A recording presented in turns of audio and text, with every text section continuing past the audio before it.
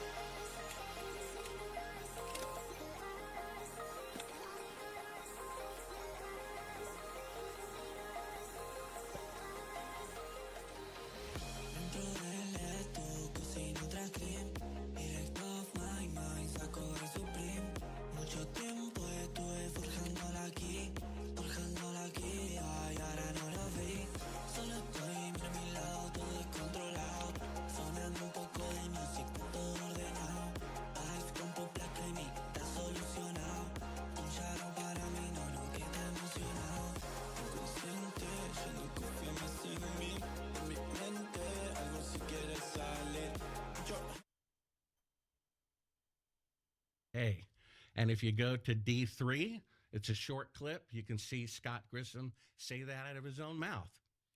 So why is the CIA killing Apollo astronauts who are whistleblowers? What a coincidence, right?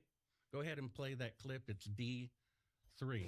I think it was intentionally sabotaged by someone. It's been a question in my mind, what was found in the accident investigation and how was that handled? Was the CIA involved or whoever?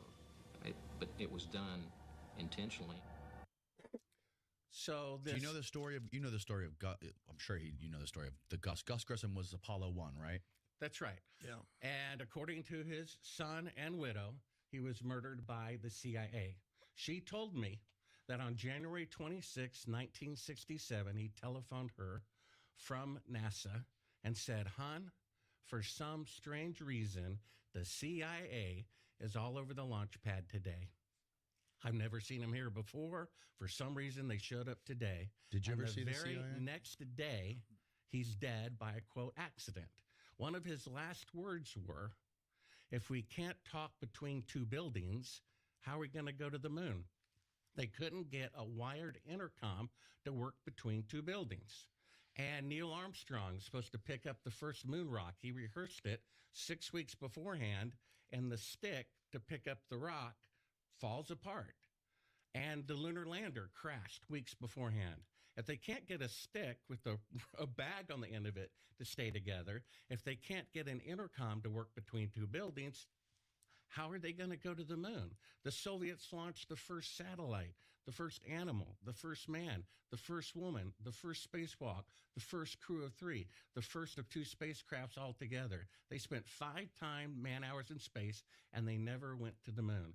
China, the most industrialized nation on Earth, says with 50 years better technology, it's going to take at least 15 years to go to the moon. And yet somehow they did it in 8 years with 1960s technology. Now, if you play clip 4, this is when my film, Astronauts Gone Wild, the link will be in the description of your video, to Sorrell.com.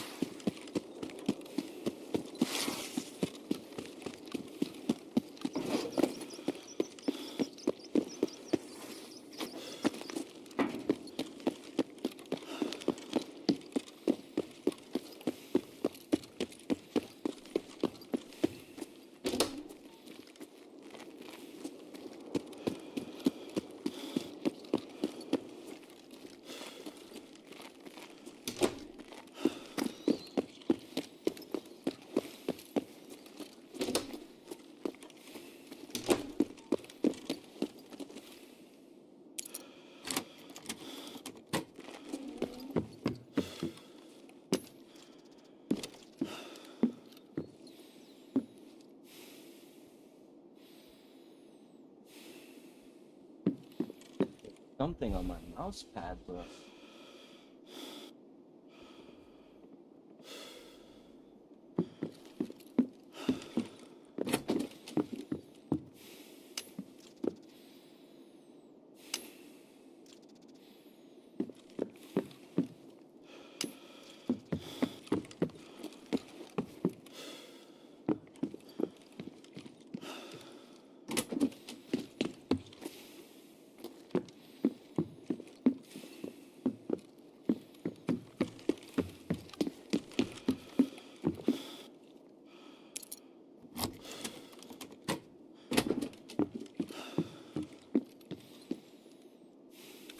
I found that Bitcoin for a sec.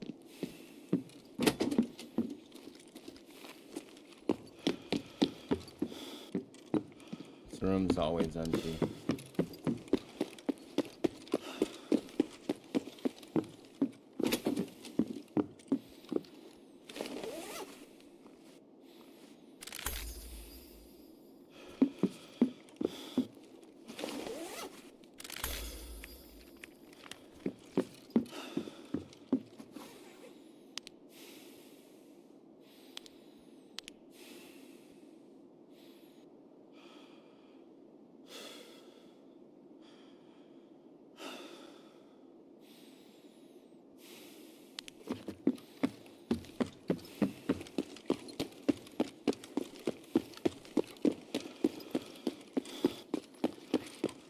служивый!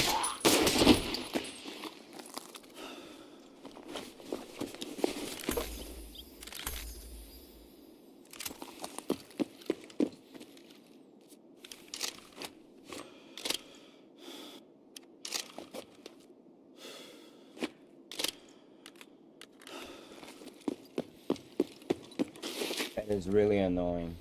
Really, really, really, really, really annoying.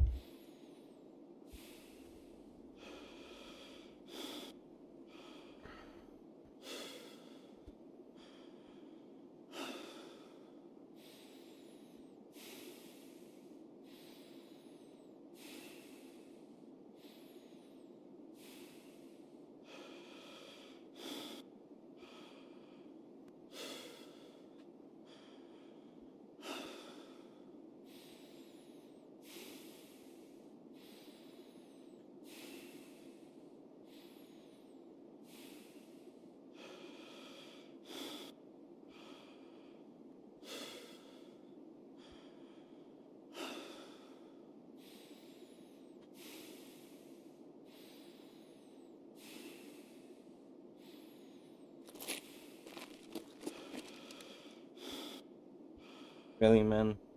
I gotta wait for it to dry right now?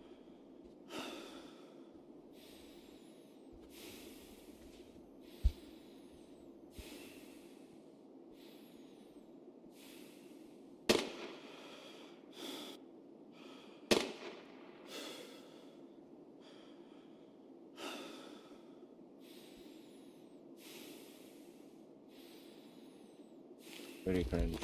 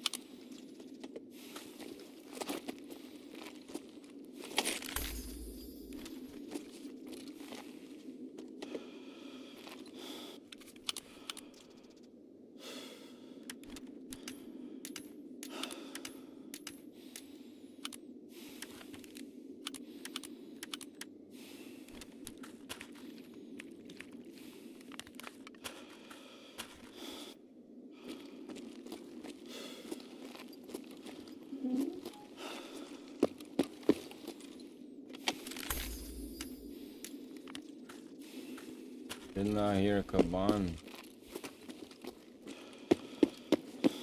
It's been pretty quiet.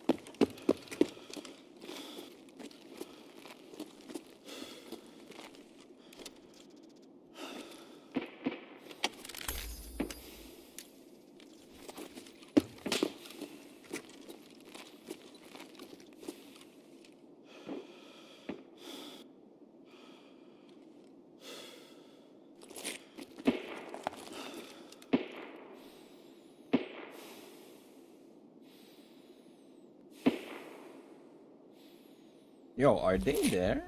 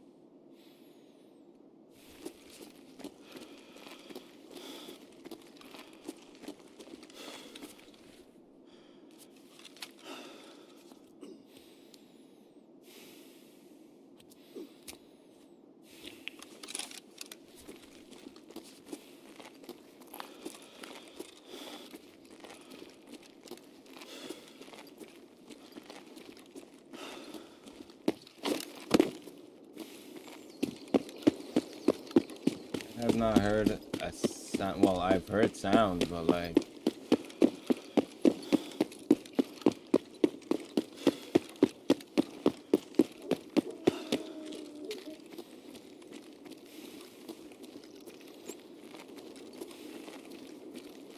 Nothing significant.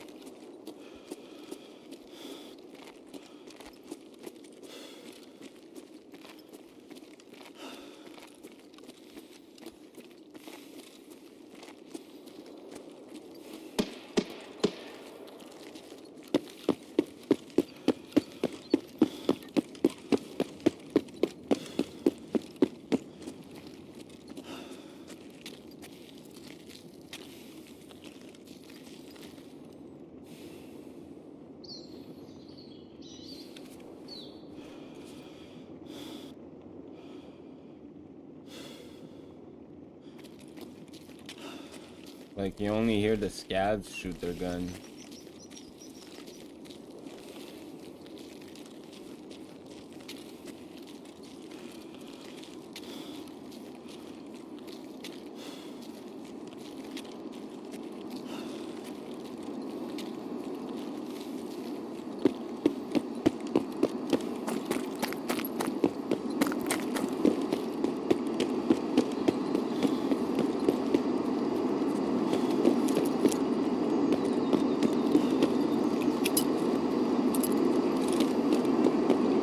He is there.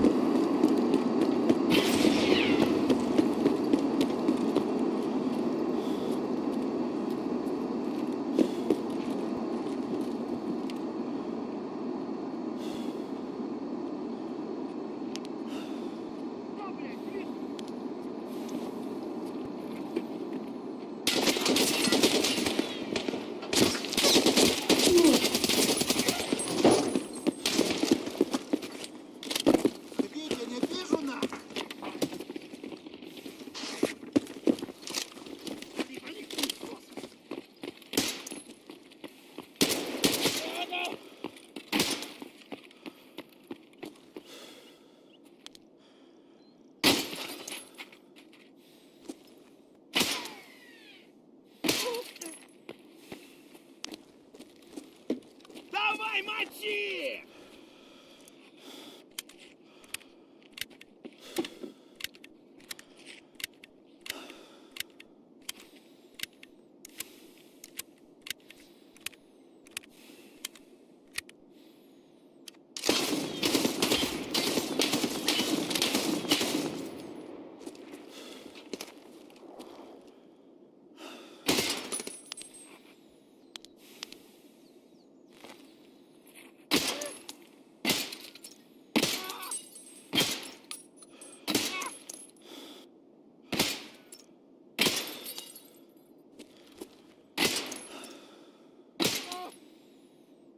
Да не обижу, выходи!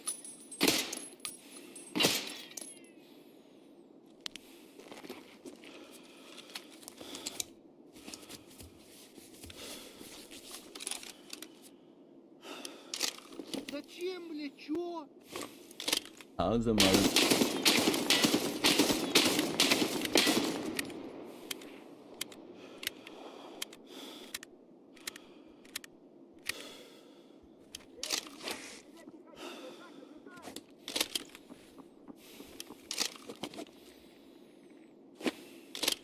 Прямо верни! О, кепка ебаная! Ебашину кипарика! Да вот, вот! Сычи, куда он зашкерился-то?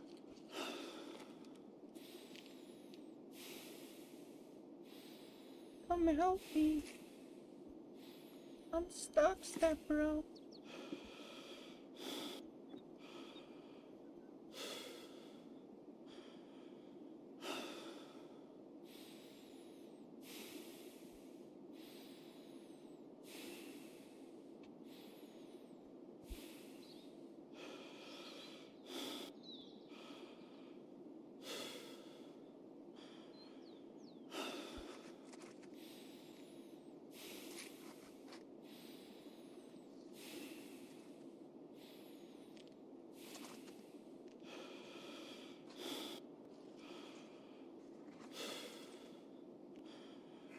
Ну и что, нормально? Bro, you were right there.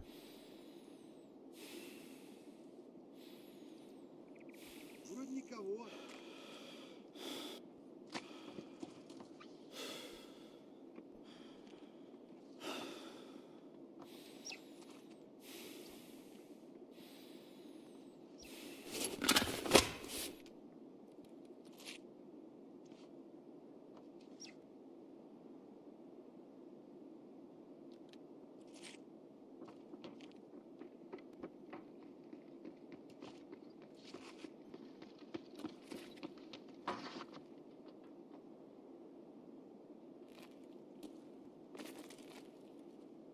Oh my. Заткнись!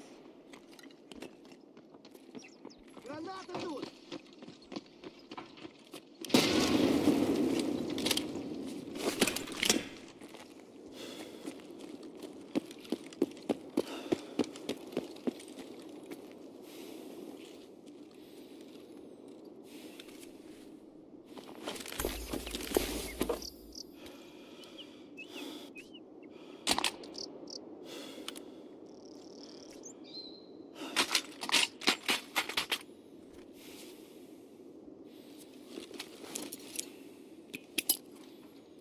О, ёб, граната!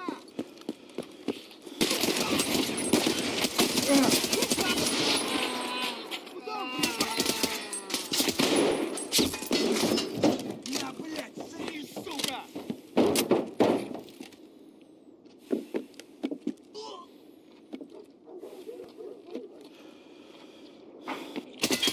Вон он, упырь!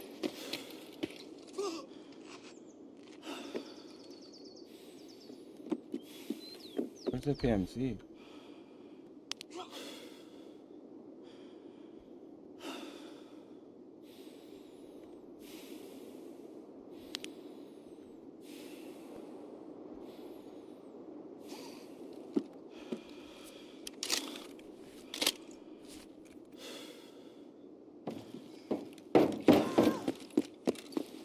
Шалава!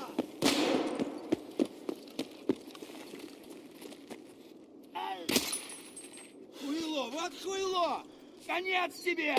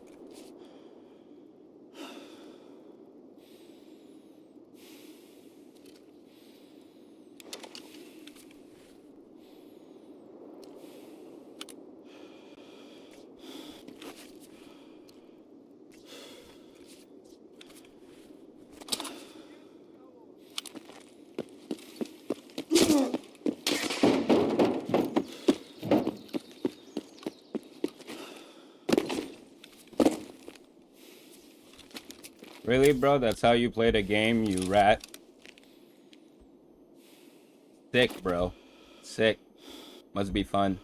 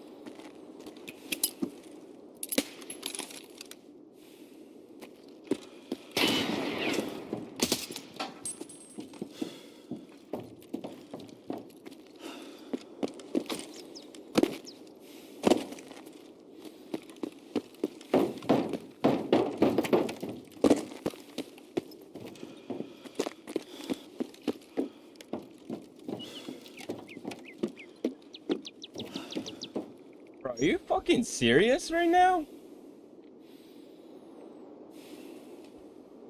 Thank you. You finally gave me a sound cue. Jesus.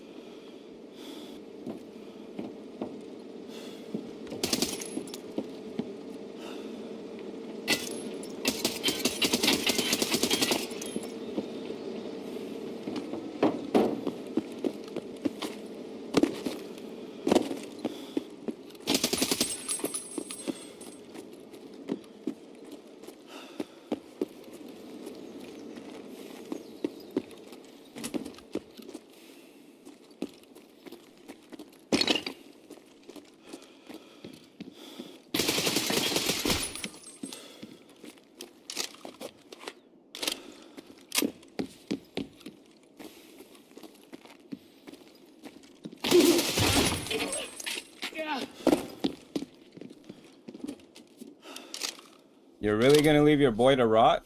Jesus.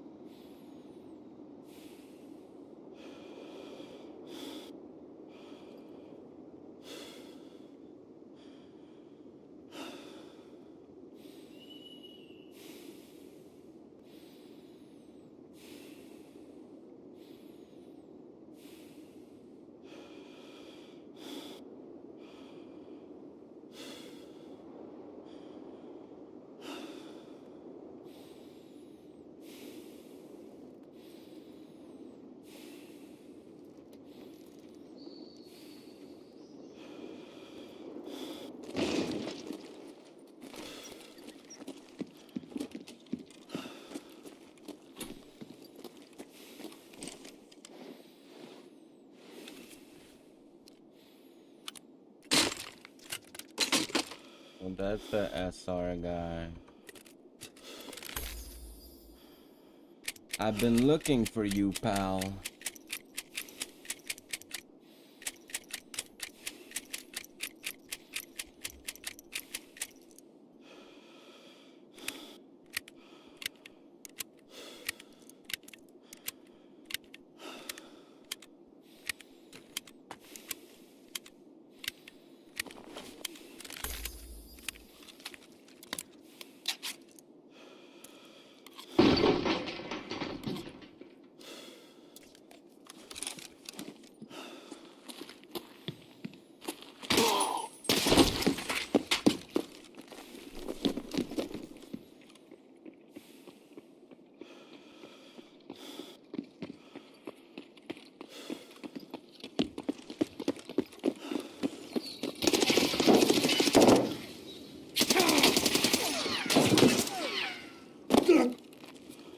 There's 3 of you? Jesus, come on already. You guys are such pussies, I swear to God.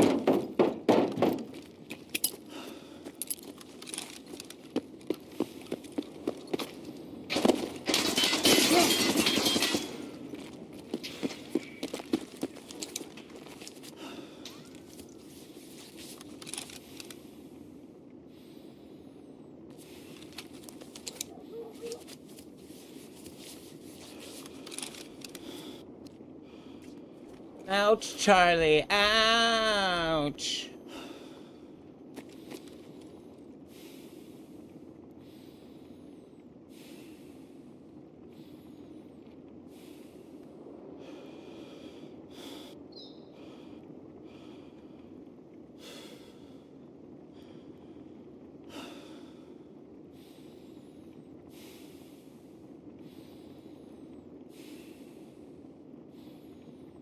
Yo, you can have your boy's DVL. I don't fucking want it, bro. I'm out. Done of this pussy shit.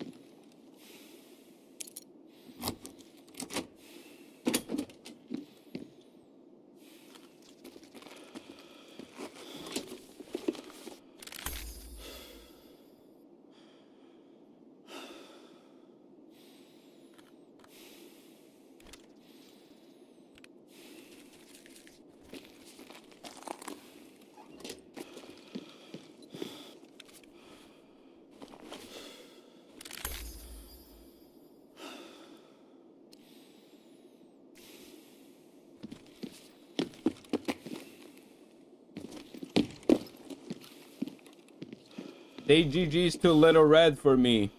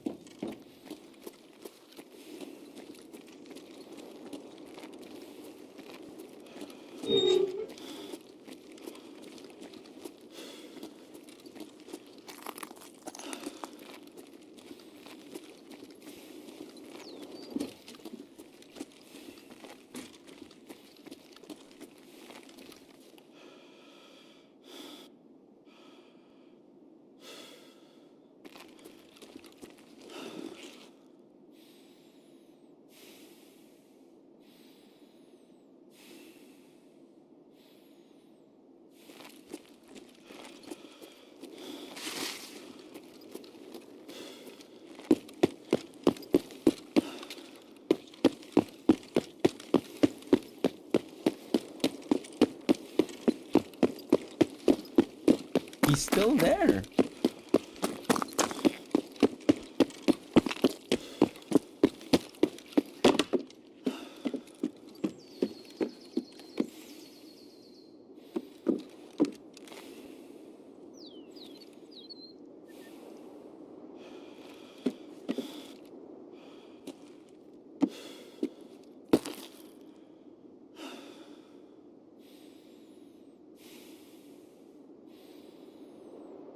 You wanted to be pussies?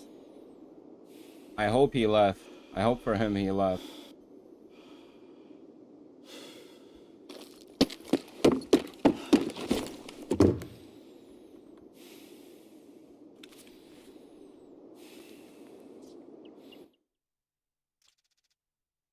Fighting people like that is so cringe.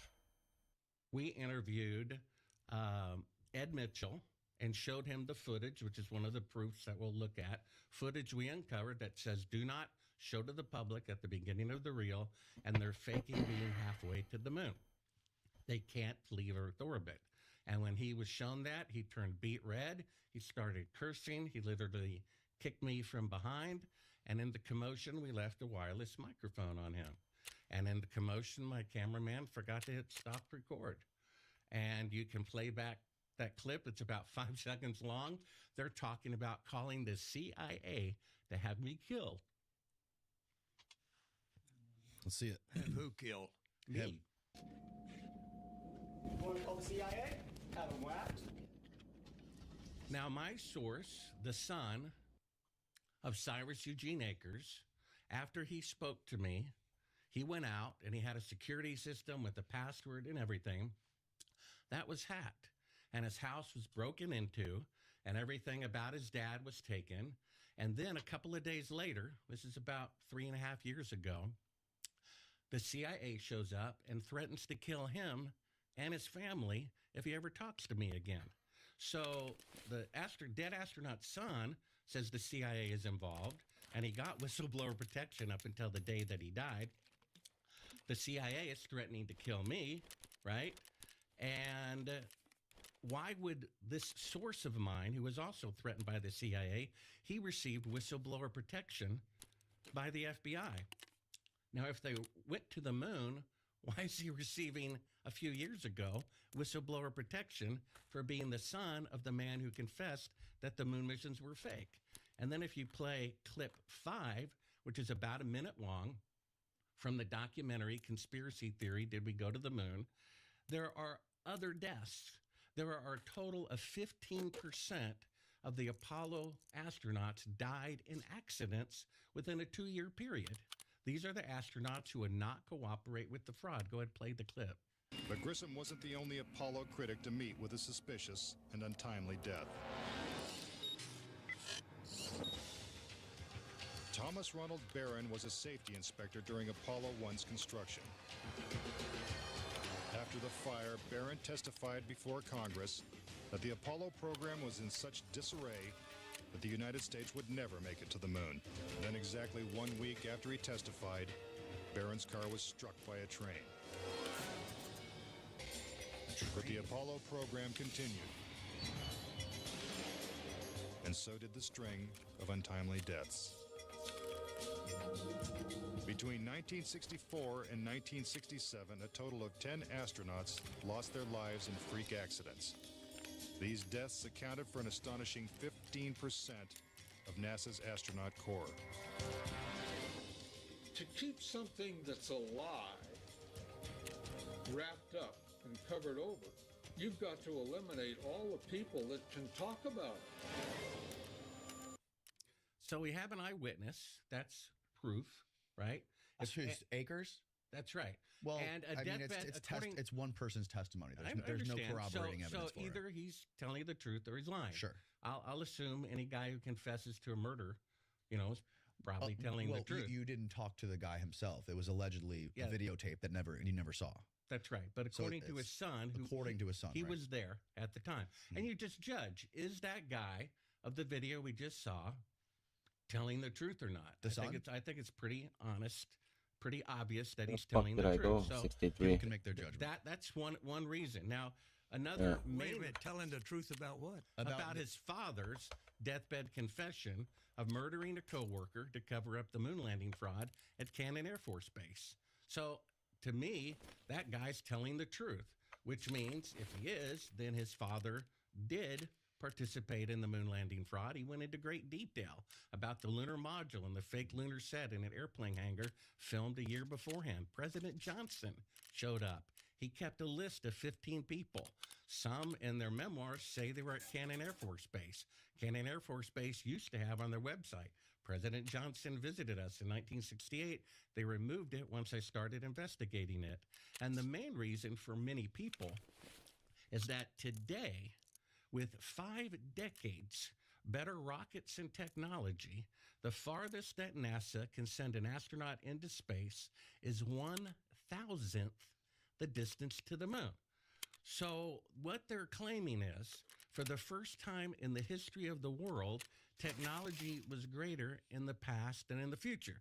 Because during the Apollo program, all the computers combined had 1/1,000,000th the computing power of a cell phone. So that would be like Lindbergh flying across the Atlantic 3,000 miles in 1927, and 56 or 7 years later in 1982, no airplane on Earth can fly over the Atlantic, and the best one can only fly 3,000 miles. It's impossible to have better technology in the past and then in the future. How is it? I mean, is there any machine, technological machine you can think of, cell phone, Supersonic jets, microwave, anything that worked better in 1969 than its counterpart today? What about supersonic jets? What about them? The sound barrier is broken 200 times a day all around the world in military aircraft. We stopped using them because they were ineffective and they weren't cost effective. They were inefficient and they were way more Airplanes are technologically breaking the sound barrier at a rate of 200 a day. We're using the same airplanes we've been using since the 50s, and we stopped using the supersonic jets. So that would be one example. No, they're still using jets that break the sound barrier every day. Not commercial ones, though. Well, they decided that people aren't going to pay 20 times more to get there twice as fast. Exactly. Right? That's my point. Right. Well, that they could use it, but they're just not. Correct. Right. So let's listen to this clip, D6, of an Apollo astronaut saying something very bizarre, that NASA intentionally destroyed all the technology. Now, you still have in the Air Force, you may know more specifically, but the B-52 bomber was designed 70 years ago. It's simple, it's reliable, the same words used about the Saturn V rocket. And there's still 200 of them in service today. So why would they spend a modern equivalent of $250 billion to make this rocket that flies to the moon on the very first attempt and then destroy it? Listen to NASA saying they destroy the technology. I'd go to the moon in a nanosecond. The problem is we don't have the technology to do that anymore. We used to, but we destroyed that technology, and it's a painful process to build it back again. So, General, why was that technology destroyed? Why was it destroyed? Why do you know why, or have any idea why the technology was destroyed by NASA? I don't know that the technology was destroyed. Okay, we so built. So wait, NASA wait a minute. not his line. Hold on, Bart. Okay. Bart, you gotta let him finish his thought. Yeah. We flew to the moon. Okay. The program was successful. We did 6 landings on the moon. Okay. We used technology that was designed by Marshall Space Flight Center called a Saturn V rocket. Was the biggest rocket so far ever launched to get us to the moon. Okay. So we went to the moon. Took 3 days to get there.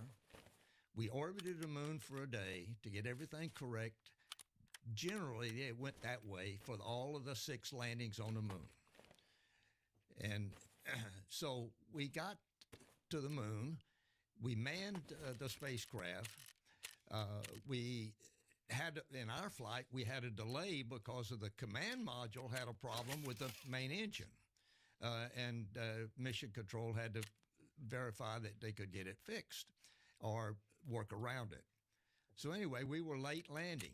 on Apollo 16 because of this problem. And we landed in the place we were supposed to land at Descartes Highlands. We spent 72 hours on the moon. We brought back 200 and, if I remember, 200 pounds of moon rocks or thereabouts. Maybe not that much. I forgot exactly. But the question about the technology being destroyed, you're not aware of the technology being destroyed or gone missing from all the Apollo programs.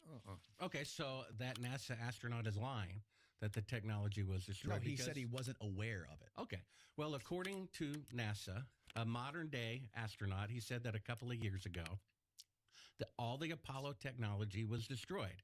I interviewed Eugene Krantz. He told me all the telemetry data was destroyed. All the original videotapes were destroyed.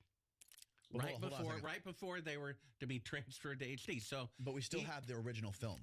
No, the that 16 was millimeter film is still in Houston at the Johnson Space Center. Oh, that I don't know. The videotape is what they intentionally the destroyed. videotape of the projection that was given. Right, you're talking about the camera-mounted lunar module that took one picture. All of the film, all of the film that was shot on all the emissions, on all of the missions, is still in its original format in the film reels in that. But Johnson majority of the video images is videotape, right? And that was intentionally destroyed. But those were just copies of the film, right? No, these are the originals. I talked to Eugene Krantz. He said the original videotapes were accidentally recorded over, and the only machine on Earth that could play it back was intentionally disassembled. Okay, I'm confused. So that even if they're found, they couldn't be played. I'm confused. All the telemetry data where the rocket really was. So back to the destroyed. 1 second. Can I ask a question? Well, either this guy is lying, right? Why would a NASA astronaut lie? Has there ever been a time, and this is another proof,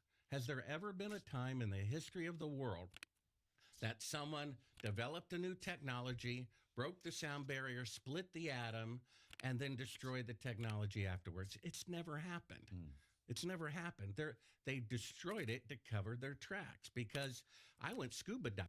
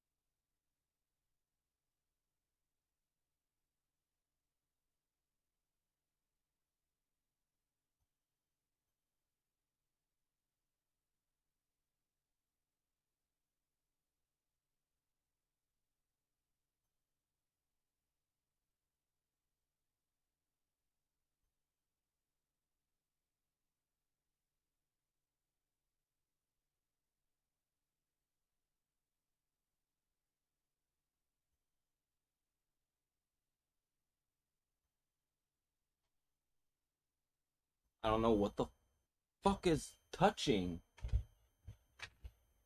I'm fucking going skits right now.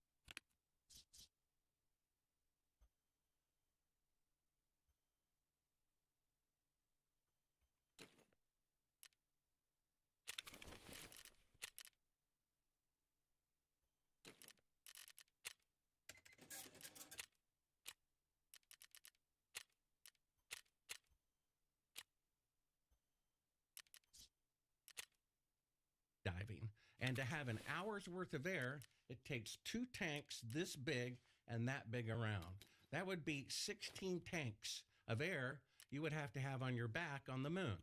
And then to allegedly get the lunar module down to 72 degrees on inside for 3 days against 250 degrees outside on a bank of essentially car batteries. It can't be done. That's why they destroyed all the technology, because it could be proved later that the rocket didn't have enough fuel to leave Earth orbit, which we have proof of as well. I have von Braun's own quote, which we'll read, that says one rocket will never go to the moon without multiple fueling, and we'll show that from von Braun as well. Can I ask a question? Yeah. What does that got to do with our discussion? Well, he asked what proof Bro. do we have that they didn't go to the moon? And Is there's he a dead lot of ass? proof Okay, I have that you didn't go to the moon. I have How about the proof that is that we did go to the moon? Well, we already heard all of that. 400,000 people, that's been refuted. The Russians would have blabbed, that's been refuted. The moon rocks has been refuted. It's one of my clips. That Neil Armstrong, chain of custody, allegedly picked up a rock, personally put it in his pocket, and then later personally gave it to the Prime Minister of the Netherlands, which was immediately sealed in a container in a museum, was opened up a few years ago, and it's petrified wood. It's a fake. The moon rocks are fake. And Antarctica. Von Braun went to Antarctica to pick up pounds and pounds of lunar meteorites. Yes. So the rocks are either duplicates of meteorites picked up on Earth, made in a ceramics lab, or just fake. All right, Bart. And you NASA just- had no comment. What do you have to say for yourself for a rock that had chain of custody from the moon to Neil Armstrong's hand to this museum ends Right. up being a fake? NASA says no comment. All right, you're peppering us with fact after fact, and it's just too much. We need to stick to one thing, okay? What's one thing? Let's stick on one topic so we can go back and forth, and we can get Charlie's opinion on it, we can get your opinion on it, and I can evaluate what's going on. Let's talk about the film, okay? So one of the biggest questions people have about this is why is all the original footage and the telemetry data gone from the Apollo missions? But I want to clarify something first. All of the footage that we have from the moon, was that shot on film specifically? On film cameras, like 16 millimeter film? We had a 16 millimeter camera. We had Hasselblads, which took photographs, and we had TV that sent back television from the lunar rover to Earth.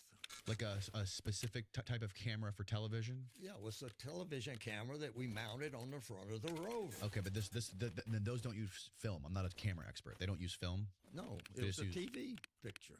Okay, so it just broadcasts straight, doesn't record anything on it. It's just live broadcast. It was recorded down here in Mission Control. Okay, got it. Okay, I understand. But we didn't have a recorder on. Well, we had. I'm not sure, but I don't think we had a recorder on board. Okay, so the TV cameras were recorded down at Mission Control, and those would have been recorded on tapes, I'm guessing. Right. And those would be the tapes that have been erased. Correct. Okay, so that was the incompetence of NASA, allegedly. Well, or intentional. Just like they or intentional, intentionally right. destroyed the technology, they intentionally erased the tapes. So they knew what they were. Those Their tapes. excuse was to make room for other projects. So, Steve, if you ask ChatGPT, let's ask ChatGPT, what happened to the original tapes from the NASA missions? And let's see what the answer it gives is. Well, that would be this right here. Oh, you already have it. Yeah. All right. It's so the original tapes were later erased and reused. NASA routinely used magnetic tapes in the 60s and through the 80s due to storage, cost, and shortages. So that's crazy. That the tapes from the lunar missions were recorded over. They're saying that the yeah, and they were recorded the over the right locally before. recorded stuff was this slow scan stuff Film, was, right? Yeah, I know. I think it was tape. It's actual tape, like Okay. you know, like tape recorders. Okay. They use that technology instead of film. Yeah, it was And 1 then inch videotape. that stuff was Reel to recorded reel. over, but the stuff that they sent through broadcast survived. Well, that's what it is. Ron Howard, whose grandfather warned him that the moon missions were fake, didn't listen, wanted to make an IMAX movie, and he requested all the original videotapes to be broadcast, projected on an IMAX screen about 100 feet by 120 feet. Right. Bigger than they've ever been done before. He wanted to use the originals. And it was between that request and a couple of days later that everything got erased. He had to go to Blockbuster and rent VHS tapes and reduce them to this tiny portion of the screen. Otherwise, the image. Okay. Let's talk about the film. Okay. So one of the biggest questions people have about this is why is all the original footage and the telemetry data gone from the Apollo missions? But I want to clarify something first. All of the footage that we have from the moon, was that shot on film specifically? Let's talk about the film. Okay. So all what's could be the tapes that room for other projects. So Steve, if you ask the film recorded that the moon missions were fake, didn't listen, wanted to make an IMAX movie, and he requested all the original videotapes to be broadcast, projected on an IMAX screen about 100 feet by 120 feet. Right. Bigger than they've ever been done before. He wanted to use the originals. And it was between that request and a couple of days later that everything got erased. He had to go to Blockbuster and rent VHS tapes and reduce them to this tiny portion of the screen. Otherwise, the image quality would be so bad. You can see the VHS tracking line. Is that 90% a fact? of that movie is reenactments. Is that a fact that what year was this when Ron Howard requested the tapes from NASA? It was around 1999, something like that. So around, Steve, hopefully you can look this up. Ron Howard was working on an IMAX film in around 1999, requested the original tapes from NASA. And you're saying it is an absolute fact that we can look up that NASA erased those tapes. You just did. Yeah. Right after Ron Howard requested them? Well, that was my research at the time. I did my film at Sabrel.com took 7 years to produce. I was given $1 million by someone who builds rockets for NASA, who knows the moon missions are fake, who thought it was his patriotic duty to expose it. Now, not only is it the first time in history that technology is greater in the past and in the future, not only is it the only time in history that all of the documentation, all the technology, according to NASA astronaut, was intentionally destroyed, it's also the first time in history that nobody could repeat the event 50 years later. Imagine them splitting the atom in 1945, the first atomic bomb, and 50 years later, no one can split the atom, when in fact, just 10 years later, atomic bombs were 1,000 times more powerful. So if they could go to the moon on the first attempt ahead of schedule with 1/1,000,000th the computing power of a cell phone, we would have been on Mars 10 years later. We'd be in another solar system by now, and there'd be bases all over the moon, taking people back and forth to play basketball in 1-0 or 1/6 gravity. The best NASA can do today is send mannequins to orbit the moon, when somehow we could play golf and drive cars on the moon with 1960s technology on the first attempt. There have been 6 presidents who have said a total of 9 times they're going to return to the moon in 5 years. You had Ronald Reagan said it, then Clinton said it, then Bush Sr. said it, then Bush Jr. said it twice, and Obama said it twice, and Trump said it one time, and they can't do it. With 50 years better technology, they can't return to the moon in 50 years. But somehow they could do it with 1960s technology on the first attempt. Why don't you think we've been able to go back to the moon since 72? Because they spent their money on other programs. Well, the government spends every month 70% more money than they take in. I'm not going to argue with you about this. We went to the moon. He's not real, bro. We landed on the moon. You lied to the American public 6 times, which shows the arrogance of the American. Well, then you I don't guess believe, this guy you don't believe we landed on the moon. You didn't know that before you got here. No, Yeah, no. His life.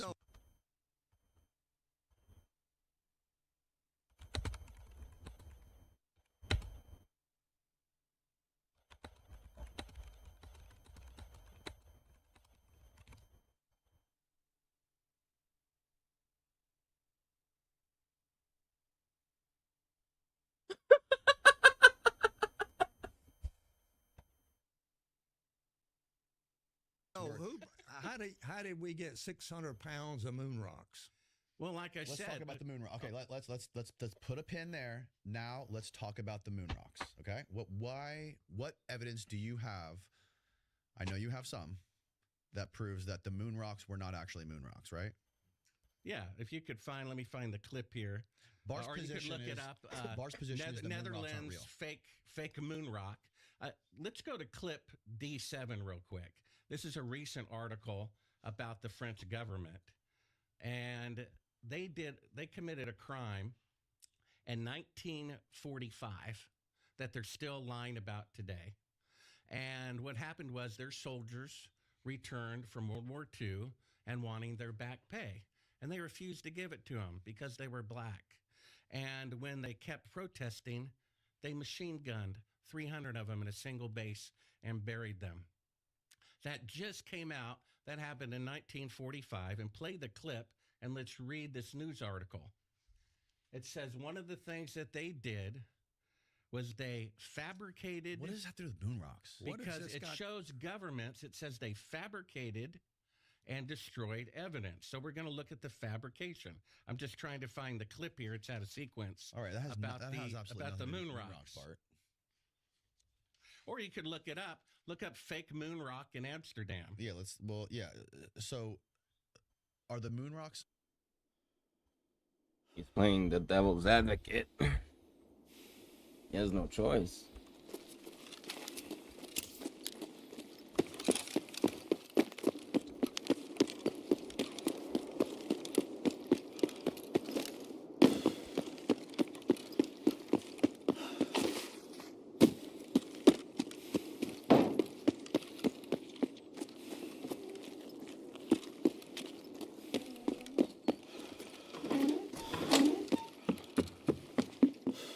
Yeah, va coucher.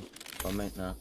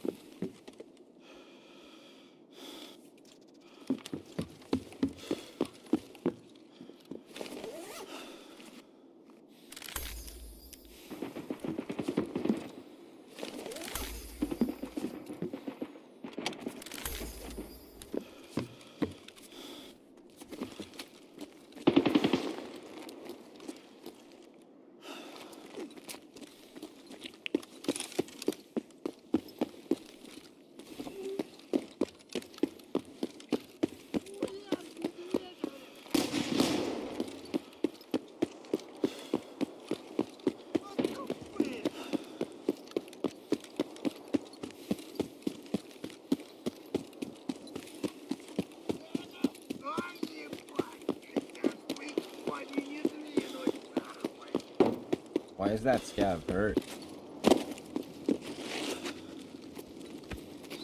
Oh my god, this...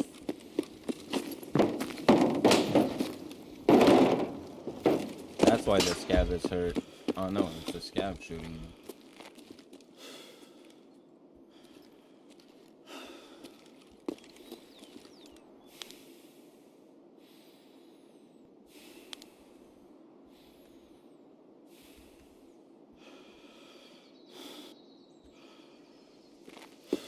Suddenly it's quiet at Kaban.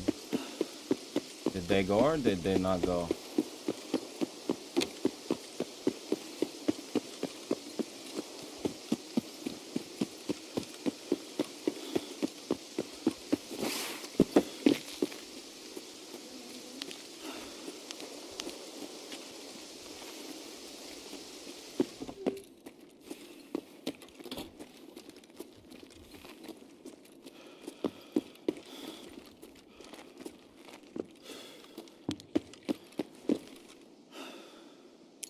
Yes, they didn't go.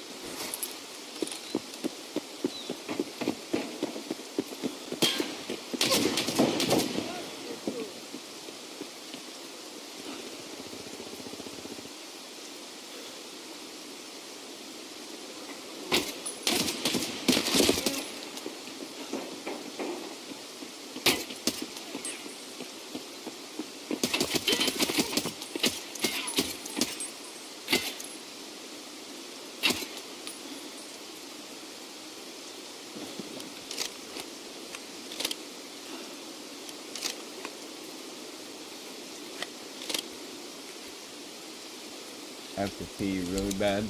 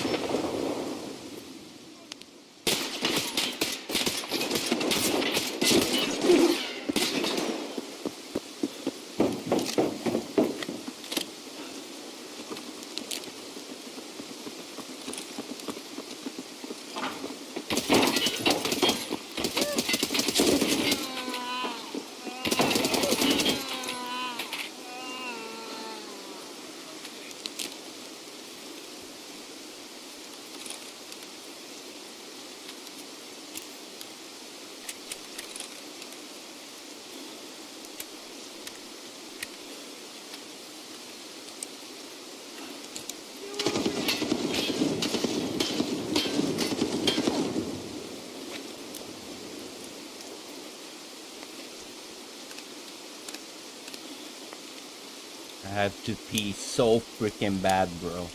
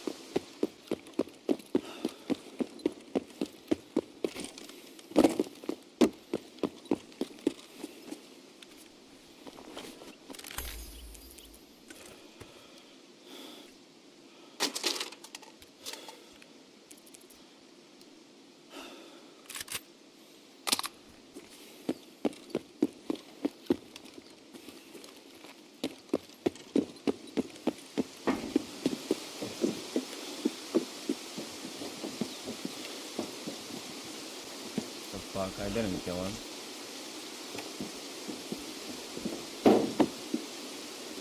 That has to be the MP5 guy.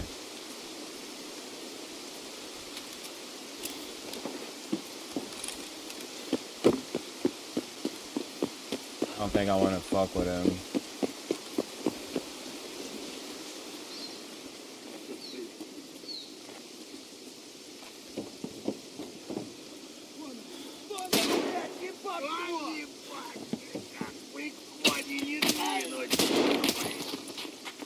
Сука, ёбнули нахуй!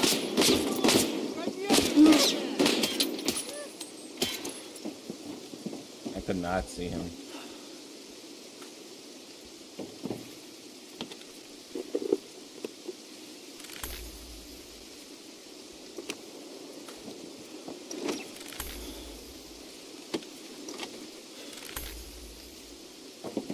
The fuck was that? That was so ass.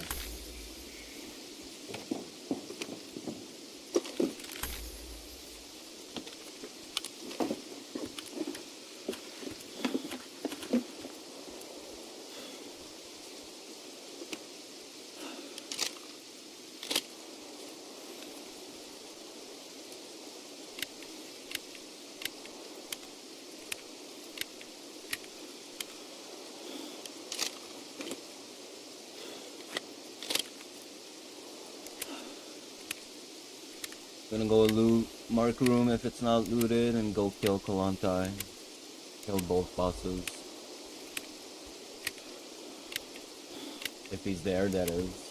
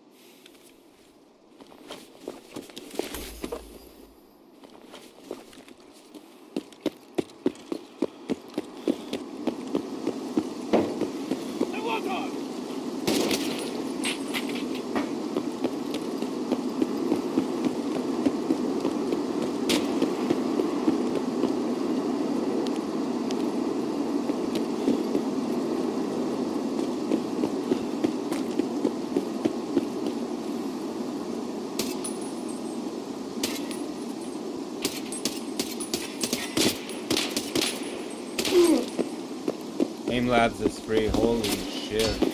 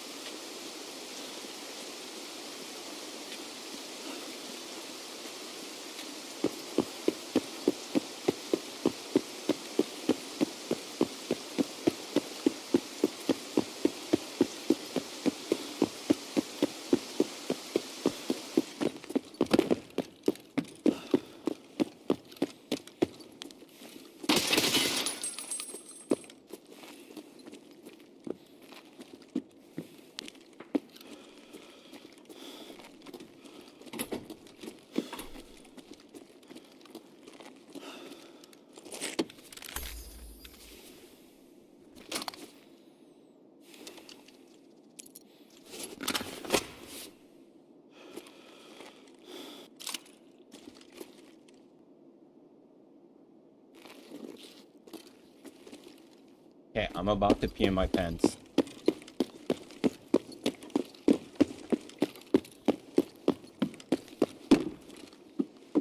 Protect.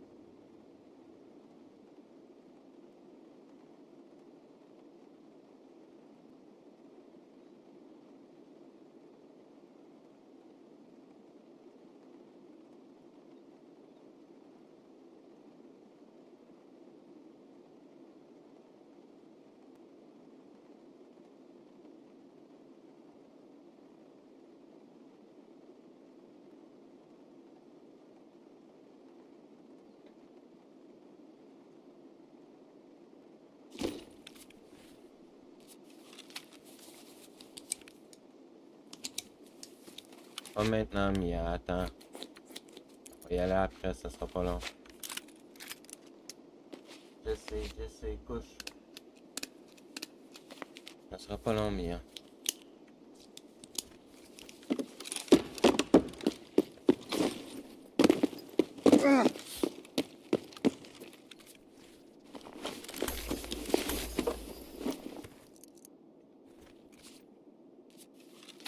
Really?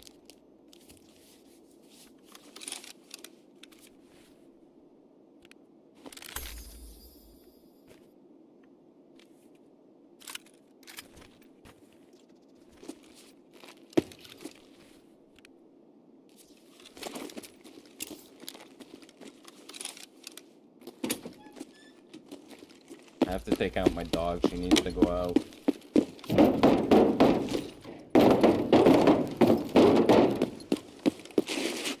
Question is, do I have time to kill fucking Kalontai?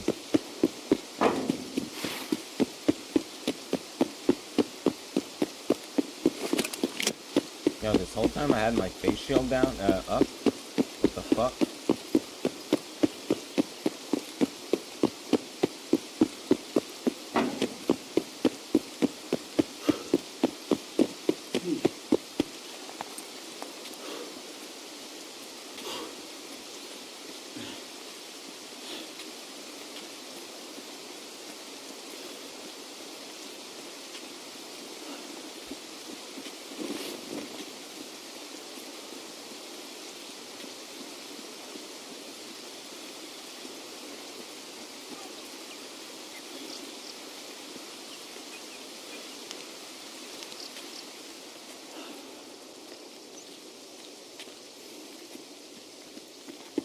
I heard something outside.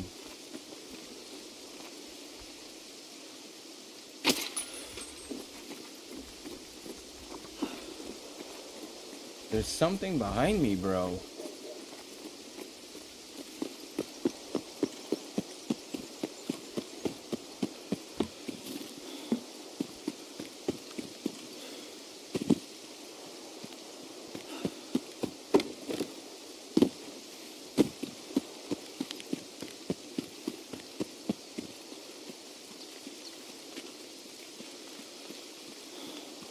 I'm going skits. Holy shit, I'm going skits.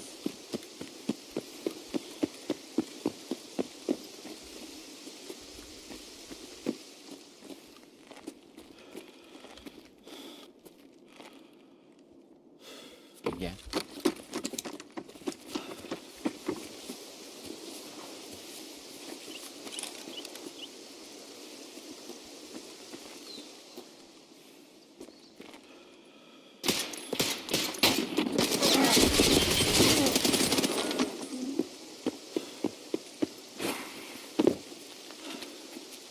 Oh, what the?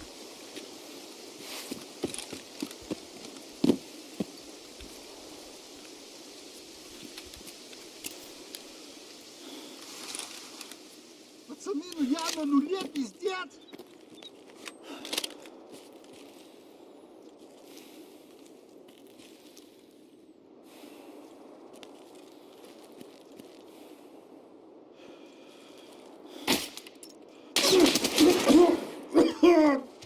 I died to AI. This is not real.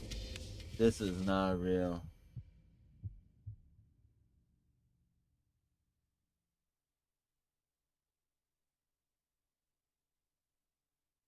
Oh my god.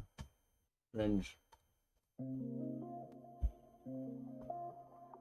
Hurry up. I just want to re-kit, take my dog out, and reset. I didn't have much loot anyways, but like... Right leg, tie. Thank.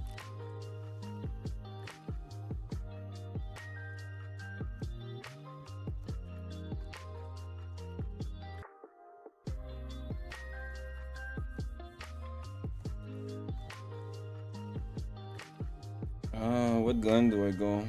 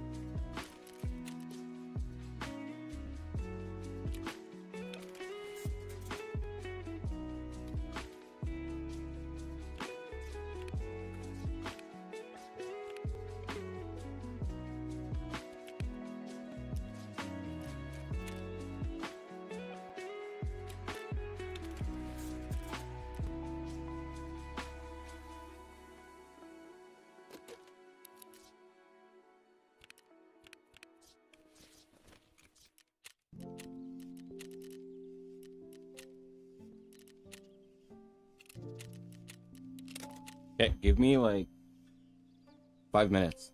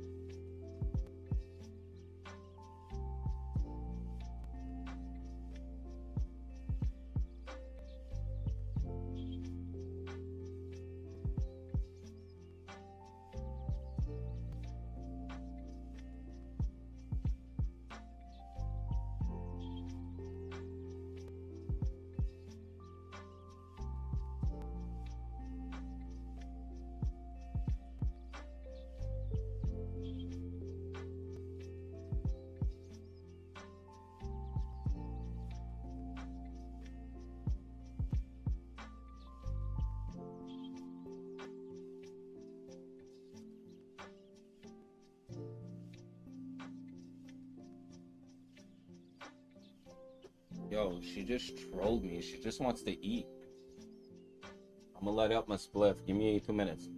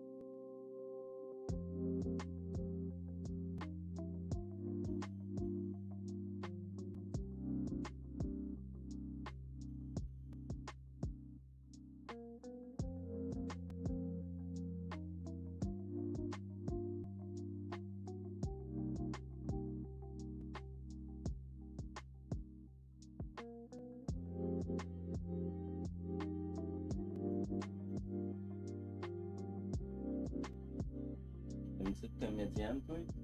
Non. Pas tout de suite. Il est trop de bonheur, mais...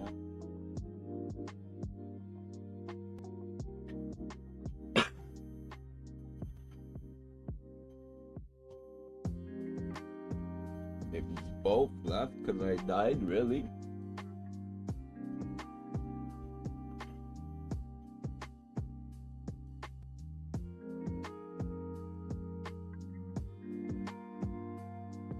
What these?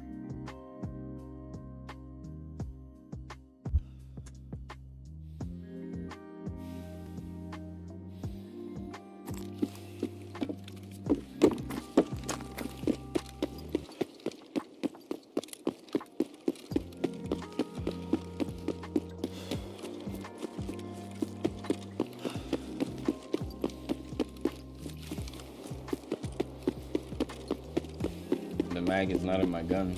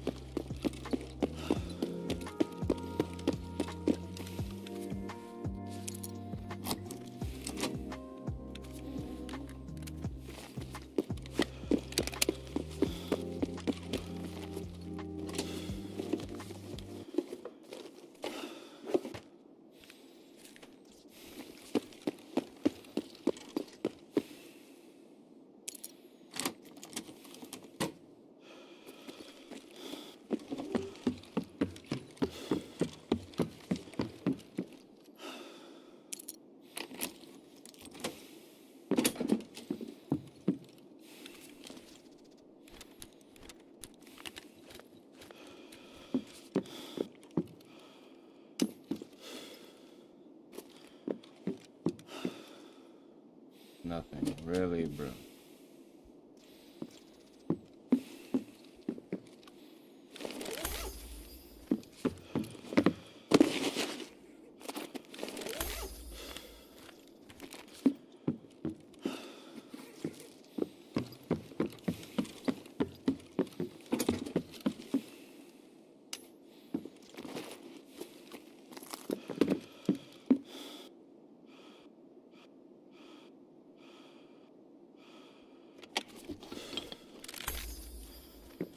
Damn, I haven't seen a Bulbex in a minute. I gotta close my window. It's cold right now. Holy shit.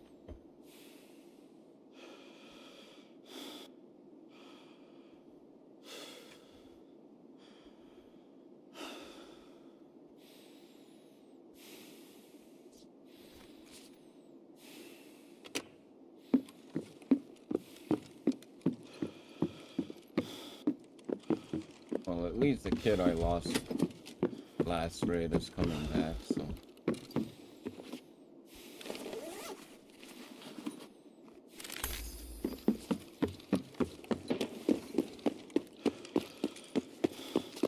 Oh my.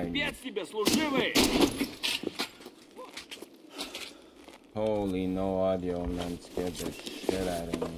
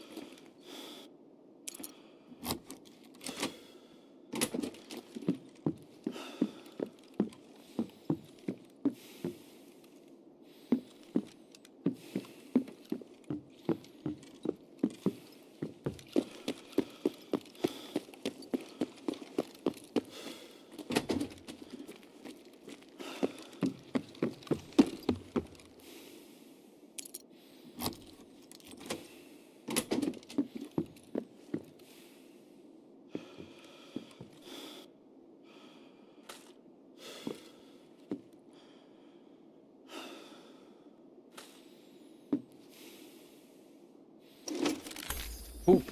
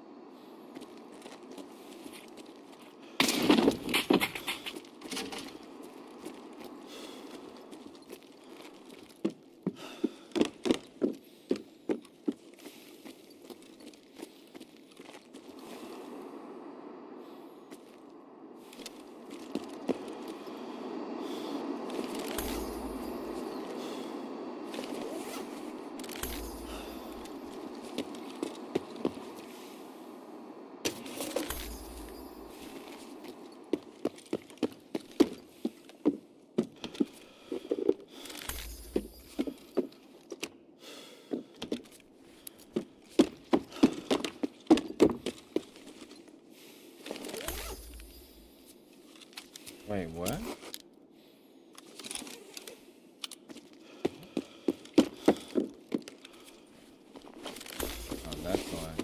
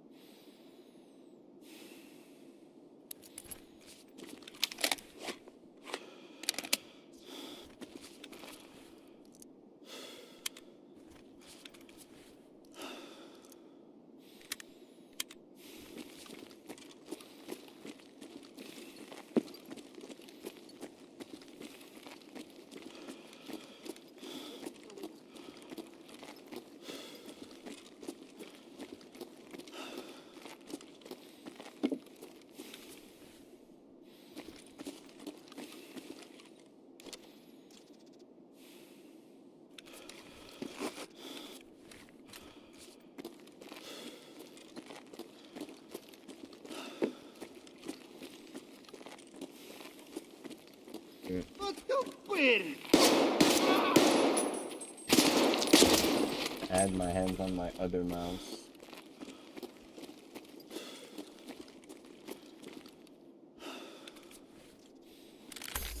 Oh, now that I found this, maybe I could do kaboom.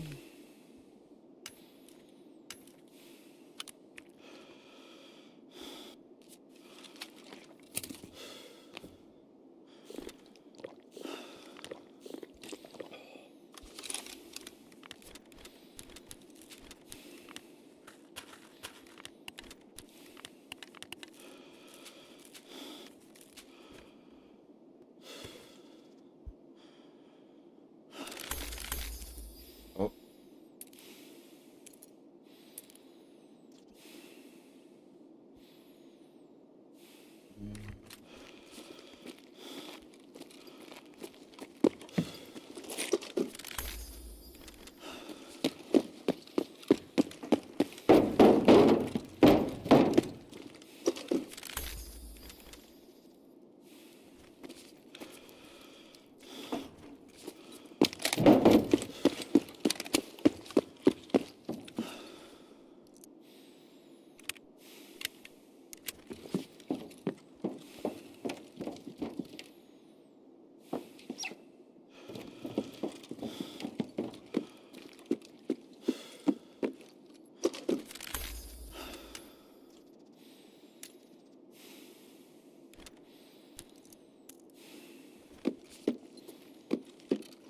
Bro, I'm already full.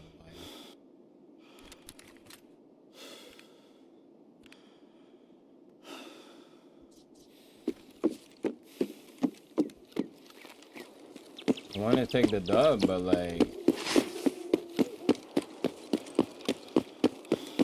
there's more.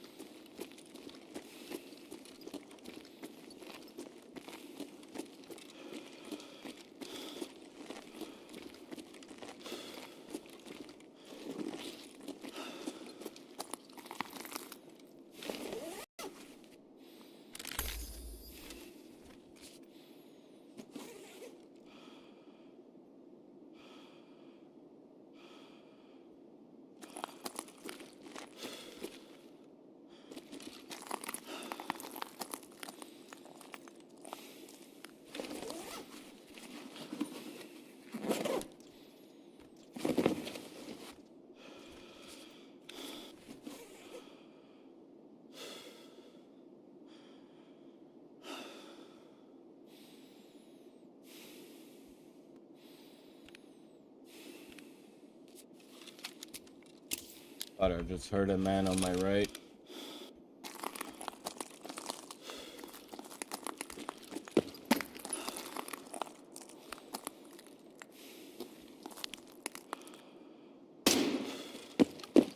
Yo, how did he see me like instantly? Is it because I was aiming at him?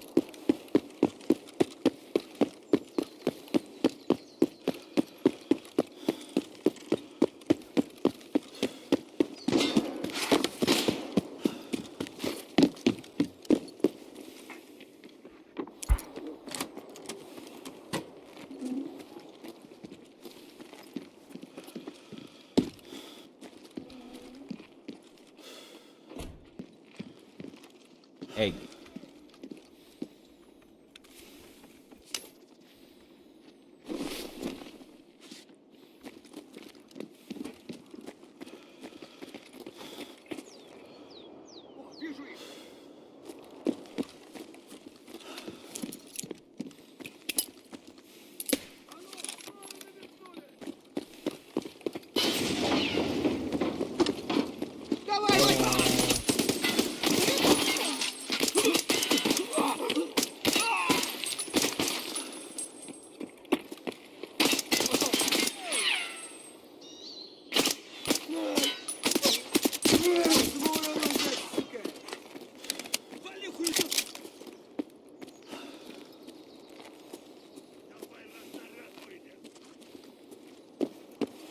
The sniper scav I gotta kill, bro.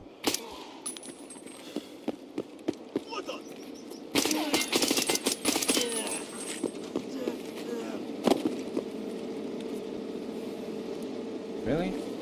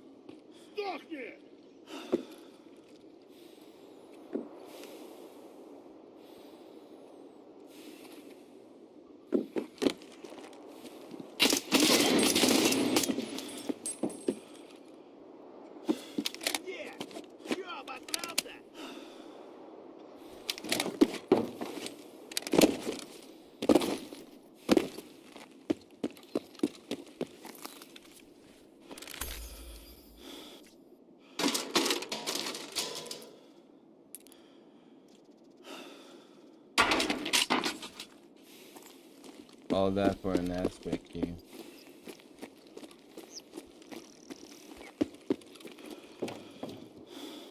We paid, oh yeah, a corn.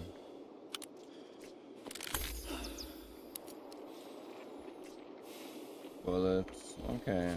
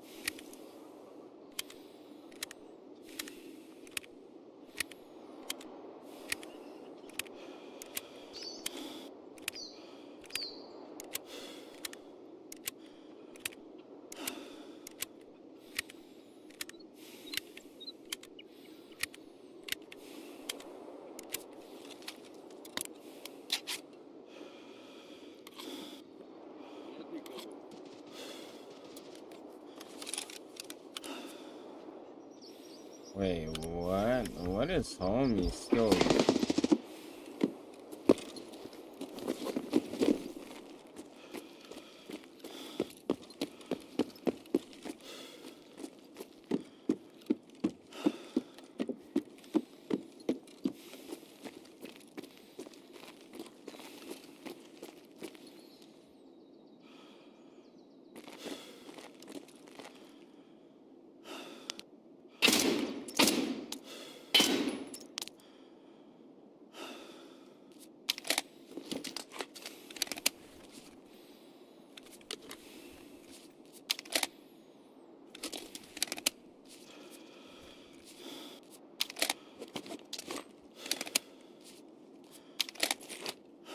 Are you fucking serious?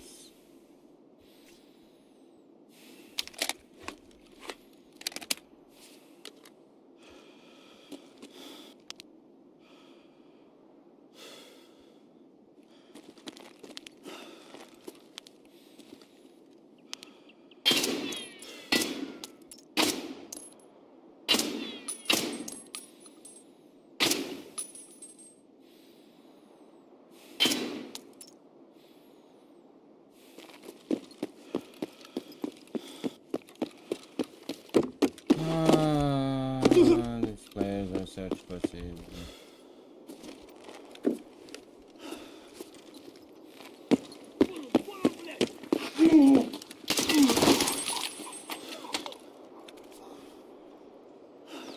Audio?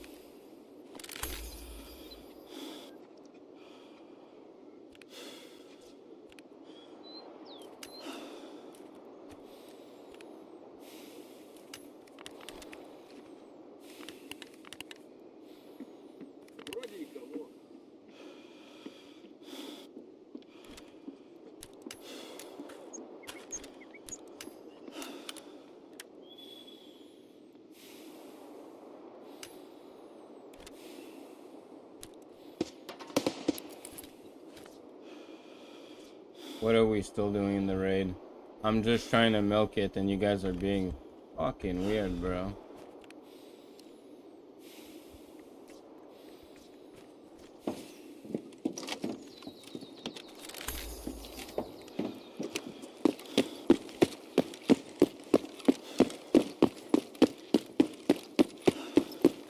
Mega?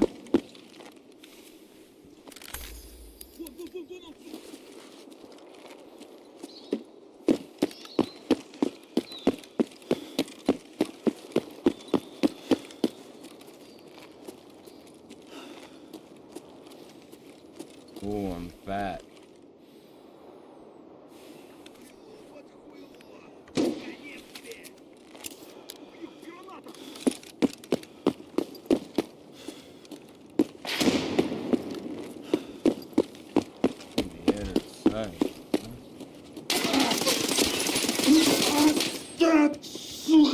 Why was I on 6x? Why was I on 6x? Why am I trolling so hard?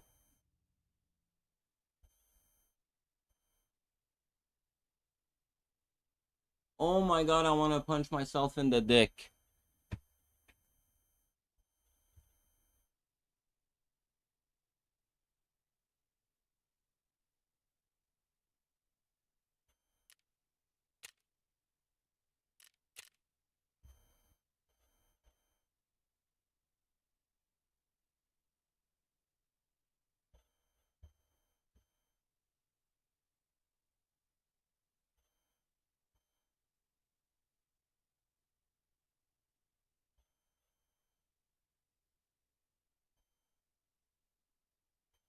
Bro, who do you think you're fooling?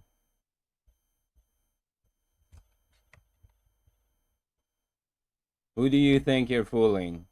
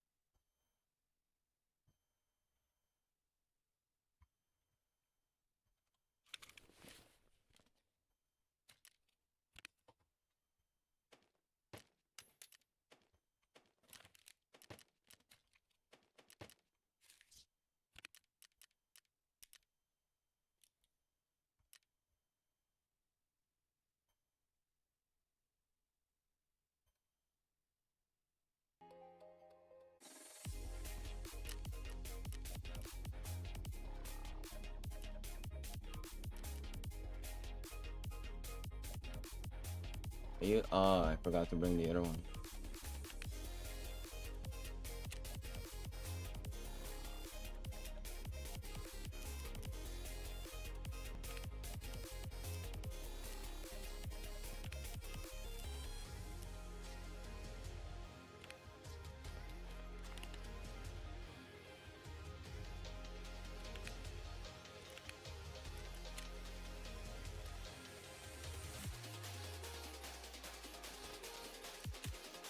Can I live a raid?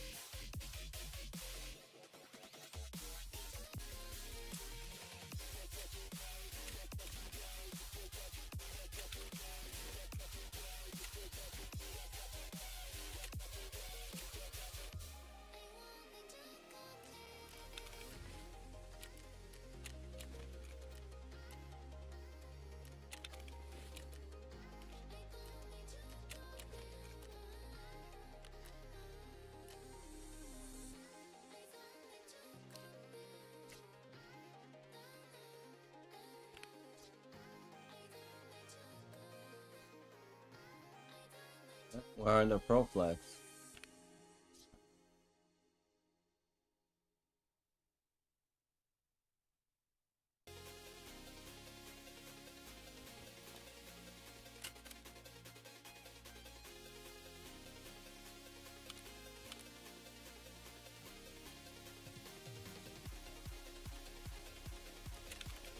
Okay.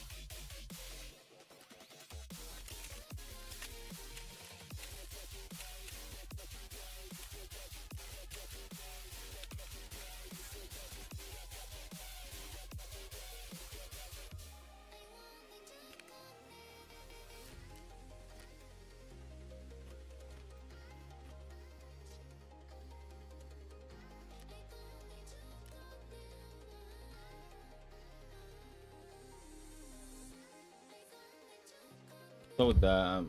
I'm so dead. I'm so sad right now that I just died like that.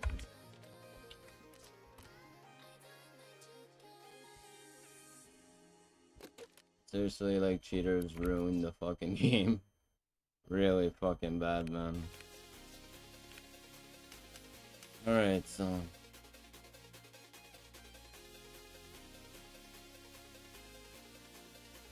going there to talk to the dude. And...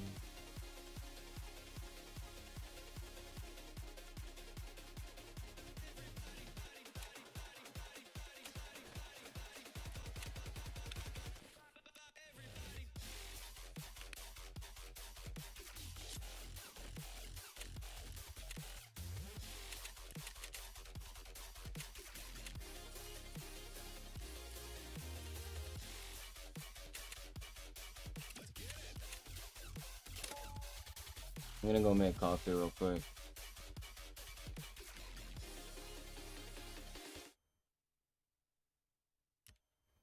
Oh.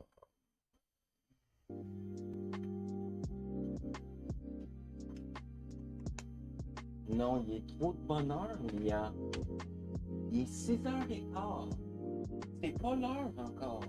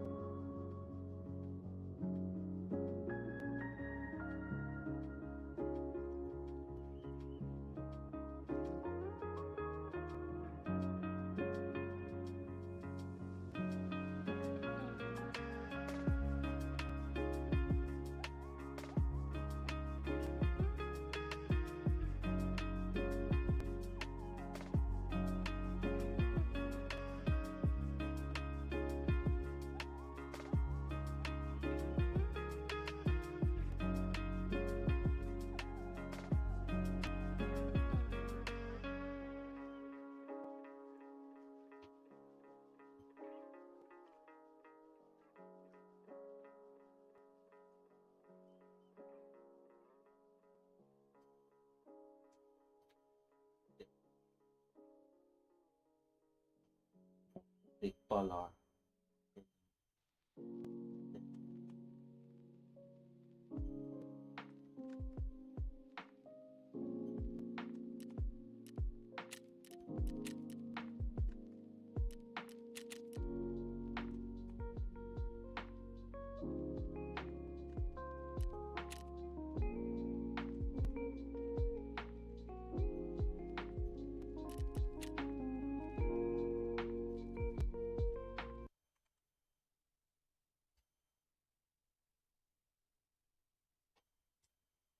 Something that is available for the public to see? D29. Yeah. I mean, the moon rocks are on display all over the world. Mm-hmm. And also, they're still doing experiments on the moon rock. NASA's, the Lunar Planetary Institute, or whoever it is controlling those and sending those out. People submit experiment requests still today about to do experiments on the moon rocks. So there's still moon rocks available. Did they let outside researchers do analysis on them? And Universities, yeah. Universities do? Yeah. Okay. I mean, they let universities have some. Like, I'm not involved in that at all. Right, sure. And I've been with NASA for a long time, but the moon rocks are unique, and they're radioactive, whatever, and not radioactive evidence, but the way they have been collected. They were collected on every mission. They were isolated when they got back and put in the lunar receiving lab, and now they're still being given out samples. People are still requesting samples of moon rocks, and NASA evaluates these experiments that they request, and apparently they're still giving some of it out. I haven't been with NASA in a long, long time, so I don't know how it works today. So, Bart, how do you explain us having actual moon rocks here on Earth? Well, like I said, von Braun went to Antarctica. There's a picture of him in Antarctica where he collected hundreds of pounds of lunar meteorites, which they use for fake moon rocks. NASA also has the most advanced ceramics lab in the world where they could take a rock and falsify micrometeorites sitting in it. And then go to clip 29. This is about moon rocks. What? It says they opened one up and it proved to be fake. Do you realize a few years ago, a 70-year-old woman was arrested by the FBI and thrown in a cell, not allowed to go to the bathroom. She had to pee on herself because she had a paperweight with one speck of an alleged moon rock in the very center of it, and she couldn't pay her electric bill or mortgage, and it was given to her by her husband, who got it from someone at NASA, and the FBI surrounded her to get that so that it couldn't be opened and examined independently. And this is just a tiny speck of a moon rock. What was this woman's name? I don't know, but you could look it up. 70-year-old woman arrested for having a moon rock or trying to sell a moon rock. See if we find it, Steve. And play clip 29. You said, what's the proof of the fake moon rocks? Yes. You have D29 there, Steve? Let's see it. Look at D29. It's a still of the article. And okay, from the moon Telegraph. rock given to Holland by Neil Armstrong is a fake. This is one that had complete chain of custody from the surface of the moon to Neil Armstrong's hand, to his pocket, to the Prime Minister of the Netherlands, hermetically sealed, opened a few years ago after someone watched my film out of curiosity, and it ends up being this out-of-world looking piece of petrified wood. Now, unless trees are growing on the moon rock is fake. And yet no reporter has the courage to ask, if the moon rocks are fake, what about the moon missions? I had a reporter from the Washington Post that broke the Watergate story. I showed him the footage, which we're going to show, of them faking being halfway to the moon. That says don't show to the public at the beginning of it. You're all over the place. Yeah, but we'll get to that. The point is, he agreed that it proved they never left Earth orbit, but he was forbidden to publish it. Okay. We got to stick to one topic. Let's go back.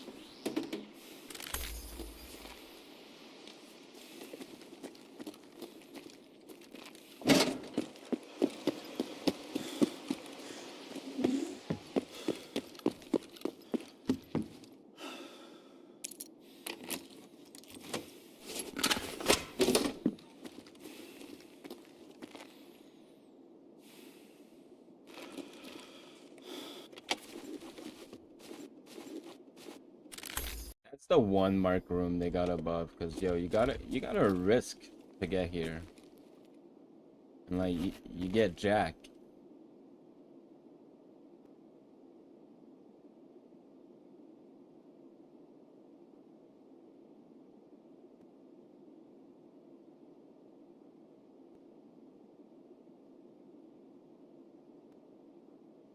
All this for a Veritas right now.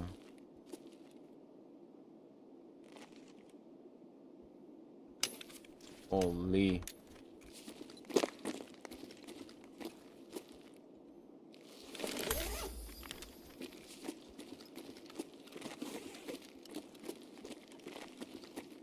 A Veritas.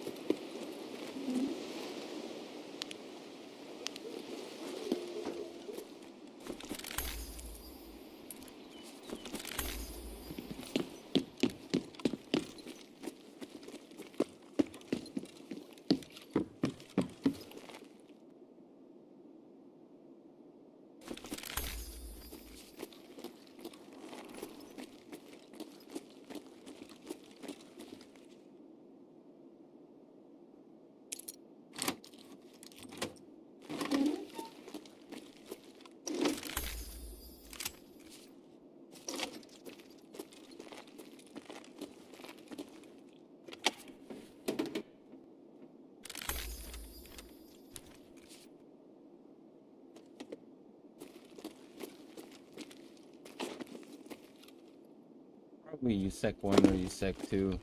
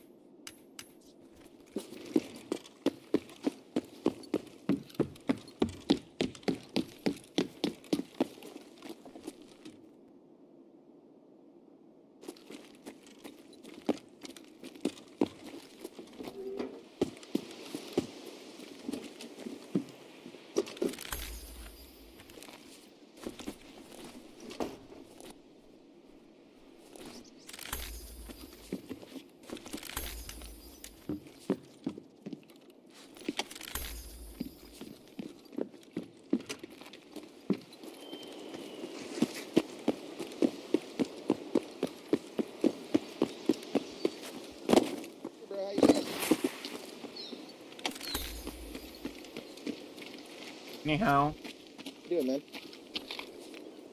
Not too bad. Bro, I'm not sure. Good luck, man.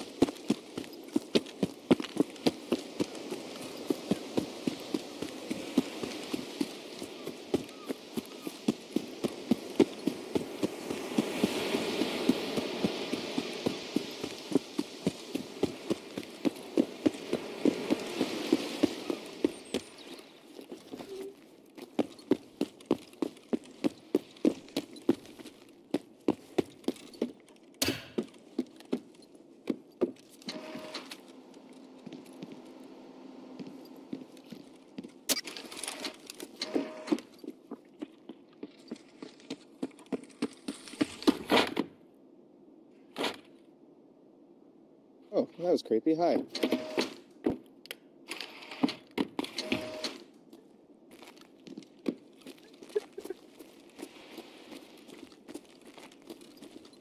Yo, this guy must be like, yo, what the fuck? How did he get here?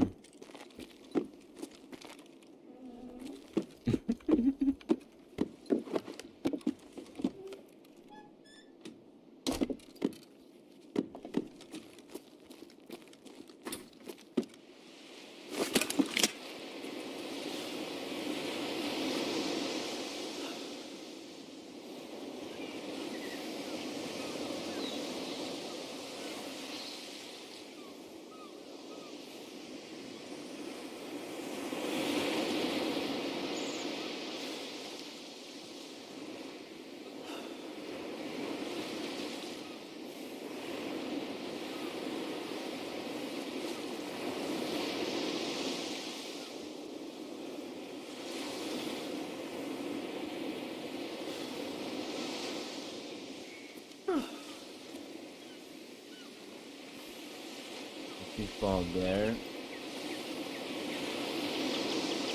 maybe go back down.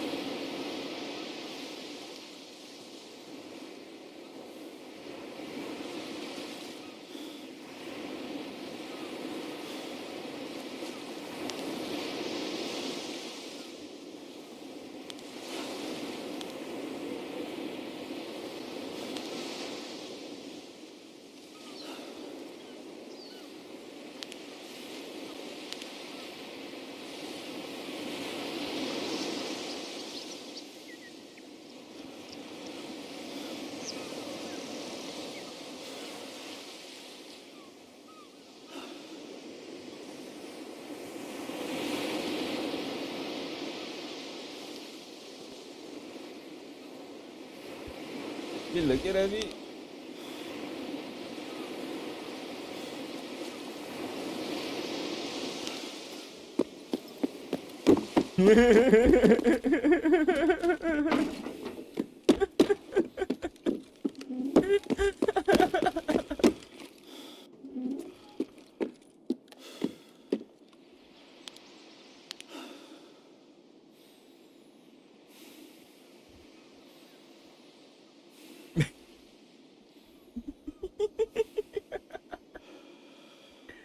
That is fucking jokes.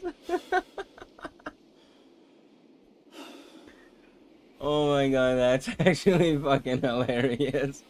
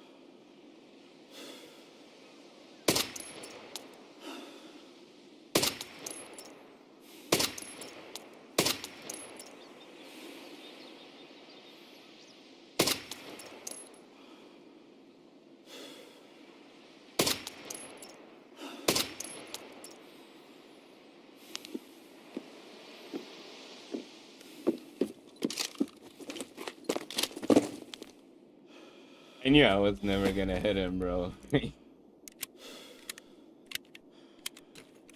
Now I have to run back on the beach because I just did that.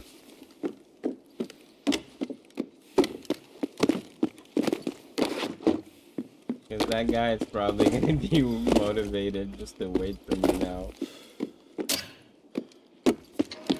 Знакомое лицо.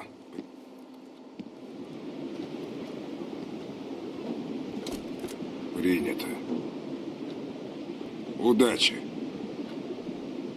Oh wow, that was so funny, bro.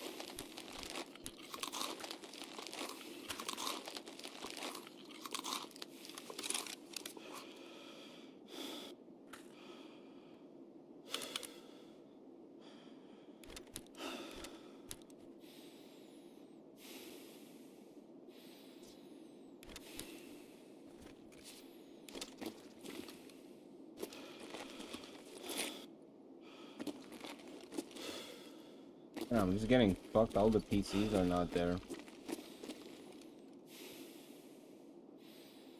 Does BT sell? I can't remember.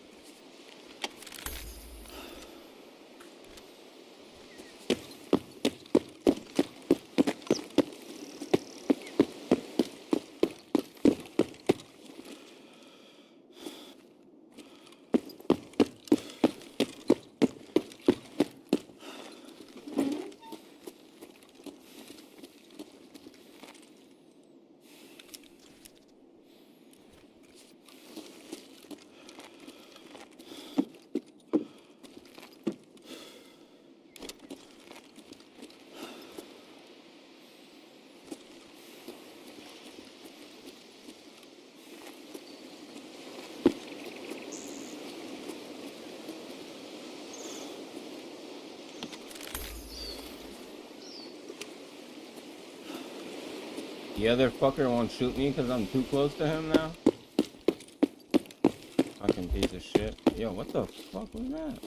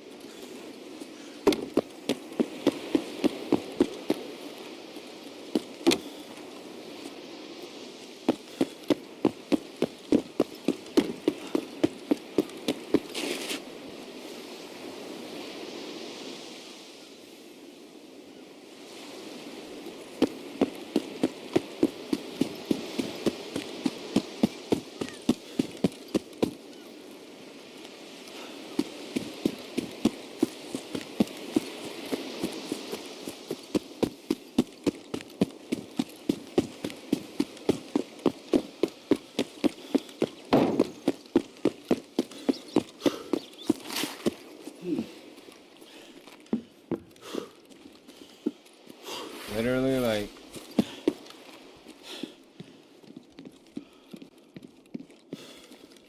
How the fuck is there nothing to drink?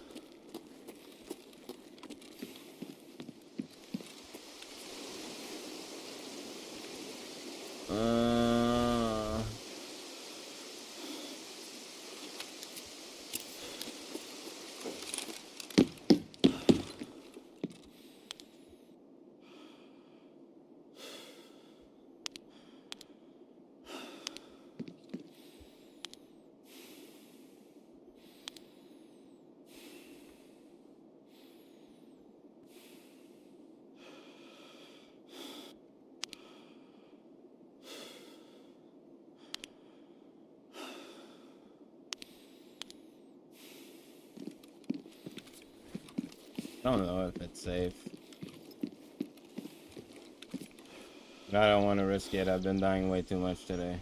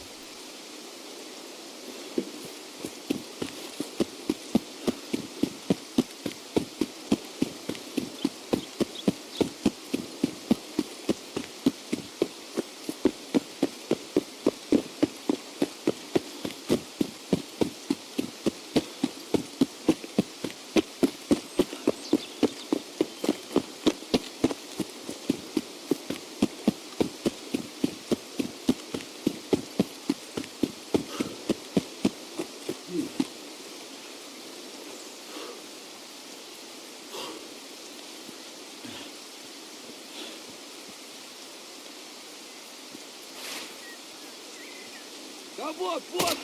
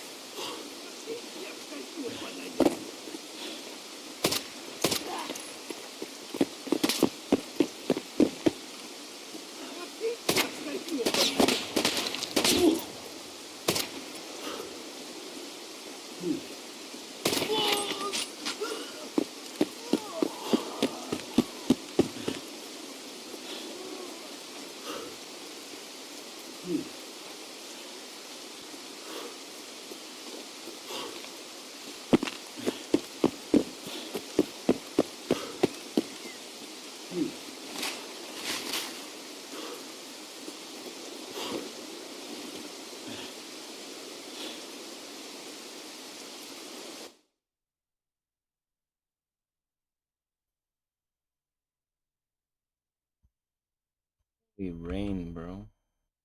Back to the moon rocks. This piece of petrified wood that you were showing that was given to the Prime Minister of Holland, right? Or I That's thought it was right. a Dutch Prime Minister. The same thing. Dutch It's is a- Holland. Or Okay, Netherlands. I thought it was like the Netherlands, mhm. right? Correct. Okay, I've heard this story before. I first heard it from you. Um, I also heard pushback on this that it was not Buzz Aldrin or Neil Armstrong who gave it to the Prime Minister of the Netherlands. However, it was the U.S. ambassador to the Netherlands that gave him this thing. Well, from my understanding, it went So from it was not directly from him. Neil Armstrong is the one who said he picked it up. And it was on a visit of him. Said it to who? He visited the Netherlands and gave it to the prime minister. Okay, we should find this. He claimed he picked it up and put it in his pocket. Let's the point find this. is, Who gave the Prime Minister of the Netherlands the fake moon rock? Who actually gave it to him? So for 40 years, everyone thought it was a moon rock. It was billed as a moon rock, picked up off the lunar surface by Apollo 11. They did a little tour around the world afterwards. Mhm.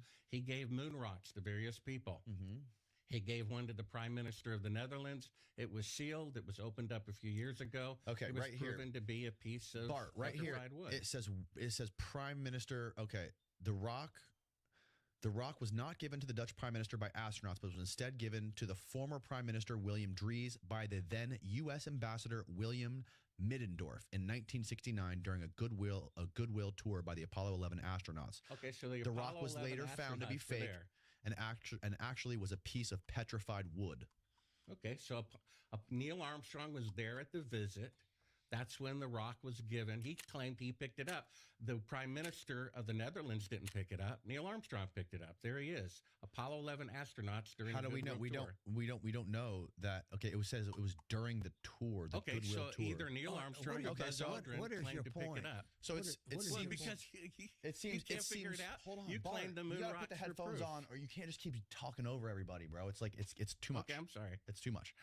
His point is that this piece of moon rock that was given to the Prime Minister of the Netherlands during the Apollo 11 Goodwill tour with Neil and Buzz was later analyzed and found to be petrified wood and not a moon rock. That's his evidence that the moon rocks aren't real.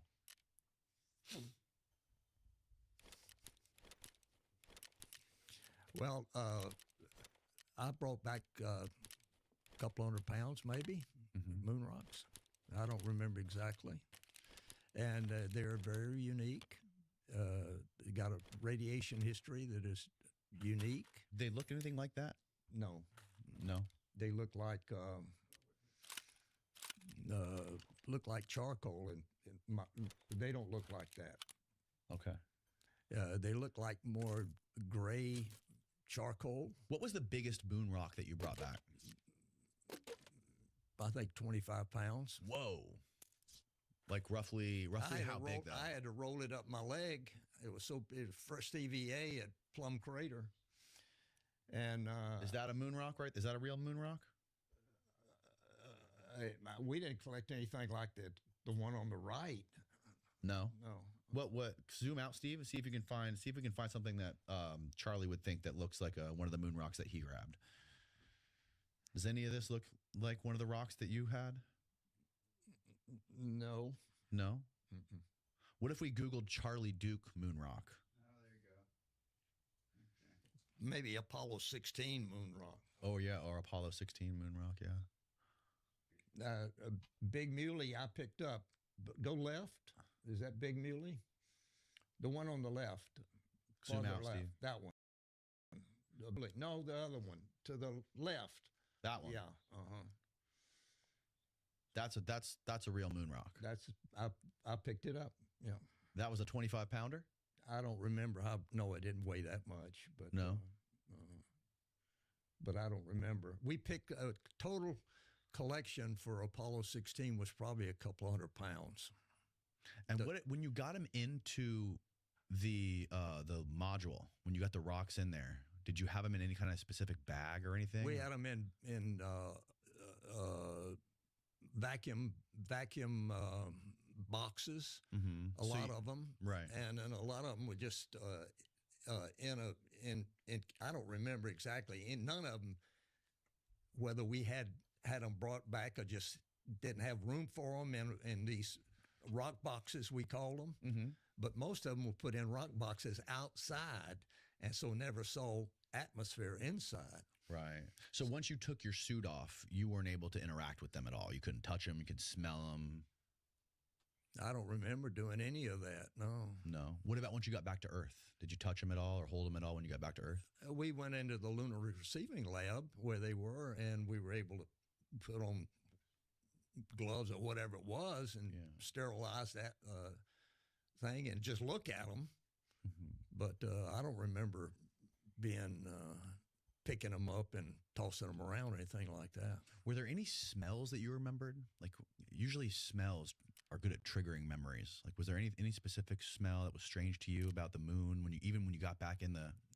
Well, we were pretty stinky. I can say that. A lot of BO. A lot of BO. Yeah. A lot of BO, but nothing else. No other interesting smells. No. Well, I mean, some of the food smelled. You could, smell a tuna salad or something. What about like that. dust or something, like dust from the moon on your suit or on your boots or something, anything like that? No? I don't remember any smell from but sometimes it smelled like there was a gunpowder smell sometimes. And what was that from? I don't know. It's probably moon dust, but I'm not sure. But there's no organic material in it, like gunpowder. Right. So okay. So this moon rock debate is difficult because we don't have any moon rocks, and we haven't done any analysis on any moon We rocks. picked up that one, Big Muley. Okay. On Yeah, the it right. looks absolutely nothing like the petrified wood on the left. No. So it was given to this guy. So I guess the story is true. I mean, if we've corroborated it with AI and with Bart's article that gift was given, but it wasn't. It was given by the U.S. ambassador to the Prime Minister of the Netherlands. The one on the left? The one on the left, yeah. And it was he was told. It doesn't look like any of the moon rocks we collected. Right. Well, you said they were different in different landing sites earlier, that the rocks at your site in Apollo 11 were different. Were the rocks different at different landing sites? Did they look different? Not that I recall. Not that different. They're not that much different. Right. Okay. The number one proof is what we have next. And I'm answering your question about what proof there is. Now, I gave NASA the benefit. About what specifically? About how they didn't go to the moon. They can't leave Earth orbit. They still can't leave Earth orbit. Are we talking about radiation belts now? No, I'm talking about the footage of them faking being halfway to the moon. The footage. Okay. If you show, I do after this. I would like to talk about the radiation belts, if that's okay. That's next after this. Perfect. Right? And so first, let's look at the slide D8. This is at the beginning of the reel. I asked NASA for every video, every film from Apollo 11, figuring if they faked it, they're more likely to have made a mistake the first time they faked it. Now, keep in mind, I went from being the biggest fan, gaga, worshiping the Apollo 11 project with pictures on my wall everywhere I went like a shrine, to having an open mind that maybe they faked it, to looking into it, being given $1 million by somebody who builds rockets for NASA to investigate it, who said they were fake, and then stumbling upon this evidence, which is what convinced me that they were fake. In fact, this footage was shown to 2 NBC news directors. They both agreed it proved that Apollo 11 never left Earth orbit, and they were threatened by the federal government not to broadcast it or to have their license pulled. So the first part you'll see in D8 is the slide that says not for public distribution. Oh, it's not popped up. There we go. Okay. So that shows that this is not for public distribution. Now, the next clip is at the very... Let's read it. It says, this film of the Apollo 11 mission was produced as a report film by the Manned Spacecraft Center and is not for general public distribution. Yeah, I asked NASA for unedited footage, and everything I got was pre-edited with a voiceover, and it's the same footage over and over again on 10 different reels, exact same footage. Most reporters are satisfied with that. I'm investigating the possibility that they faked it, and I asked for everything, specifically unedited footage. I got this in one other reel that was unedited. Now, at the very beginning of the reel, clip 9, which you're about to play, you'll hear NASA say, the TV picture looks great. Then there is exactly 4 seconds of dead air. You'll hear a third party that's not NASA, not the astronauts, presumably the CIA. And after 4 seconds go by, they tell Neil Armstrong in a private earpiece, talk. And then he starts speaking because he's claiming that he is halfway to the moon at this point in the mission. The timestamp indicates, according to the script, that they're supposed to be halfway to the moon. In fact, they never left Earth orbit. They can't leave Earth orbit now, and there's a number of reasons for that. So, Charlie, have you ever seen this footage before? No, it's crazy. Okay. Yeah, it is crazy how corrupt the federal government is. Well, so I mean, you're calling me a liar. I never went to the moon. Well, obviously. I mean, Okay. what surprise. You knew who you were going to be here. You knew who was going to be here before you got here. 12 of you us. act like it's a surprise. I It's am a good acting. surprised. I didn't realize that you thought it was all a fake. You knew that. You No, I reminded didn't. me of our phone conversation 20 years ago when you walked in the door. That I said you quoted me I word showed for you word. I showed you his website that I had before proof you came down that we here. didn't go to the moon. You knew when he invited you. This is no surprise, and yet you're acting like you're surprised. This is why you should get the Academy Award. Now, the reason is if he's halfway to the moon, there would be an estimated 2-second radio time there and 2 seconds back. So they're faking a radio delay. Okay. You'll hear NASA. You'll hear 4 seconds go by. You'll hear a third party that's not NASA, not the astronauts, prompt Neil Armstrong with talk. and that way they can fake the 4-second radio delay. Go ahead and play clip 9. Call Apollo 11, Houston, Goldstone says that the TD looks great, over.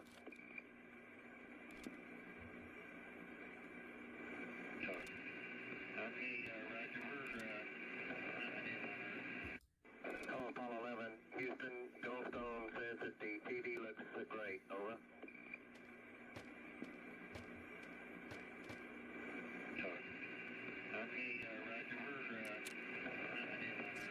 Okay, so And there's how was it?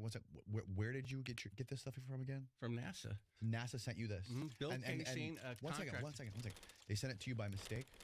Either that or one of my sources at NASA who said the missions were fake, thinks a whistleblower sent it to me. Okay. And so. Hold on, Charlie. What do you make of that? I don't understand what he's talking about here, but the missions were not fake. They sent me to the moon.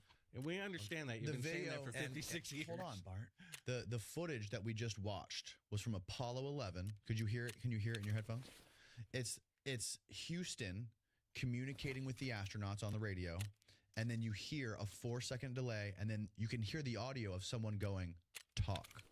And then you hear Neil Armstrong responding to Houston. Let's watch it one more time. Let's show Charlie one more time. I didn't get that. Yeah, let's show him one more time. Just read the text. Call Apollo 11, Houston, Goldstone says that the TD looks great, over. 2, 3, 4.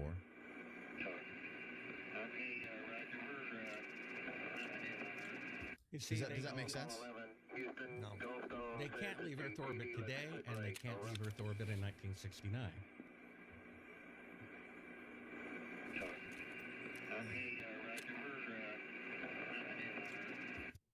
So the footage is footage of the moon, and you could hear Neil talking to Houston, right? In that video clip? Yeah. You could hear them talking. And there's a little voice that pops up after 4 seconds that says, talk to Neil. Why would there be a voice I don't know. telling Neil to talk? Yeah. Okay. He has no Are they idea. on the moon, or They're halfway, orbit? right? They're supposed to be halfway to So the this moon. is when they were halfway to the moon, communicating with Houston. And after Houston said something on the radio, there was 4 seconds, and then somebody on the radio saying, talk to Neil, instructing Neil to respond to Houston after 4 seconds. Why do you think that would be? I don't know. Okay. In my recollection, I was in mission control for Apollo 10. Mm-hmm. I was Capcom. I was in mission control for Apollo 11. It's Capcom. And nothing like this ever happened in mission control. No, there would never be anybody saying talk to anybody. No. It would just be as soon as you hear it, you would respond. Generally, that was true. Yeah. Okay, what were the exceptions? Generally.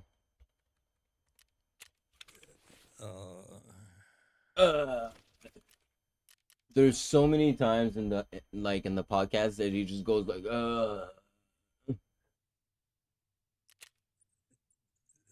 I can't think of any right now, but I mean, say again, Houston, or say you a lot of reasons that mission control had not mission control, but we had problems, scratchy communication. So if you couldn't understand. Yeah. Okay, I see what you're saying. Say again, whatever. Yeah, except the quality, the EQ of the audio of talk is completely different. It's not obviously NASA who just spoke, Right. And it's not Neil Armstrong who responded. They're faking a 4-second radio delay to pretend that they're beyond Earth orbit. So this is him. So Bart's position is that video with the voice coming in and saying talk is them trying to fake a 4-second delay. That's part of his argument.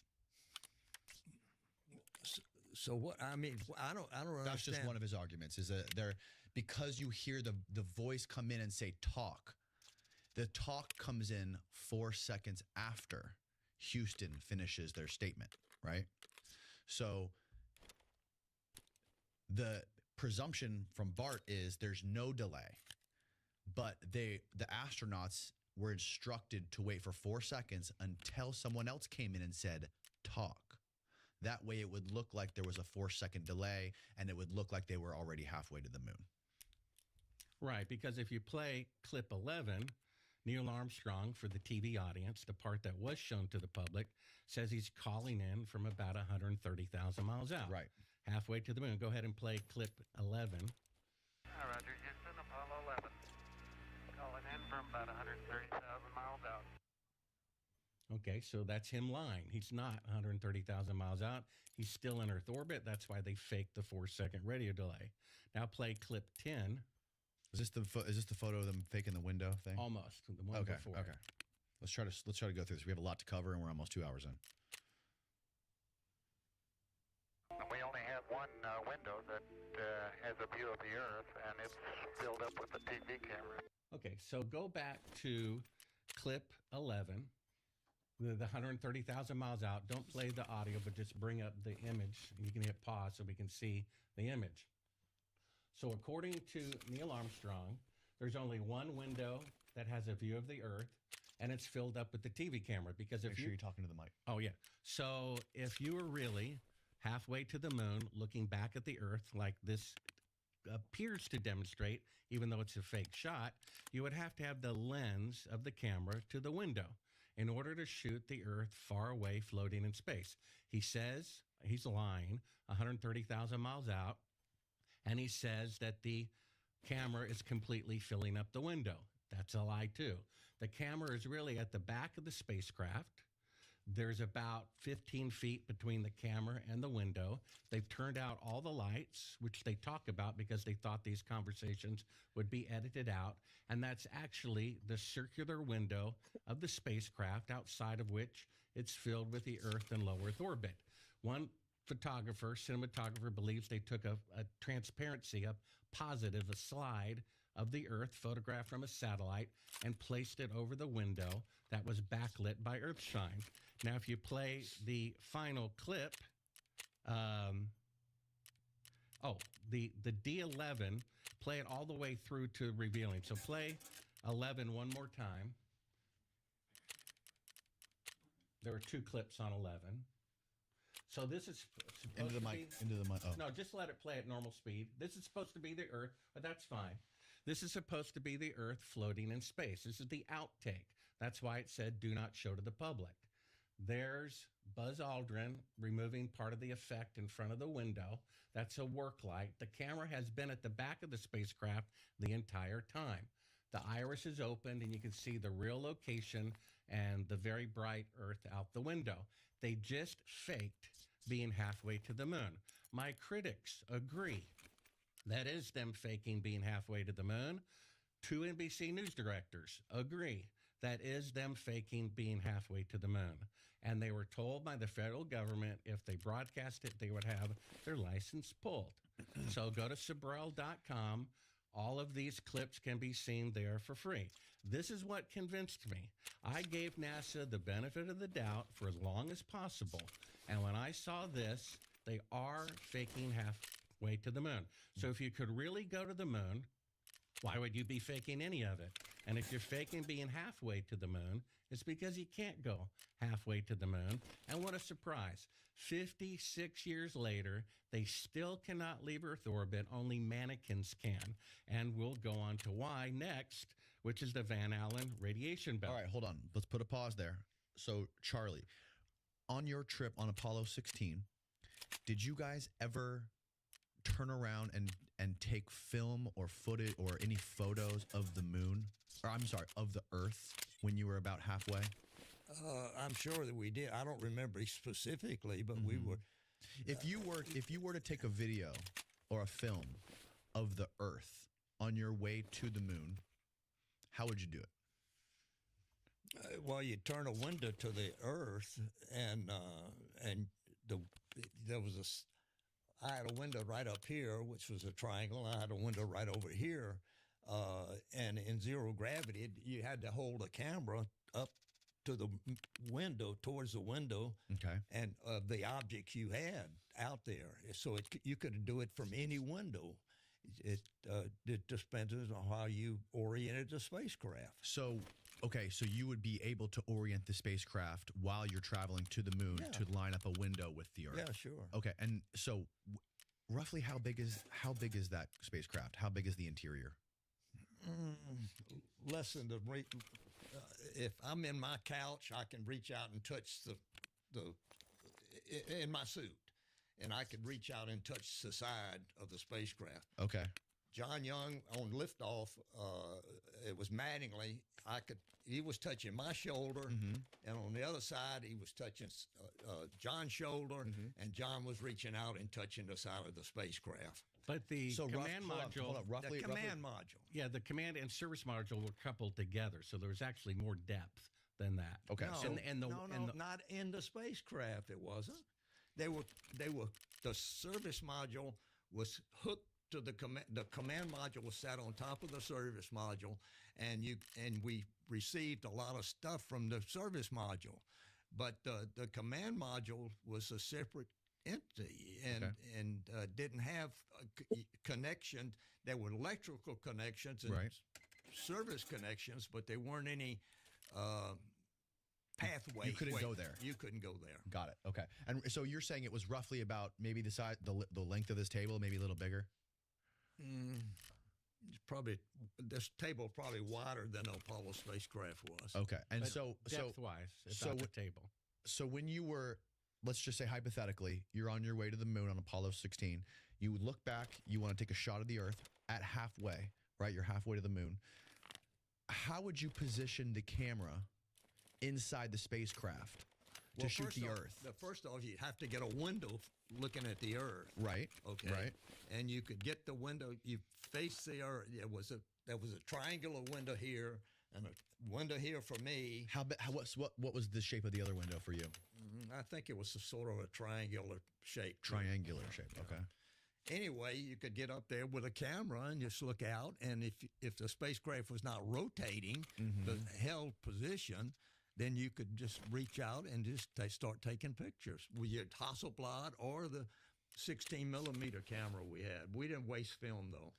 And you would put it basically right smack dab up to the window. No.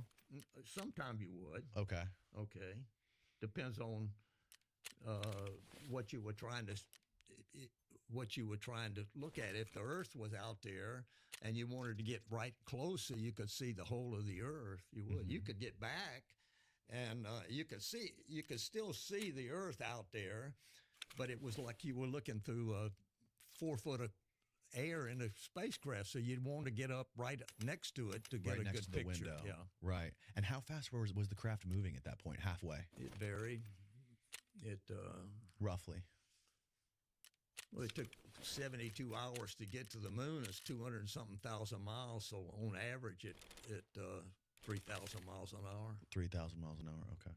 Okay. So this footage is, as Bart described, from Apollo 11, and they have the camera. Steve, do you have like a rendering of the spacecraft? Yeah.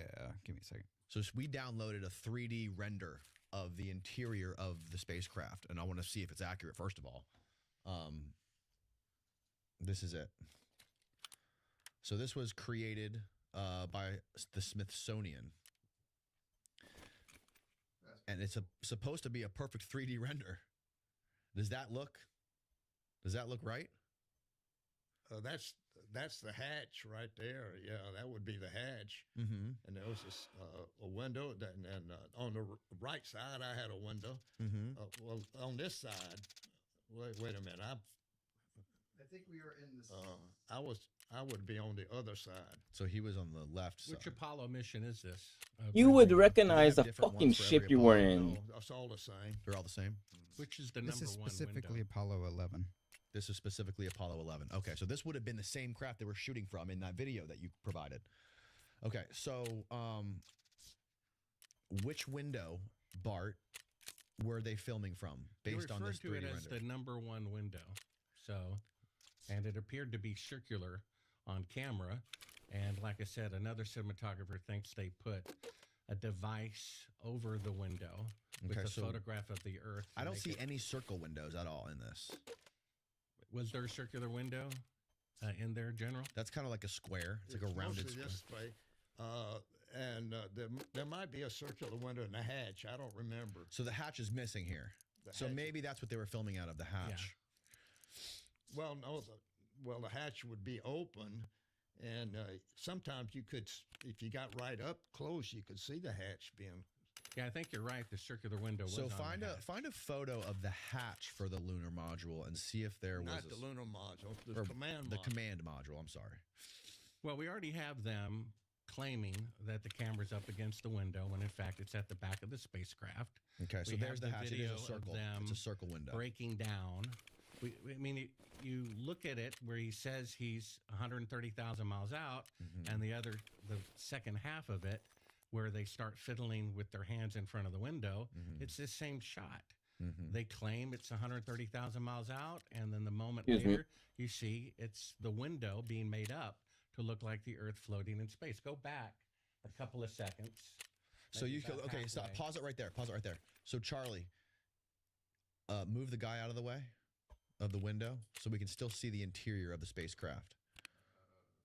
So that window straight ahead, that's got like light glaring through it. It's circular. It looks circular. That's circular, right? So that would be the So hatch.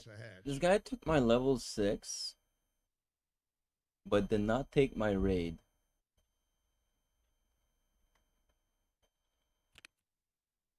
What the fuck? What a jackass.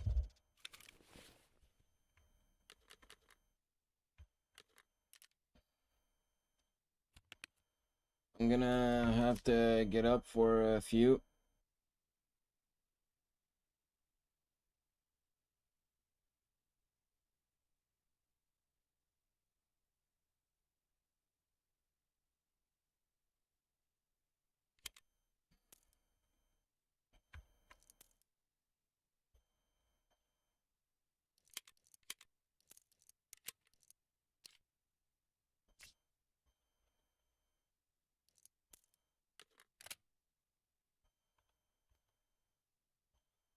Gotta go feed my girl.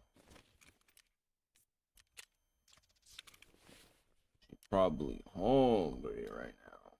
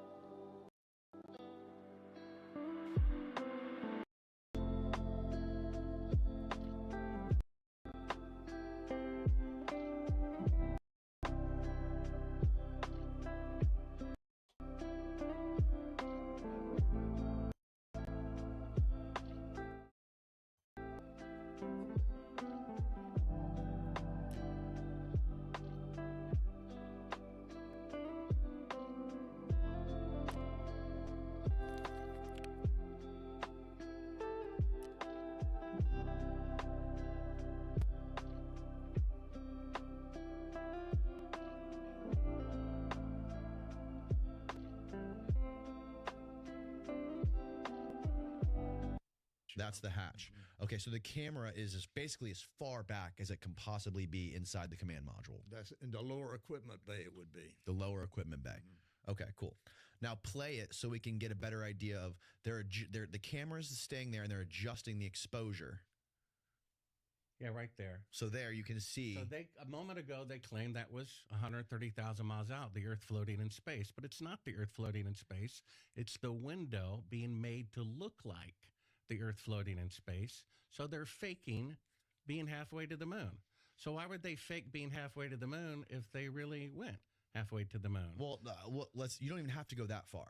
Okay, let's say why are they shooting it from so far back? Why wouldn't they put the camera up to the window? We did at times, but sometimes you just want to look at the inside and what the guy's doing. But right, so but if you go back, the other side of the spacecraft, understood. But if you go back, they're showing it with the entire interior blacked out. Steve, if you rewind it. Yeah, that's so that he can get exposure of the well, if you got, rewind it. If you got the outside, if you got the windows not open but uncovered, you're going to get light reflected from the Earth and light from the sun into the spacecraft. Right. So go to the beginning. Go forward a little bit more so it just shows you. So see, they're filming it. They claimed that was the Earth floating in space. It looks like they're trying. Do you understand why Bart thinks they're trying to pull some sort of camera trick? They're trying to. It looks like right now, if you paused it right here and you showed that to me or any other dum like me, you would think that the black is just space, right? And that's just the Earth floating in space. That's what it looks like to me. So hit play. Now, and he's saying while they're filming it that they're 130,000 miles out. Which is not true. So there's the Earth. Allegedly. So it's like, wow, look how small the Earth is, way floating away in outer space.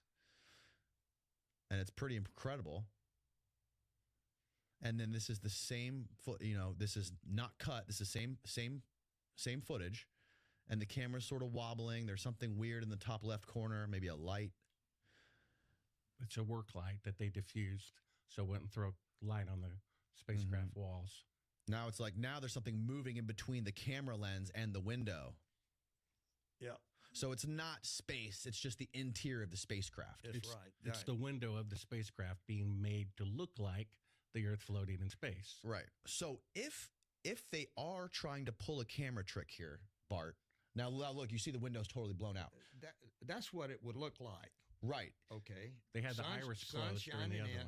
The hatch, that's the hatch window. Mm-hmm. And then there's another triangular window. Yep. And there was one on my side. There was another. I forgot exactly what the space was, but there was windows right here, and I could look out that window. Mm-hmm. And there was on the other side, there was a docking window. You looked out when you had to dock, and it was I forgot exactly the shape, maybe an oblong rectangle or something like that. And then there was a round hatch window, and then there was a window on the left. I could look out I was on the right side, and I could look out a window. It was right there. And John Young had a window on the other side.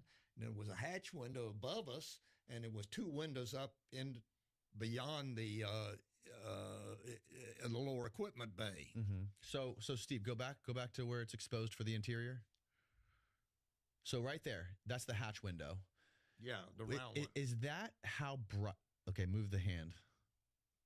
Okay, is that how would it be that bright? Yeah, 130,000 miles away. If that window was facing the Earth at 130,000 miles out, is that how bright it would be? It's facing more to the sun than the Earth. Well, the video's claiming, according to the video, Neil is saying that that's the Earth. That wouldn't be the Earth. That would not be the Earth. That picture's not the Earth. No. Well, it is the Earth. That's the reflection off of the Earth. That's Earth shine. Well, this is kind of incredible because he's saying it's not the Earth. Well, it is. And clearly they just faked being halfway to the moon. Well, the video is because they're in Earth orbit. That's the Earth. Out the window, it's filling the entire window. Right, but listen, Charlie just said at 130,000 miles out, that is not what it would look like, okay? This video clearly is Neil Armstrong saying they're 130,000 miles out. Mm-hmm. Yeah, I understand.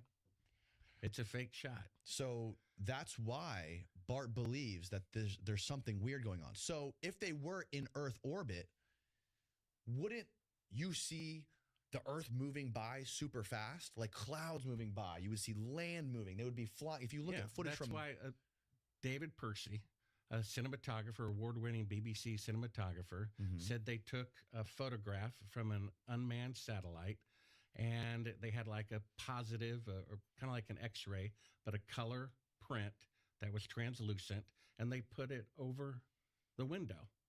That's what they were removing when you see the yellow circle around the window. So, They're removing okay. the photograph. So it's a photograph that's being backlit by Earthshine of the Earth with a Terminator line. They're shoving it in the window. They put a little crescent piece of material into the window. I see what to you're saying. fake the Terminator line, dividing night and day. So I don't understand the purpose of this conversation. So this video that we're watching right now, that you just watched, this is a video of Apollo 11, and Neil says in the beginning of the video that they are 130,000 miles away from the moon. Yeah. So he just said they're halfway. Yeah. And you just said there's no way they're halfway. I didn't say that.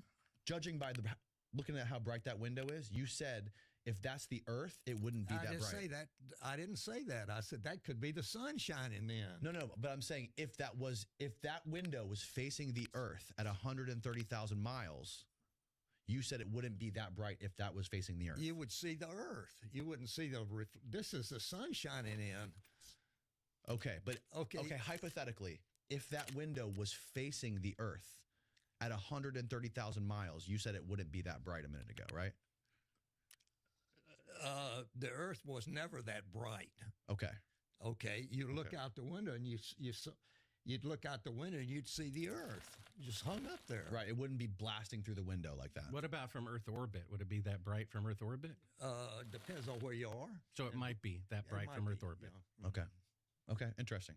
I don't understand the purpose of this discussion. Well, they're faking being halfway to the moon. It's because he thinks this is a fake shot. He thinks that this craft right here is in low Earth orbit, and they're trying to fake it by moving the camera back and exposing for the window to make it look like Earth is really far away, and the surrounding inner spacecraft that's underexposed is just space.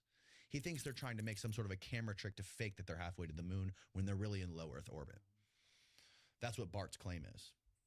When you're in low Earth orbit, you look out and your windows are facing at the Earth. You look down and you just see nothing but Earth. Right. And you're whizzing by. Right. You see you can go over Australia. You can go over the Pacific. It depends on where you are. Mm-hmm. And you're in a low Earth orbit. You look out the window. It might look something like that, filling the windows with light. No, it would not. Okay. Well, that camera's exposed. Only if the windows are pointed towards the sun.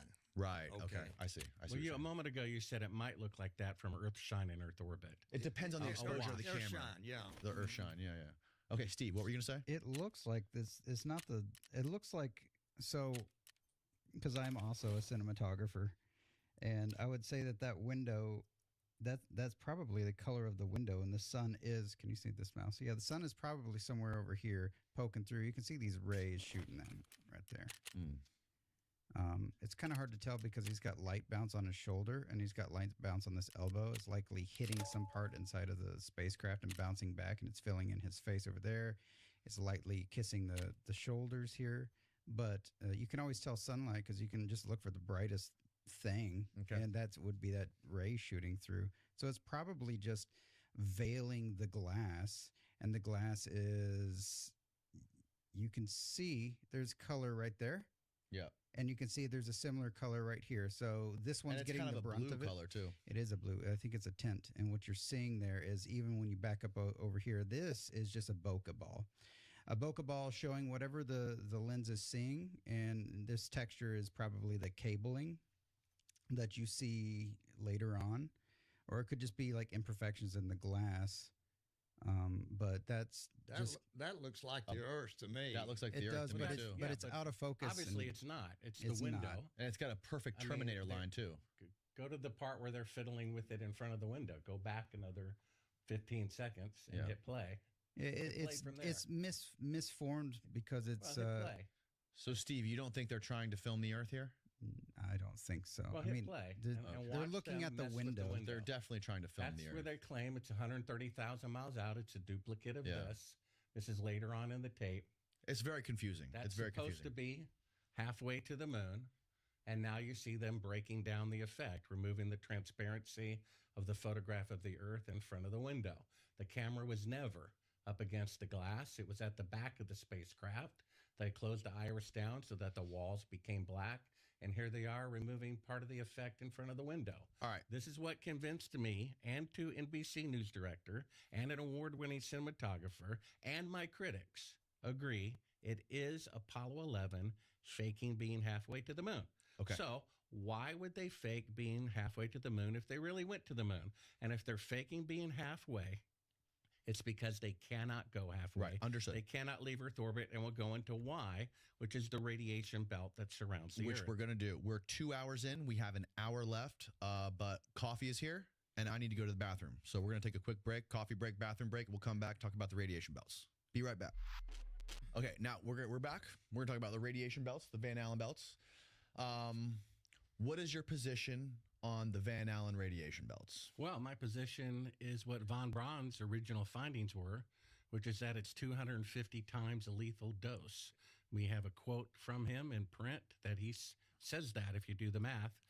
And if you first show slide D12. Okay, before you get to D12, for people that don't know, that are listening to this is Bart an for the image first time. of the belt. So yeah, the Van Allen radiation belts are basically large toroidal donut-shaped pockets of radiation that exist about 1,000 miles out from the Earth, and extend about 30,000 miles. Extend about 30,000 miles, and every single space shuttle launch, basically every astronaut and every space shuttle launch, every moonwalk that's ever, or I'm sorry, not moonwalk, spacewalk that's ever been done has been done below that in low Earth orbit. The only manned mission that has ever been outside of the Van Allen radiation belts is the Apollo missions. Is You've that gone correct? through them. Yeah. If That's you correct. look at D12, you can show the audience what they look like and how every manned space mission, Mercury, Gemini, Skylab, the space shuttle,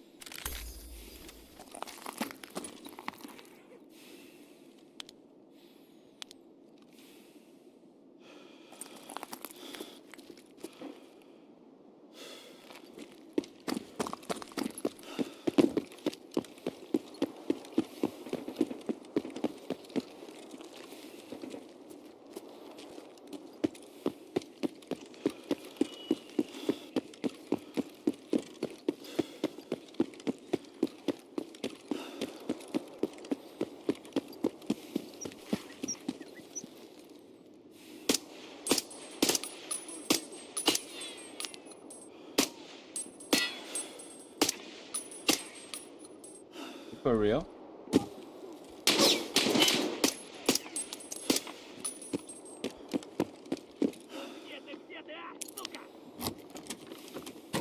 What is my thing on? On 50 and it's still low.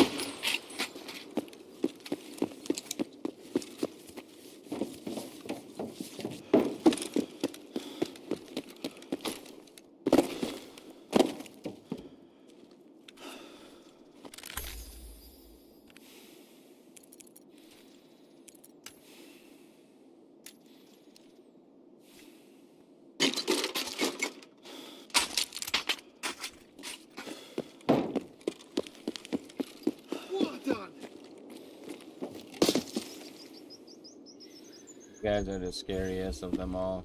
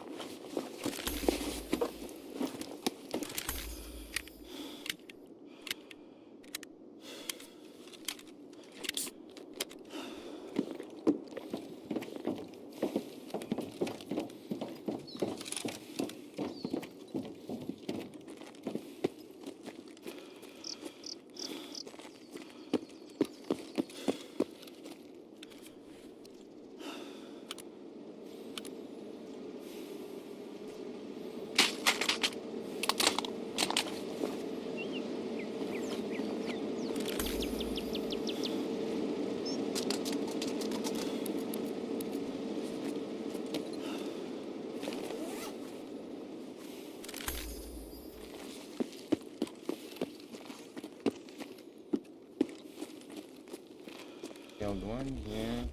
Oh, one there.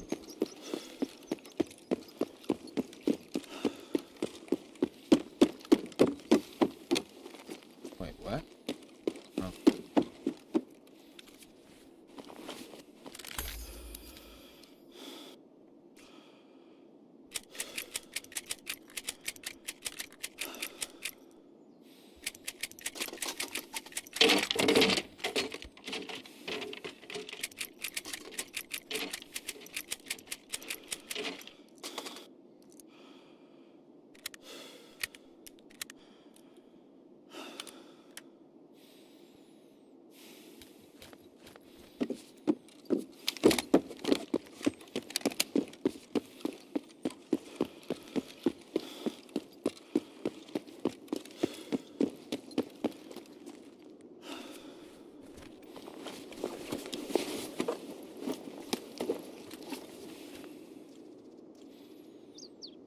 No space. Oh.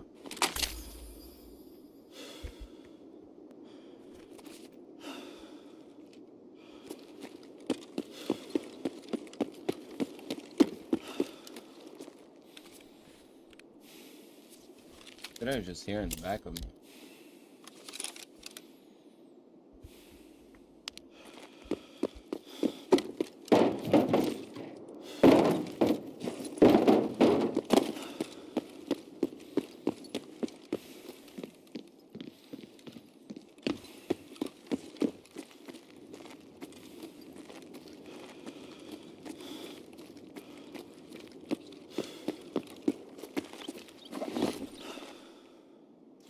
I swear I thought I heard something.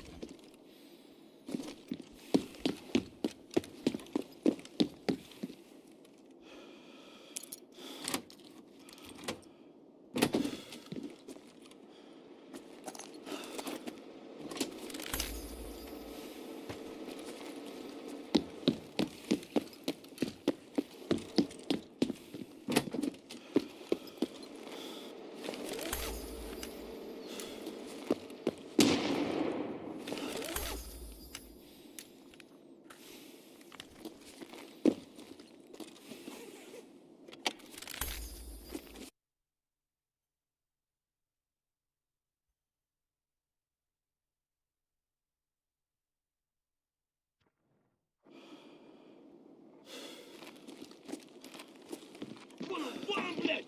Ебашь его!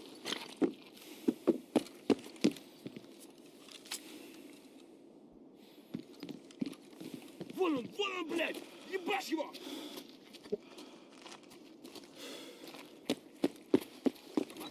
Пошел!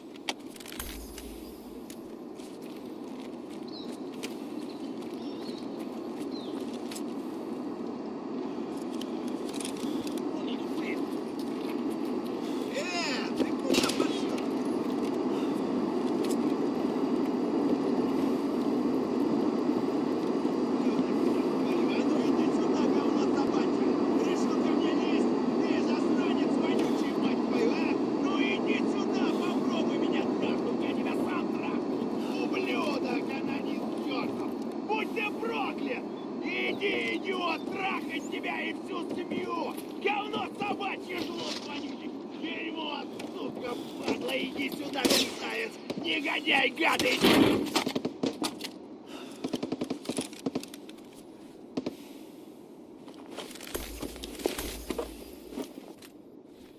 The other scav just died. To what though?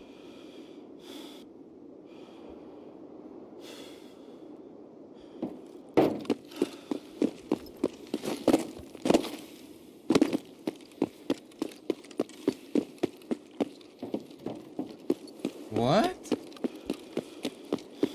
I don't trust that. I'm out. I think he's over there somewhere. Being a little pussy.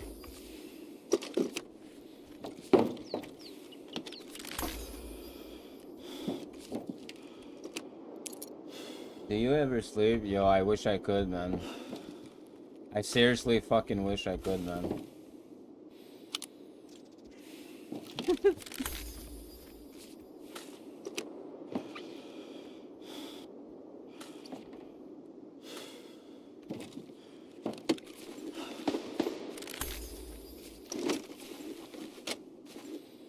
I'm just waiting for drop nut to finish work.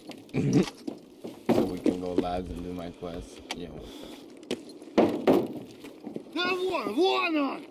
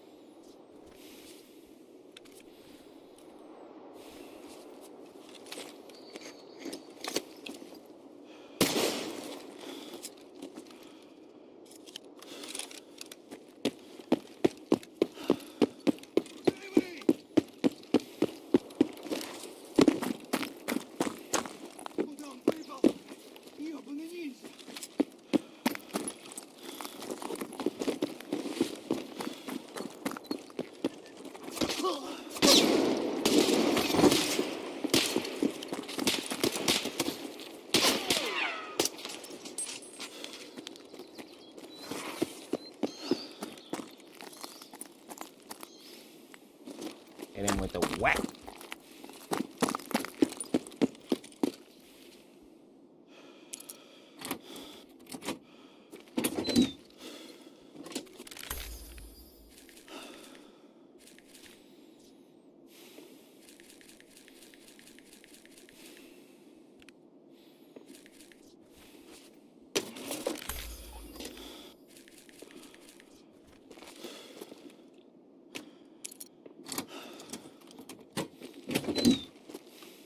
I'm just like running streets on autopilot right now.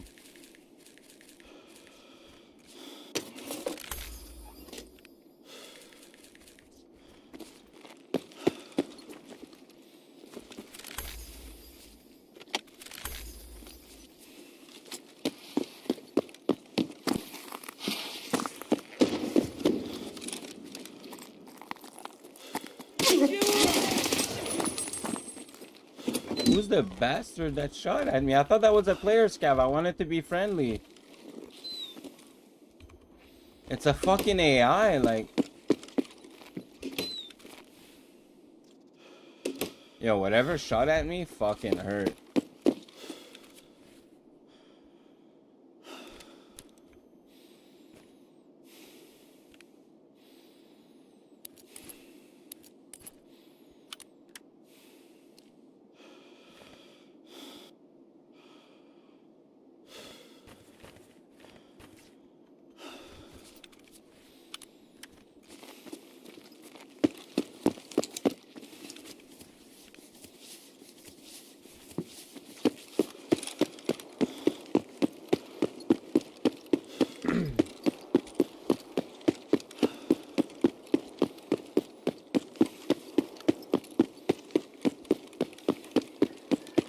Yo, is my...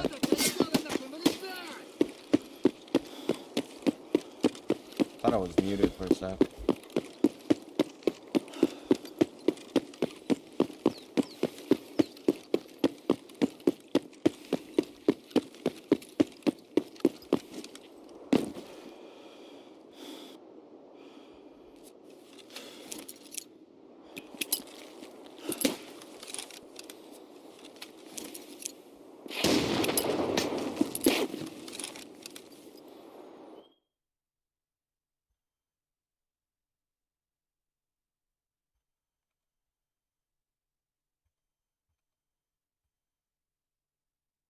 Is well below it, and this field of radiation starts at 1,000 miles and extends about 30,000 miles.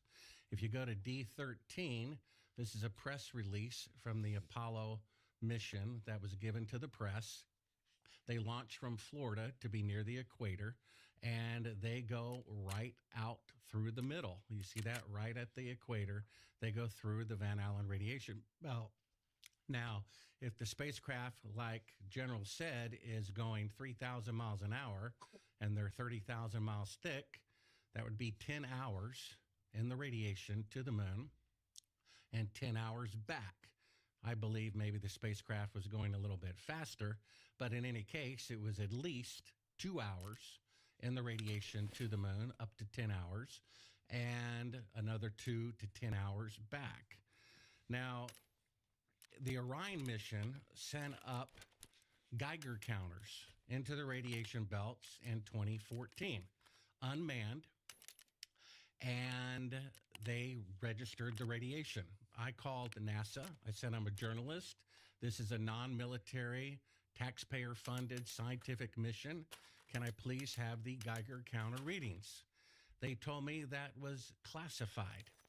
They weren't able to tell me. Now, when NASA sent probes to the sun to find out the temperature of the sun, the temperature wasn't classified. And when they sent probes to Jupiter to measure the amount of helium in Jupiter's atmosphere, the amount wasn't classified. So why would the amount of radiation inside the radiation belts and a spacecraft intending to one day send people to the moon, why would that radiation measurement be a classified secret? Charlie, do you know why that would be classified? I didn't realize it was. So I would imagine that if it was classified, we would classify it because we wouldn't want the Soviets or the Chinese to know the actual level of radiation. Like, if you guys want to figure it out, what is the point of this discussion? the point that we're discussing now is Bart's position that the Van Allen radiation belts are too dangerous for human beings to pass through and survive. And he's building his case to why that is right now. Well, you have to accelerate to 25,000 miles an hour to get out of Earth orbit. Okay. I thought you said it was 3,000 Hold on, miles an hour. let him talk. He said he was at 3,000 when they were halfway. Sorry, continue. Earth's slowing you down. Mhm. Okay, so the total distance of the moon is about 3,000 miles an hour. 7 times 70, that's 210,000 miles. Okay. Okay. So when you go through the Van Allen belts, you're going so fast, it's just you're through. How fast are you traveling when you guys were going through the Van Allen belts? Do you know? Escape velocity is about. Let's see, I don't remember exactly, 36,000 feet per second or something like that. NASA told me it was 17,000 miles an hour. No, So that's if they're- Earth orbit. That's Earth orbit? Yeah. Okay. Then you have to escape Earth orbit, accelerate. I don't remember exactly what it was, but it was over 20,000 miles an hour to get out of Earth orbit. And so the S4B, the third stage of the Saturn rocket, you stayed attached to, and that engine lit and pushed you out of Earth orbit on a trajectory to the moon through the Van Allen belts. After that, you separated, you turned around and retrieved the lunar module from the third stage. It was riding underneath the command module and service module. So you separated and you turned around and you came back in and you docked. And then when you got all the electrical connections made, you flipped a switch and it released all the bolts, and then you could back it out from the third stage of the Saturn rocket. Okay. When you guys were traveling through the Van Allen belts, were you guys paying close attention to like where in the Van Allen belts you were, and also before you like when you were preparing, you guys did an unbelievable amount of prep and training for this, right? What were for the whole mission, right? What were the conversations like during training with anybody, including Von Braun, about astronaut safety when it comes to radiation and the Van Allen belts? What were those conversations like? There wasn't very much conversation about it. It wasn't any danger. You're going through so fast, you're exposed to so much radiation, but it's just boom, you're through, and boom. The belts are high radiation, but they aren't very thick, so you just go right straight through them, and you don't get much radiation. I don't remember our dosimeters. We had dosimeters, several of them on our body and some in a spacecraft. I don't remember. And that measures the level of radiation that we're receiving. Yeah. Okay. Yeah, according to NASA, the radiation belts are 30,000 miles thick. Right. And if you were going 20,000 miles an hour, that would be an hour and a half in the radiation to the moon. Would be an hour and a half. It'd be a little over well, an hour. 30,000 miles would be, if it's 30,000 miles thick and you're going 20,000 miles an hour. You said 25. Well, he said 20. No, so, okay. Well, and you start out at 25,000 miles an hour, but you slow down. Earth gravity slows you down. At the time you're traveling through the Van Allen belts, through the outer part, the thick part of the Van Allen belts, how fast would you be going? I don't remember exactly. Over 20? Yeah, over 20. Over 20,000. Well, then that would put you so to you'd the be moon. in there for an hour, roughly. You'd be in the Van Allen belts for an hour. How thick are they? I don't even remember how thick they are. Well, according to that math would suggest that it's about an hour in there, right? Maybe a little bit more. Yeah, about an hour and a half to the moon, hour and a half back at 20,000 miles an hour. But then there's a contradiction. If you're going 20,000 miles an hour with inertia, you'd be at the moon in a little over 10 hours rather than 3 days. But they slow down, right? Don't they slow down? Allegedly, once they got to the moon, obviously they would have to slow down to land on the moon. Now, may I say something? Yes. Okay, so you leave Earth orbit. You're in Earth orbit. Mm-hmm. You got to accelerate to leave Earth orbit. Correct. I don't remember exactly the figure, but you accelerate to Earth. Then the Earth starts slowing you down. Okay. At what point does it start slowing you down exactly? As soon as you shut the engine off. Oh, okay, got it. Okay, but you're beyond that. you had enough velocity to get out of Earth orbit and go straight to the moon, or you got shot out in front. It's like being a shotgun shooter. Mm-hmm. You're aiming this way, but here's the target. By the time you get there, you're in orbit. I mean, you get there so you can get into orbit. Mm-hmm. I lost my train of thought now, but it was never a problem with us about being in the Van Allen belts. You go through so fast, you don't get that much radiation. So you guys never had a conversation about what trajectory?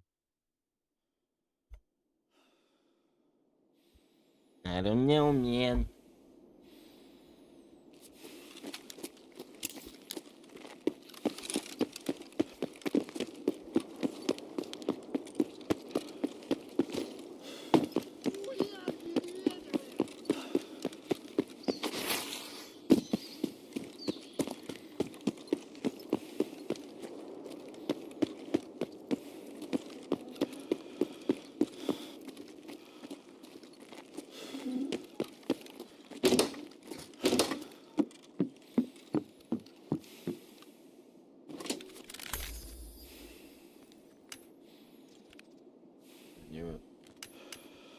I had a feeling.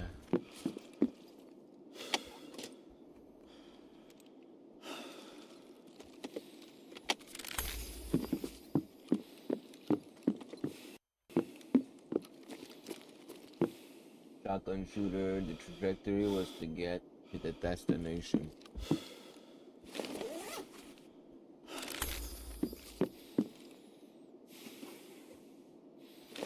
I don't know if it's because I'm retarded or tired. Yay, we can play sheriff this raid. What do you mean, this raid?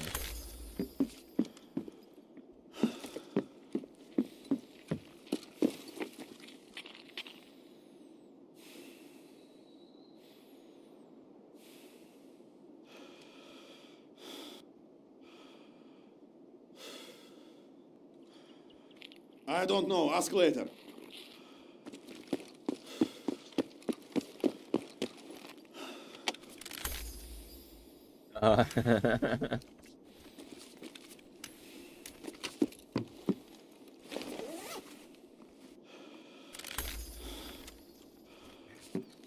This guy. Вали кепку на! Хуелоты, бля, а ты хуелоты, конец тебе!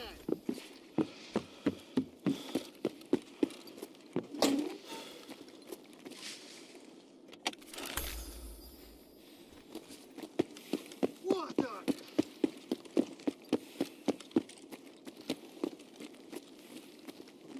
In game. We can kill legally in game. I was gonna say it out loud.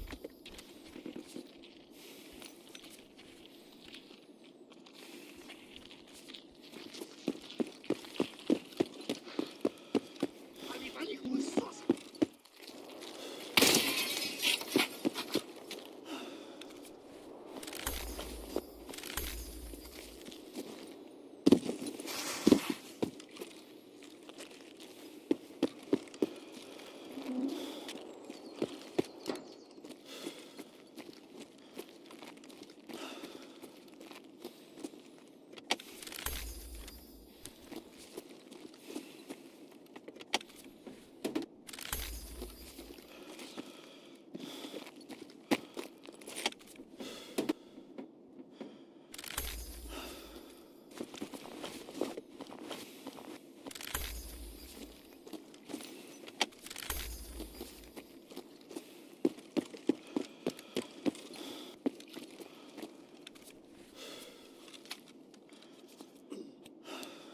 $100K.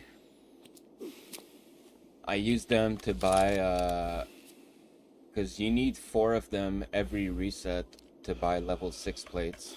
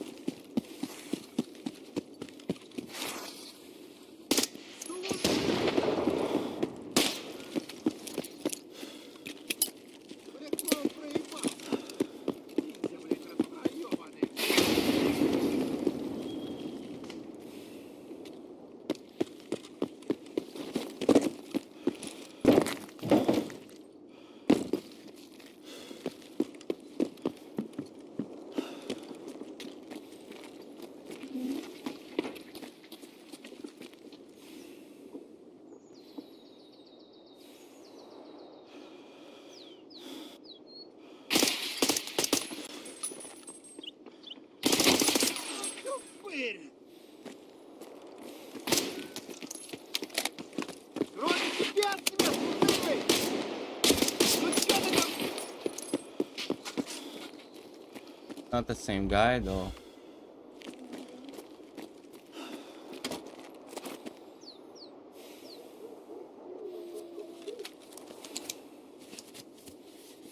Yeah, barter.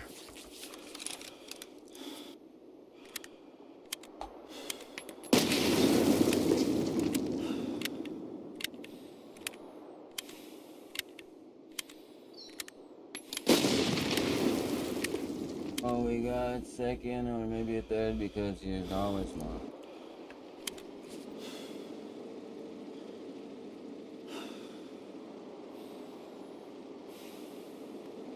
Yeah, there's for sure 3, and I killed 1. I think one's above, and the other one is behind me. And what the fuck is in front of me?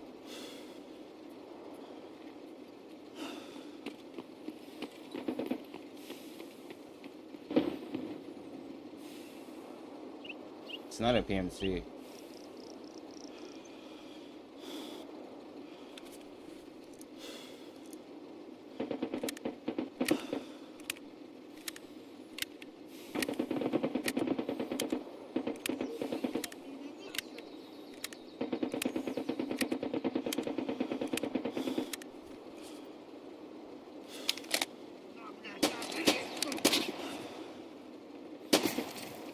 Пацаны, да они сладкие! Ха-ха! Не ссытесь!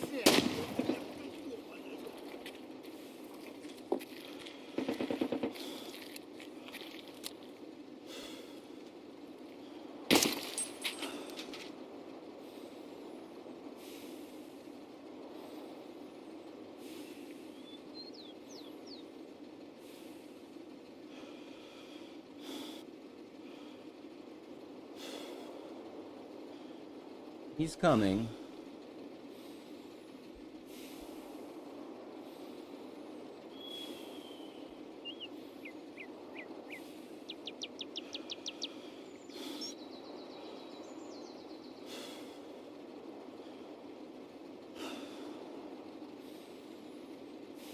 I swear, if he tosses an impact or Vogue straight on me, I'll be pretty pissed.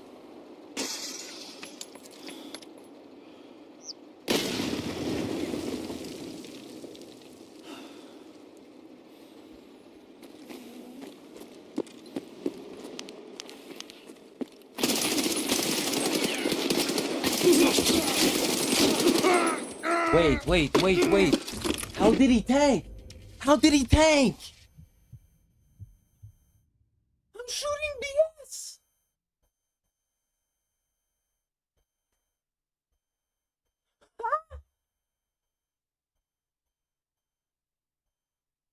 Yo, if I'm ever going back NL, I'm going Igolnik. I don't care if I'm killing the boss, I'm going Igolnik. Cause how is he not dead?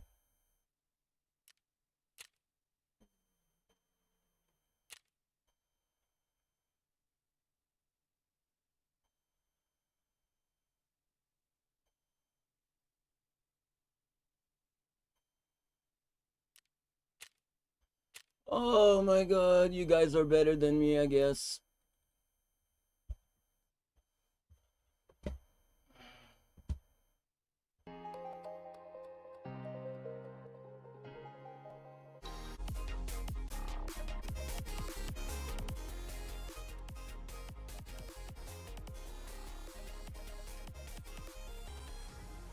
I know, man. And bro, the worst part is that... Let's go look.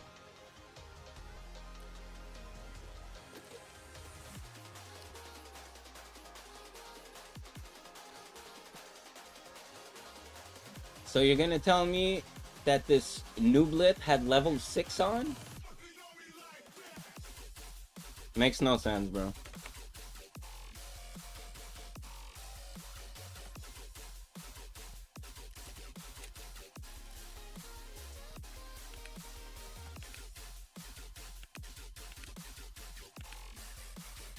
You know what? I'm gonna go a shit kit. I'm tired of going full kit and people being fucking pussies, bro.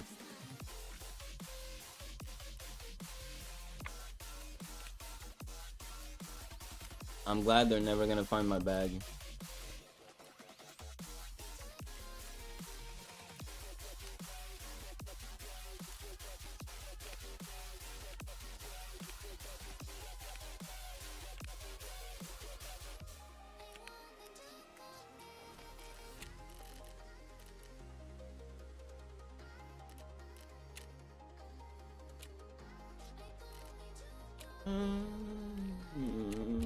Do I have a gun? Is this? I actually want this.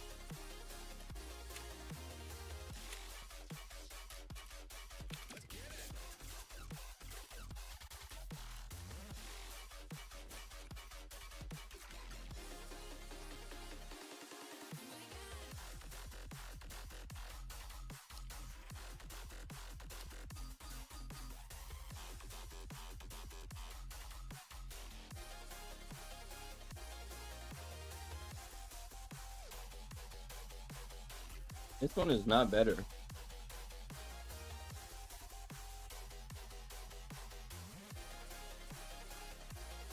This one's better.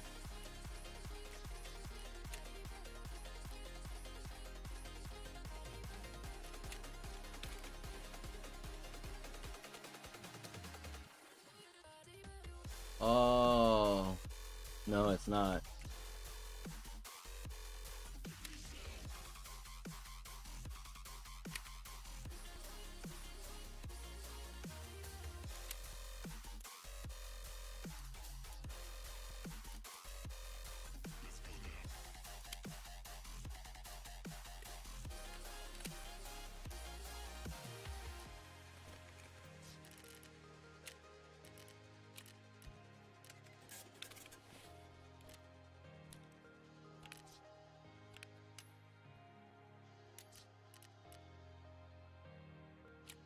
Did he reset yet?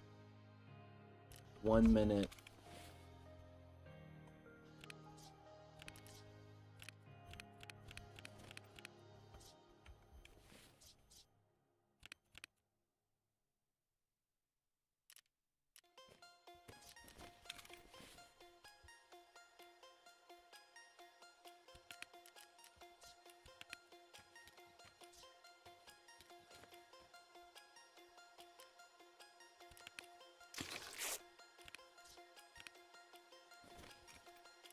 I think I lived one raid so far.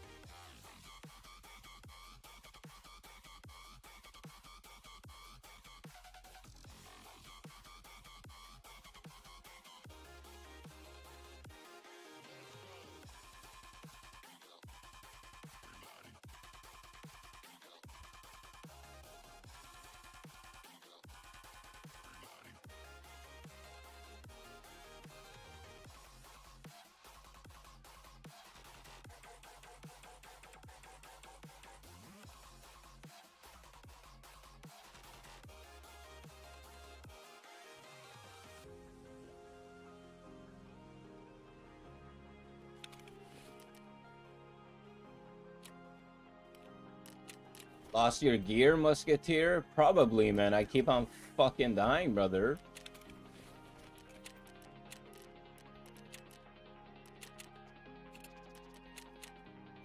I'm gonna go prep some coffee, use the restroom.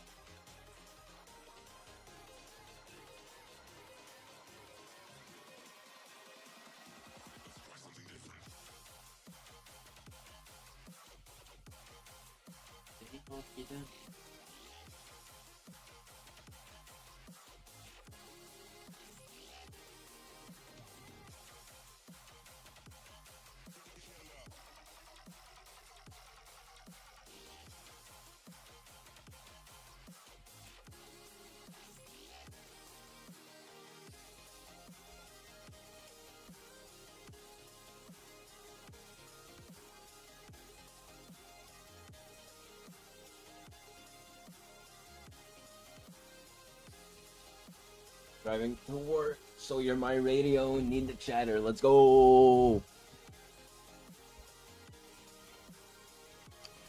On today's weather, we have a 75% rain of 5 centimeters.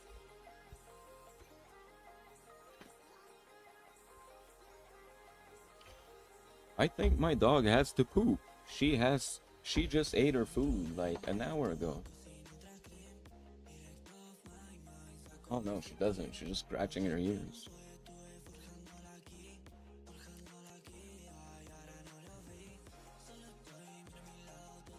Look at him.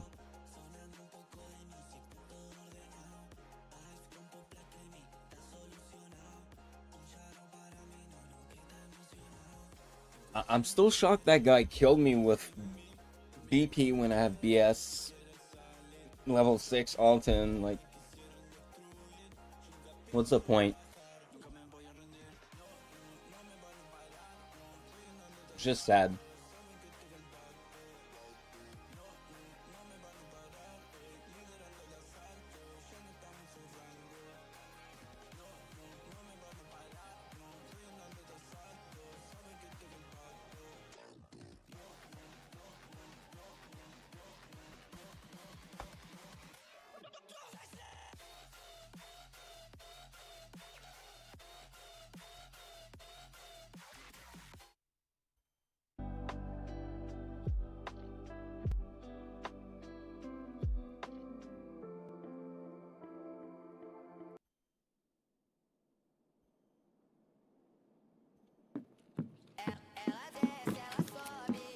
Dark room?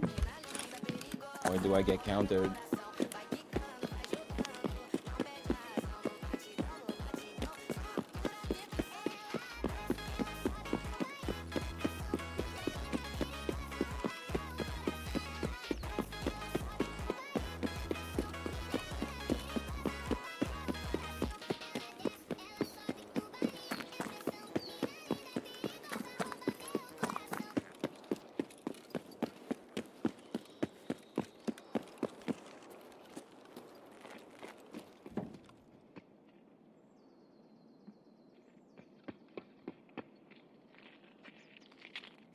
did you beat me here, dog?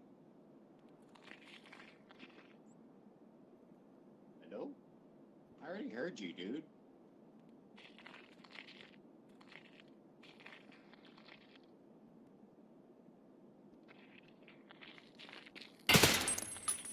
Yeah, told you.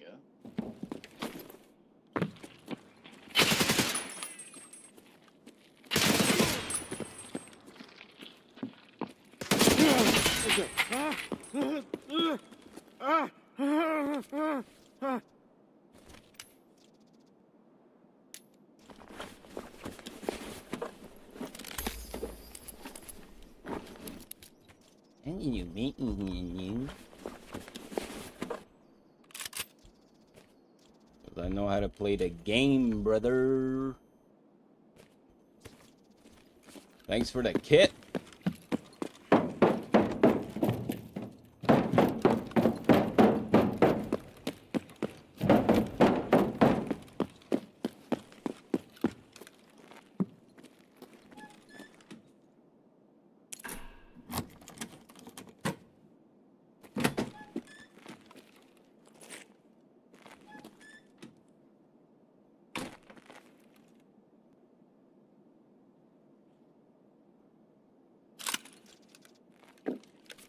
I hate when I get scammed like that, bro.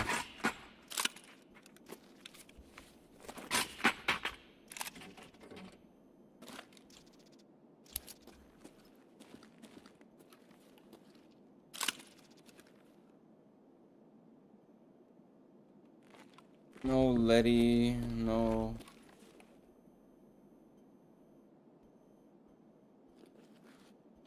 Hey, bro, what is this, man?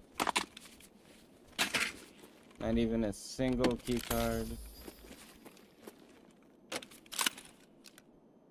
Oh, I don't feel like unloading the mag.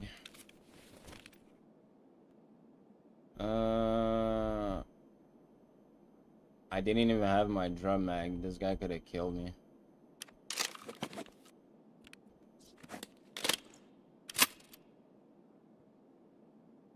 Yeah, I'm gonna go.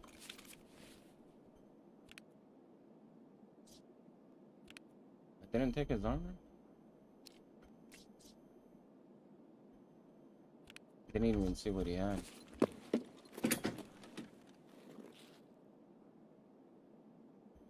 Not leaving anything behind.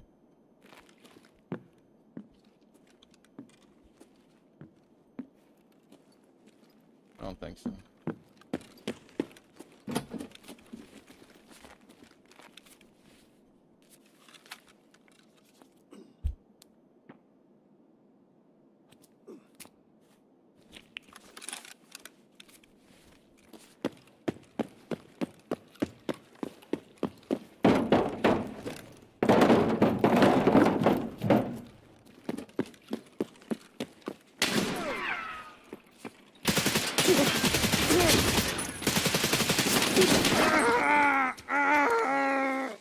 Audio? Audio? I'm getting ratted? Like...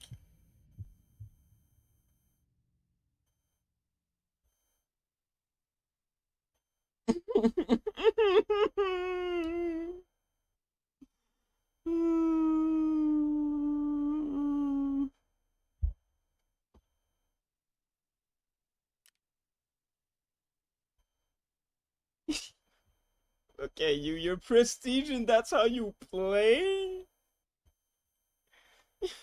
You guys suck at the video game. You guys suck.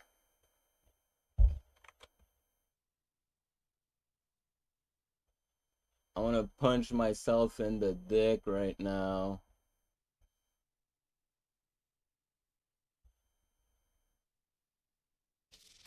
Because I egoed it when I should have just went outside and pop an ETG.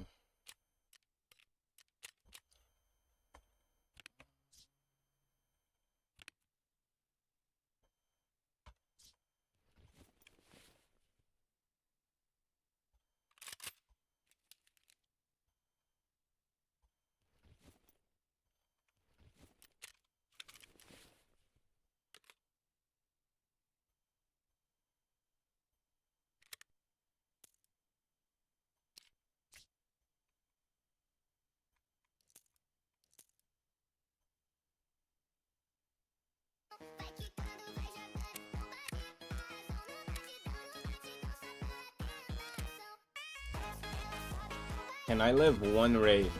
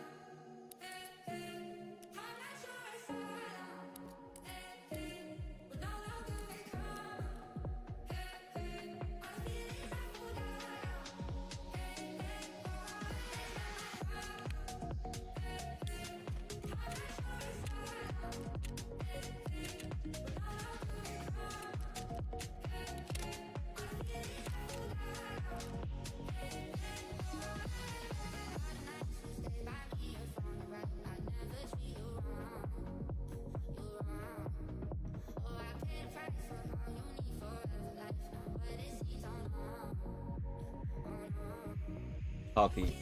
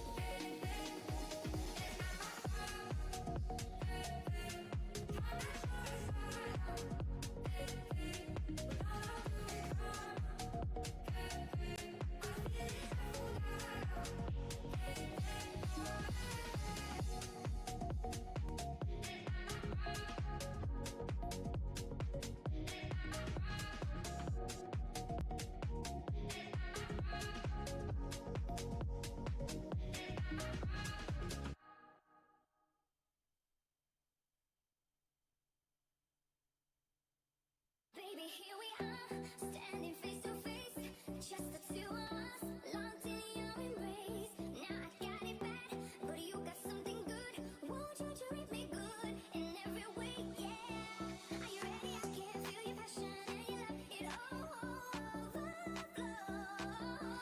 Look into you, the love you see and more. So what are you waiting for? Look into you, the love you see and more.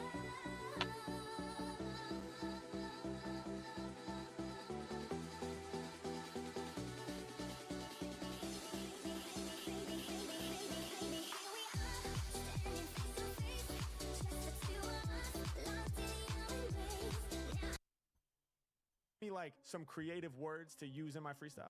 And I'll be doing freestyles for both of these Marines, 18 and 19. And H Mac go. All right, yeah, that's perfect. We ready? Yeah. All right, let's go.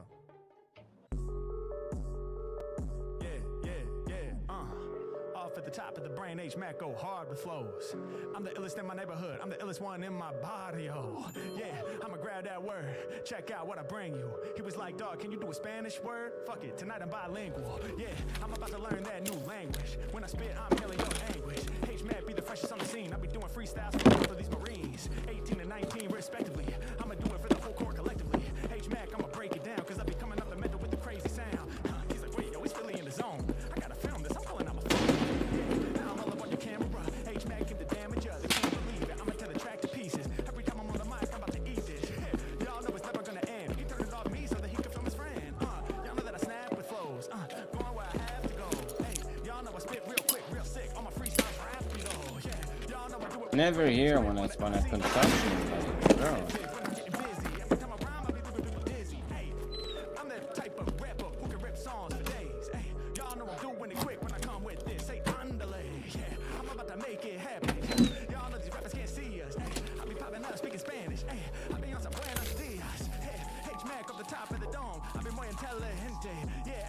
grip the mic like this, man, they know that I'm not the transcend. Law of gravity, Mac is majesty. Use my faculties just to crush it. Grip on the MIC and I bust it. Every time I spit it at the top, I leave you flustered. Yeah, I'm about to leave them all dizzy. Dude in the back, they were like, he's busy. H-Man loaded up with the ammo. Shouts out the homie that's rocking that camo. Yeah, I be kicking lovers off the head. They turn back to see him, but he got up off the bed. Yeah, every time I rhyme, I'm aiming. I'm maintaining. Shout the dudes up for training. Representing for the Marine Corps. Every time I rhyme, I represent for new territory. I explore off the top now. When I'm rapping, I'm delivering a hot style. Doing something different. Y'all know my freestyles, they be bottomless. Ain't nobody standing on top of this. I'ma keep on rocking this. Mic till apocalypse. All my lyrics heavy, something like a hippopotamus. Yeah, check how I be creating. Shouts a homie who be pumping on the big pen. Thought I heard something. I did.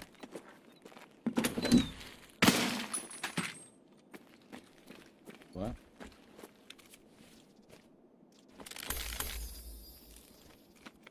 Audio actually worked. I heard something. With music.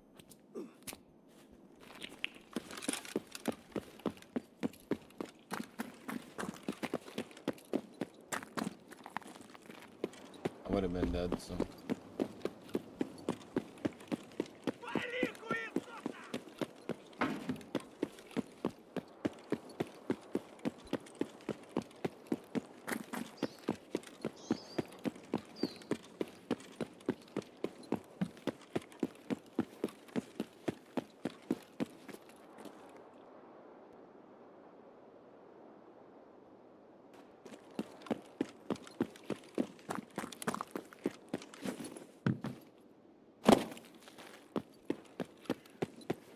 Are people moving in this game?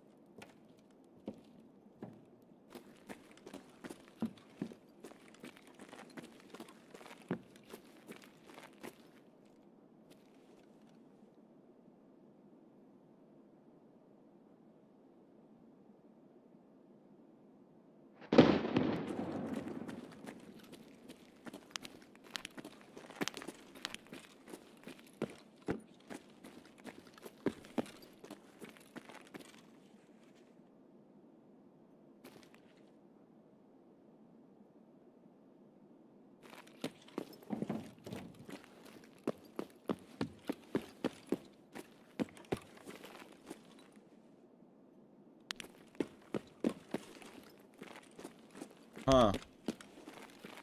Huh. Yo, look at this fucking idiot. Look at him. Forgets a taiga. Are we fucking stupid?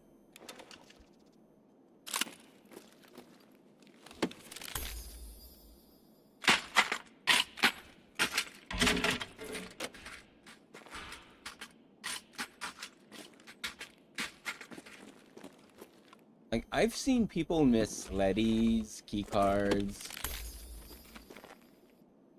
bitcoins, a whole fucking taiga, bro. Brother.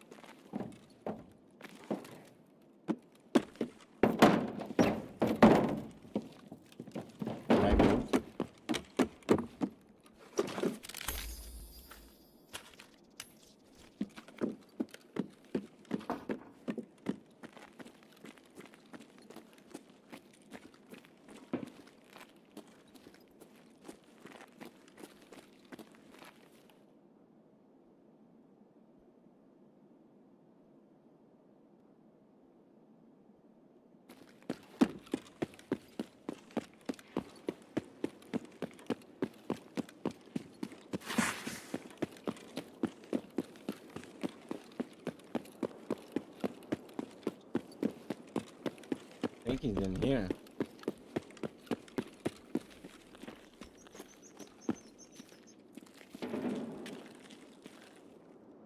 Yep.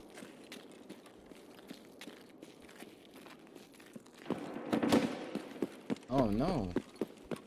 Fighting Kolontai.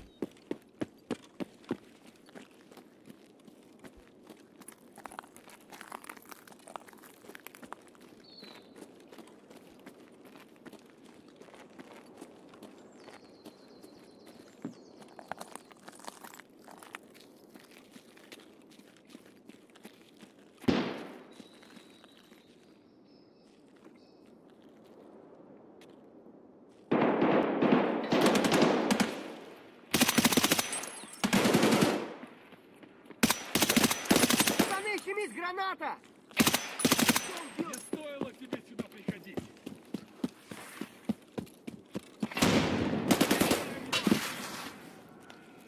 He died. Сука, отстрелялся нахуй!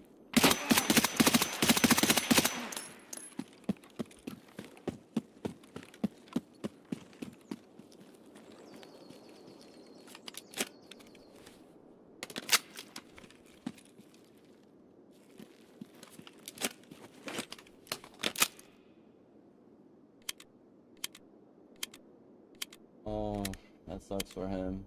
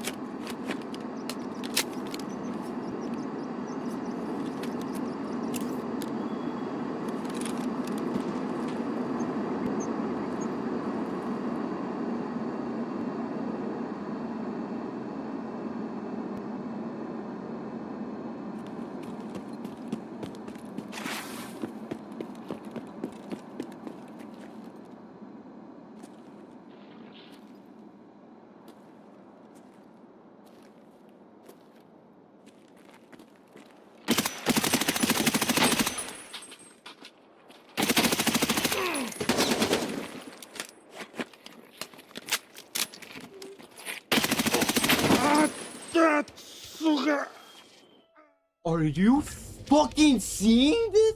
I cannot.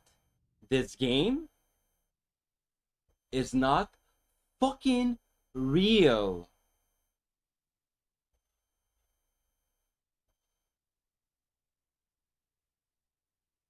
How is this even happening?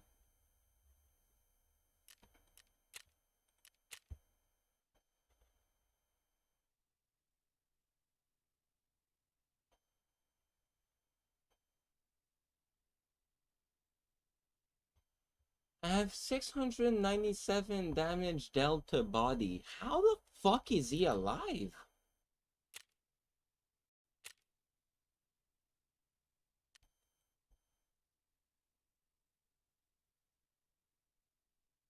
I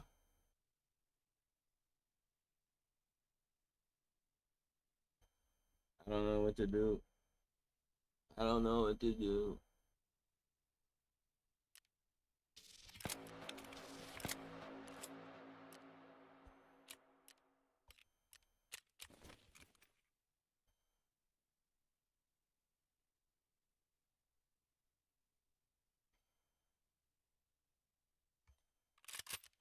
You know what? I'm gonna just run that.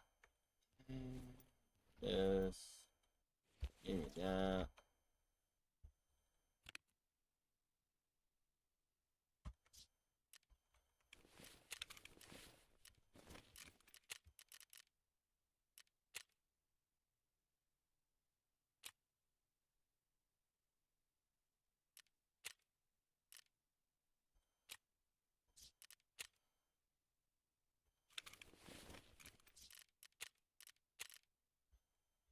Yeah, y'all know I'm not joking. He be vaping, but I got the mic smoking. I'ma get you open right now. Y'all know I spit something sick. Hey, I'm about to make y'all flip. Yeah, y'all better give me that Twix. Hey, y'all better give me that candy. Hey, y'all know they couldn't believe this. Hey, yelling out the homie on the side. He was like, come close, bro, you gotta see this. Yeah, y'all know it's never gonna end. Hey, come close with all the friends. Yeah, y'all know I do it more than often. I'm locked in. I got everybody's jaw dropping.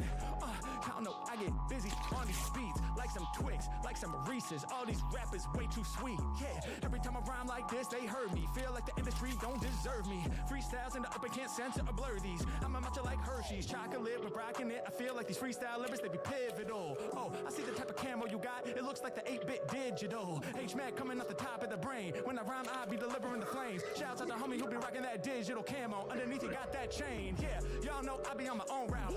On the side, people pulling phones out. All I see is another phone cam. Trying to film me, but I'm my own man. I be getting loose in the place. Hey, y'all know I dominated. I guess dude on the left must have got his cell phone confiscated. He's the only one not filming. I steal the show like a villain. My freestyle's 1 in a million. Yeah, I will instill them. Lyrics up in it, you know I'm infinite. I've never been timid. The competition, man, you know I'ma win it. I get up and grab it when I be rhyming. I am an addict. I hop up to the occasion, man. I feel like a rabbit. I really am snapping whenever I be rhyming. I be rare, God. Can you even hear me through your AirPods? H-Mac, I be in the red zone. Shouts out to homie rocking the headphones. Yeah, y'all know I come up with all them rare flows. If you got your headphones in, I hope they on aware mode. He's like, dog, dude is sick. Off the top, too legit. When I spit, truly lit. Yeah, they like, who is this? I got them bouncing. Y'all know I'm about to shoot my shot. Lyrics that I'm spitting off the top of the mental is about to prove that Harry Mack the one that's truly hot. Okay, and we still filming. Y'all know I do it for the rap lovers. But for a brief moment there, you were just filming bed covers. H-Mac, I be getting loose. Check out the energy that I bring. Off at the top, I rap and don't sing. On every single syllable, you know they gotta cling. Let's go. No! Bro, he just freestyled about like literally everything that was going. You talking about my AirPods, the kid that got his phone confiscated? That's crazy. You gotta shout that dude out, bro. I don't know how, bro. I can post it on TikTok, bro. Oh my god. You have TikTok? Yes, I do. Yeah, I do. I go by Harry Mack. Harry Mack? Drop that in the chat. He's gonna post your ass, and we're gonna shout you out, bro, because that was insane. Oh, thank you, man. Appreciate it. Hell yeah. Harry Mack official on TikTok. That's dude. All that was off the dome. Yeah, man. You know, had to be, right? Yeah, that was insane, bro. Oh, thank you. Famous, bro. We met a famous. Oh, I just followed you. Hey, thank you, man. Shout him out. He's gonna shout us. Yeah. I appreciate you. Yeah, Dude, much you're love, awesome. you guys. Hoorah. Semper Fi. Hoorah. Appreciate that, homie. Hey, be safe out there, all right? You too, man. Have a great day. Yeah, what's up, dude? How you doing, man? Harry Mack, nice to meet you. Oh, nice to meet you. I'll be in my own world. Nah, I love it, dude. Yeah. What you do? Like, what's your vibe like? I'm a freestyle rapper, man. I make up raps off the top of the dome. Word, I want to hear what's up. I want to hear. You want to hear one? Yeah. All right, let's do it. So, give me some, like some challenging words to incorporate in my freestyle. I feel like funds. Like money, funds? Like, yeah, funds. Okay. What'd you say? Encyclopedia. Okay. Yep. Positivity. Hell yeah. All right. Funds, encyclopedia, positivity. Those are the words. You on it. Okay. We ready? Yeah, I'm ready. All right, let's get it. Here we go. We're gonna let the drums come in on this thing. Hey, mister. Okay. You want some wine? Yeah. Java rapping, ain't no Mac, go get it done. Spitting UV rays out here shining like the sun. I'm Neo in the Matrix, they say Harry is the one. I've been stacking up my paper, I've been getting to the funds. Yeah, and y'all know me rhyming off top is a shit, you know that it sounds like a hit. I'm live on Omegle, and y'all know that we. Yeah. Know that I'm. Yeah, I be show them as in Mac. Yeah. What was I building? Oh. Yeah. Yeah. Check, check, check, check, check. Peace to my homie who's starting to dance. Asked him where he's at, he said out in France. I just be out here, I work in the kitchen. Every time I flow, you know I'm enriching. Your whole vibe, check on silent. When I start kicking bars, he starts smiling. Everything that I do on point. Peace to my homie who be blazing the joint. Yeah, you know that I'm dope, but it fuck. Treat the mic like a joint, then I'm smoking it up. Matter of fact, I perfume the whole room. Every mag about to get you high like the boom. I be holy like an apostle. He's breathing in the joint, blowing smoke through his nostril. Yeah, all of my lyrics are colossal. You know that I'm about to go and grab it when I'm on it. I'ma add it, I be puffing on the reefer. I'm about to turn the skeptic to a believer. Yeah, you know that I really go hard. Grab on the mic and I'm leaving them scarred. Yeah, you know I spit to your ears. Now with the joint, he be gripping his beer. When I be rhyming, I'm going for throttle. He just be sipping the beer out the bottle. I'm about to spit it for you. Making weird sounds like a didgeridoo. Harry Mack, hocking crazy flamish. Like an instrument from an alien. Yeah, check out the flow I'm achieving. I should just practice some circular breathing. That shit would really be pain relieving. Yeah, I'm about to squeeze all my steezing. Squeezing my stilo into the track when I rhyme like this. Shout out to my man cause it's rolling the joint, now he's about to get lit. Check out the way that I grab it, I'm steady performing. I said, what's up with your average day? He said I wake early in morning, then I be puffing my joint. I wake and I bake, and then I go to work, I don't make mistakes. I'm all in the kitchen, you know what I do, yes. I'm getting down as a sous chef. I asked him, what's the cuisine? He looked at me like, the fuck do you mean? It's just the standard cuisine out in France. I'm like, alright, cool, dog, I see your stance. Then on his break, smokes another one. Every Mac flowing undercover, son. Yeah, you know that I likely rap, and I might just snap for my homie who be rocking the Nike hat while he's blowing out smoke. Try to tell him with the lyrics, man, I've never been a joker. Just be doing what I'm feeling, representing for my people. And you know my flow is lethal while I'm rocking on Omegle. And I do it on the internet, you know I'll be a bigger threat. I'm about to kill ya like your lungs from the cigarettes. Every Mac they standing there. Now my man throwing his hands in the air. Matter of fact, when I rap with these, he gets so excited that he slaps his knees. You know there's no replacing me, man. Now we got his face in his hand, saying, oh man, they really can't believe it. I do my freestyle. They ask me what's the secrets. I told them it ain't nothing. No love for those that's judging. Shout out to my man, I feel connected like we cousins. What's good? Yeah. Yeah. Come on, hey. Come on, hey. Come on, hey. Come on, hey. For most these rappers it's hopeless, cause Mac is the dopest. My name's spreading all across the planet like COVID. When you listen, then you gon' have a fun time. I said my rhyme contagious like it's COVID the 19 on the rhyme scene when I spit it. They talked about doing it, but I went and did it. Yeah, when it comes to rapping, Harry Mack the top pick. I don't have the COVID, but my lyrics are sick. Yeah, I got to be the most clean on the rap scene. I'm so sick with it, they be working on vaccines. They trying to stop me. Hell no, I'm up to the task. Don't get close to my raps unless you wearing a mask. I'm on a whole nother plane when I flow off the brain. I hold it down on my court. This rap shit is my sport. Get you twisted like vodka each time that I rock ya. Lyrics, yo, I'm just kicking them like it was soccer. I'm on another plane. Rappers, I'ma laugh at y'all. Through the legs, then I hit the dunk like it's basketball.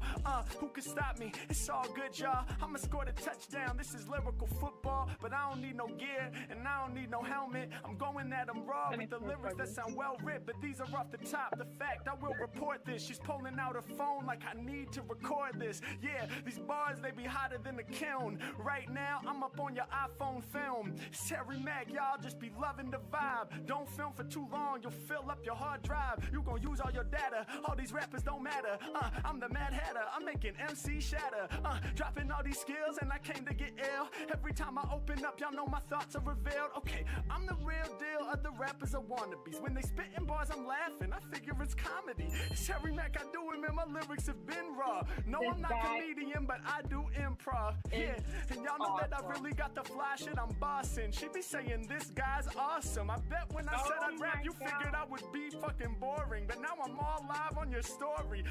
You know I don't need no facade. She's covering up her mouth and saying, oh my God. And now she's got her hand covering like both her eyes. Yeah, everybody notice I got dopest vibes. Yeah, grip up on the mic and then I'm ready to rearrange ya. I had to get down on the Omegle. You know I'm connecting to strangers from all across the planet, doing the shit that I be feeling. Heart and soul is what I'm revealing. When I be on it, you know that I'm killing. I'm coming right off at the top of the head. I'm leaving my enemies dead. I really dig your iPhone. I can see that it's red. She got her hand up. You know that I bang in the place. And yo, I did the double time and then she made the stank face. Come on. Every time that I be flowing, it's rare. Yeah. Hey, yo, lyrically, I grow like your hair. I'm doing my thing. It's Harry Mack. You know I'm a sting. And every time I rhyme, you know I'm about to shine like your rings. It's Harry Mack.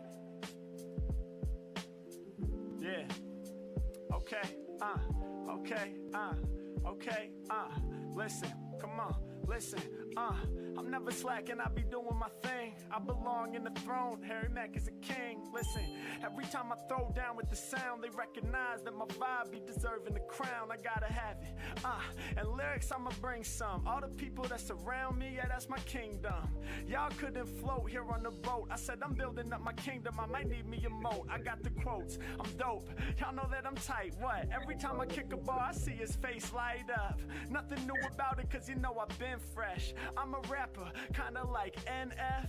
Yeah, but Harry Mack is the new dude. I'm not NF, but I am on YouTube. And word to NF, cause I'm about to go up. When people talk shit on my name, I give no fucks. That's NF, I respelled it. I got my own story, yo, the Max about to tell it. I gel with the instrumental when I drop reports. They feel me in LA and they feel me in New York. But it don't stop though, I really got the hot flow. They feel me in New York and they feel me in Morocco. Yeah, people out there is really loving it. They said, dog, but we got problems.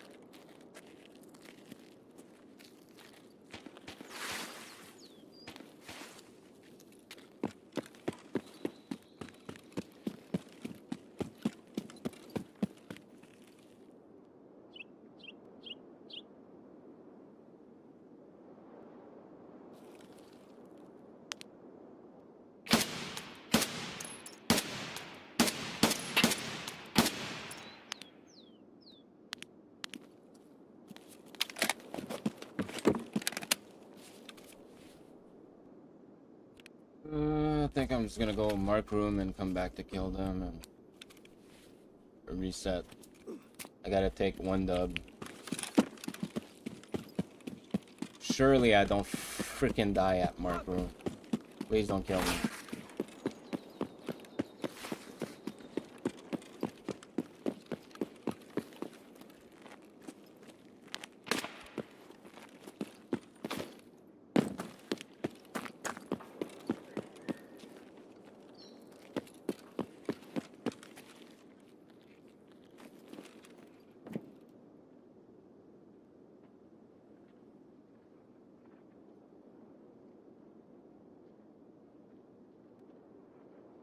I'm not peeking that, I'm on a left peek.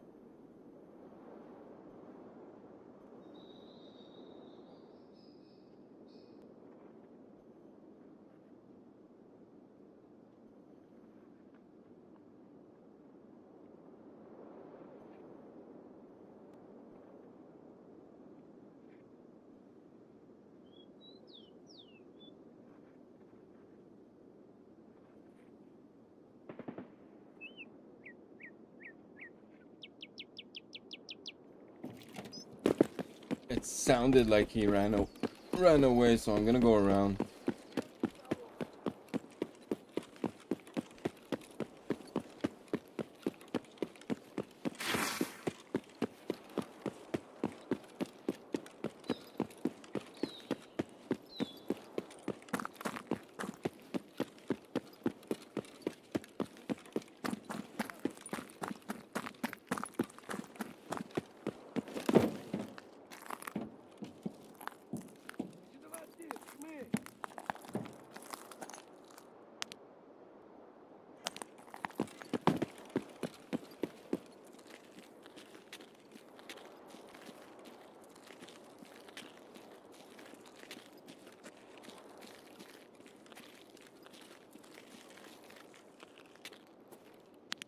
Вон он, сука!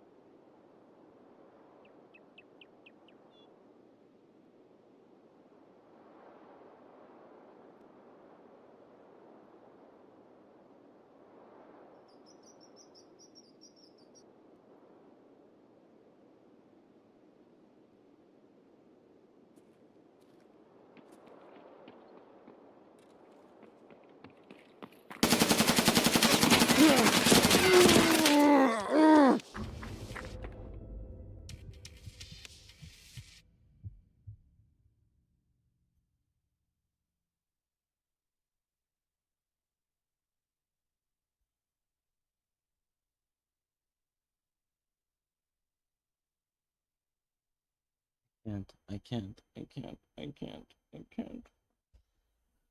I can't, bro.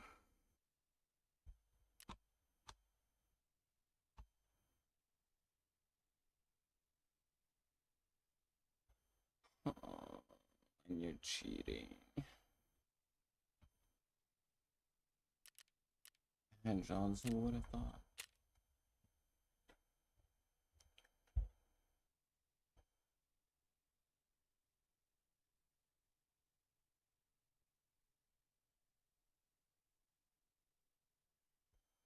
I don't get it.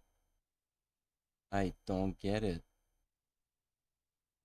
How do I do 395 damage delta body and the guy still stands?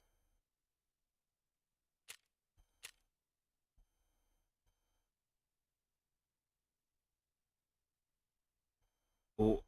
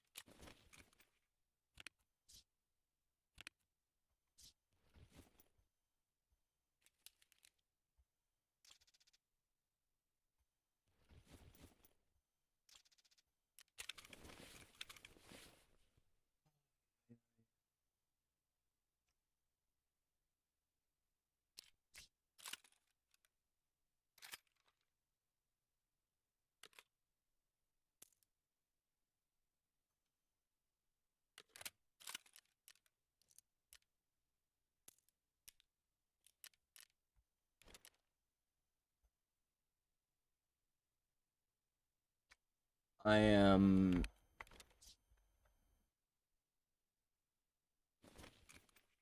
yeah.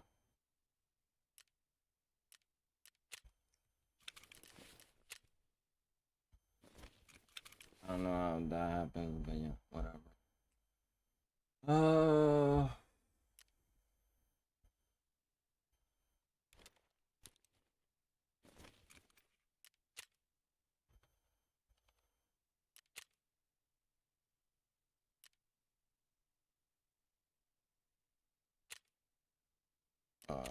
Because of the advance.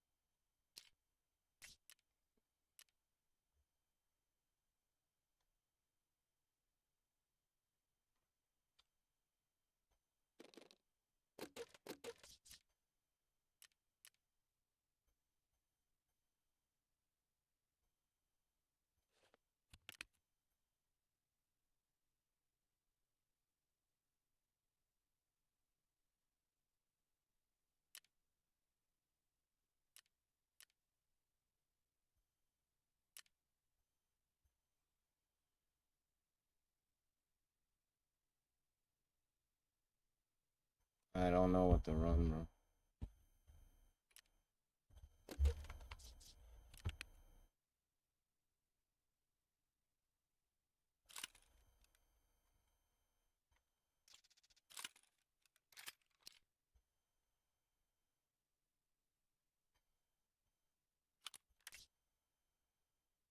Oh, wow.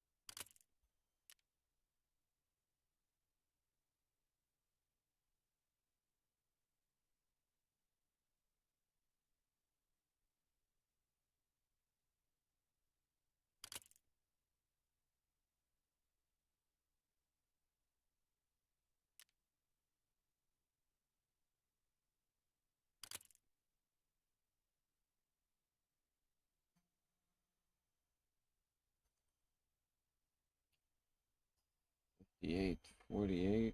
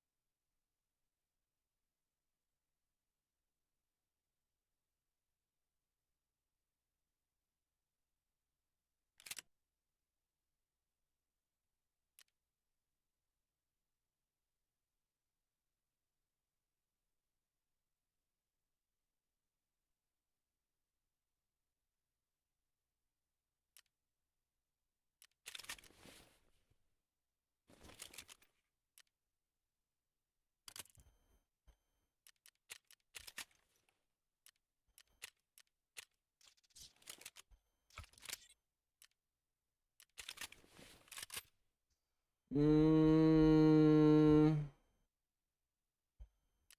Mm. Mm. Mm. Mm. Mm. Mm. Mm. Mm.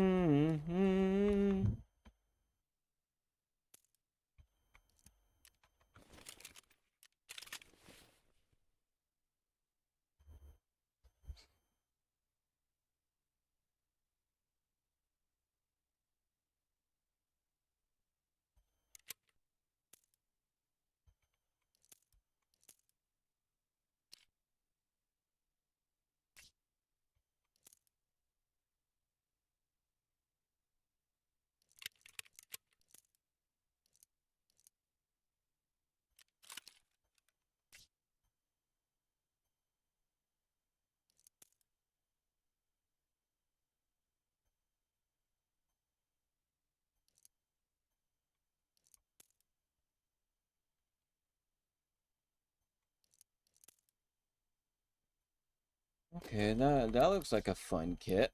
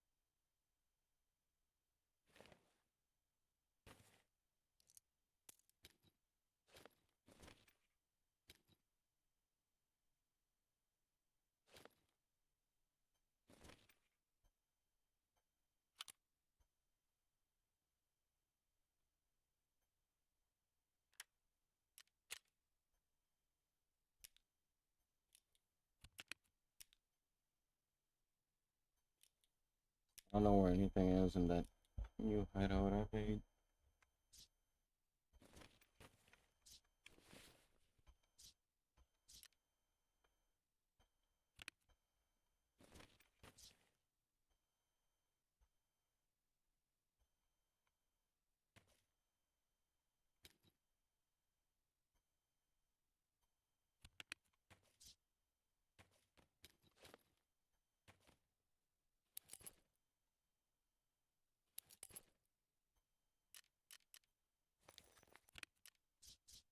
If I die this rate, I'm getting off for a bit. I'm just gonna go eat some food.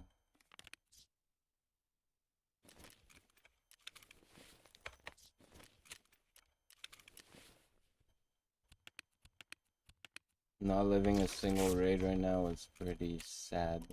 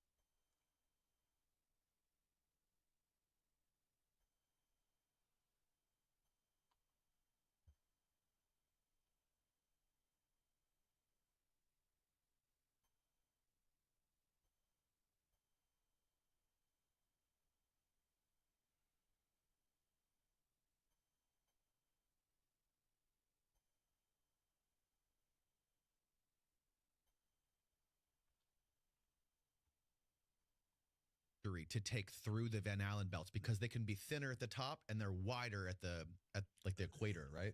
So you guys never like decided we got to go through it at this angle or that angle. We never. The crew had no say. Got it. Mission control made your trajectory, and you weren't aware of it at all either.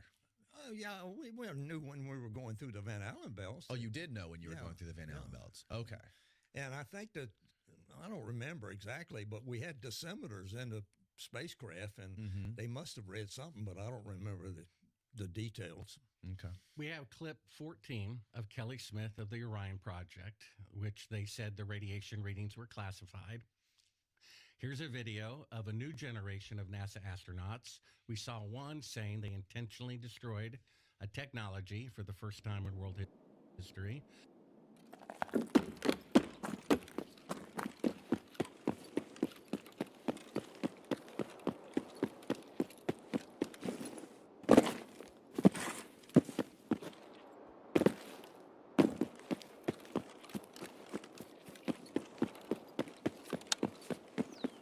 The guy just tried to shoot me, bro.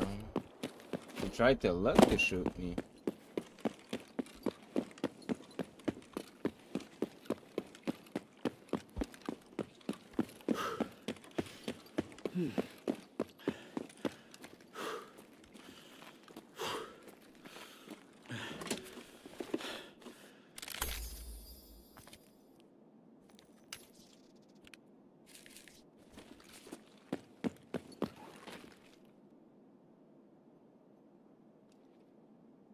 I don't really like that. Oh well. Not on the violet ones.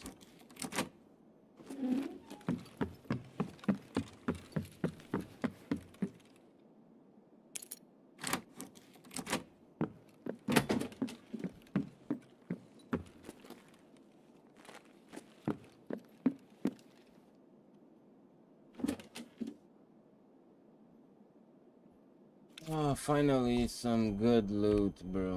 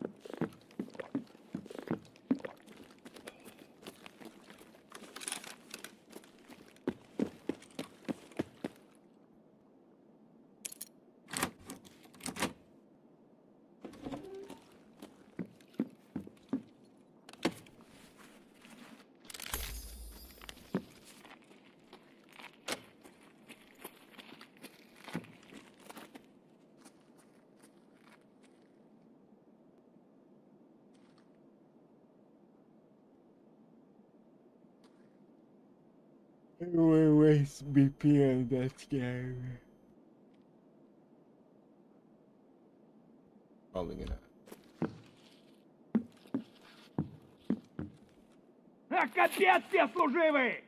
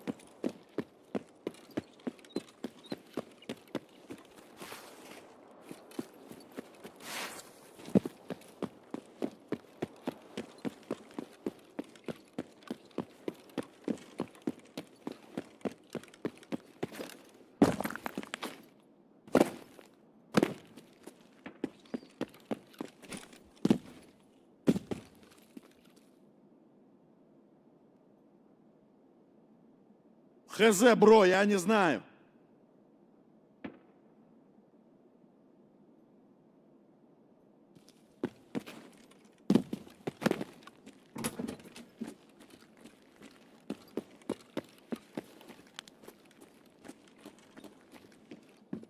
Эй, земляк, мы стрелять не хотим.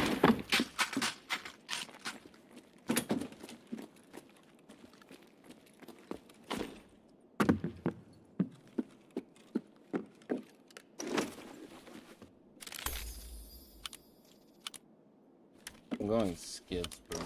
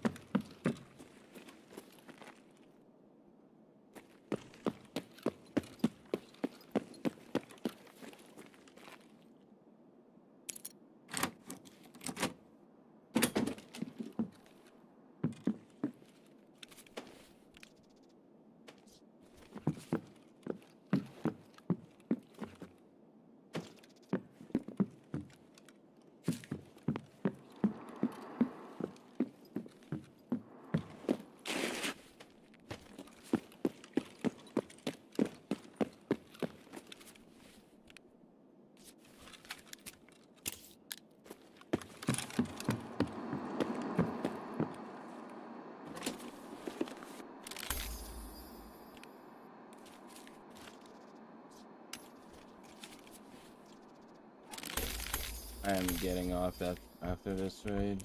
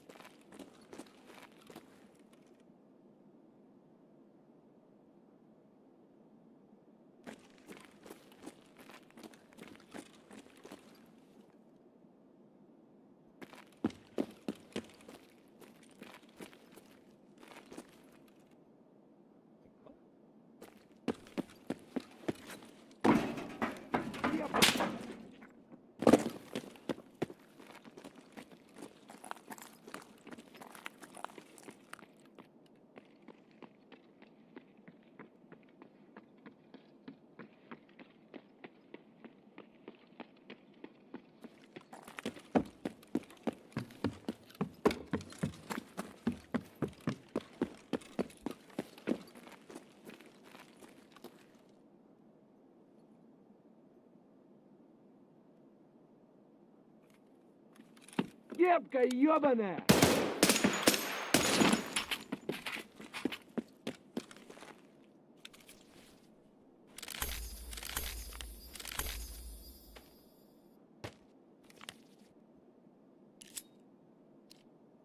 Yeah, did I hear something at MUD?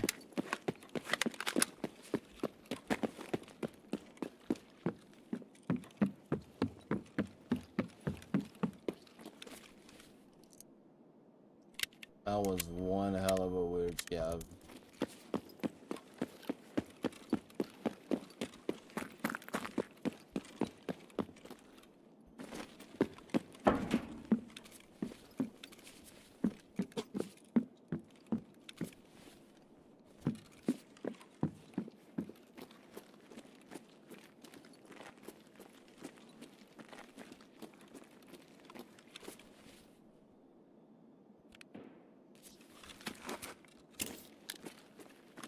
Tell me.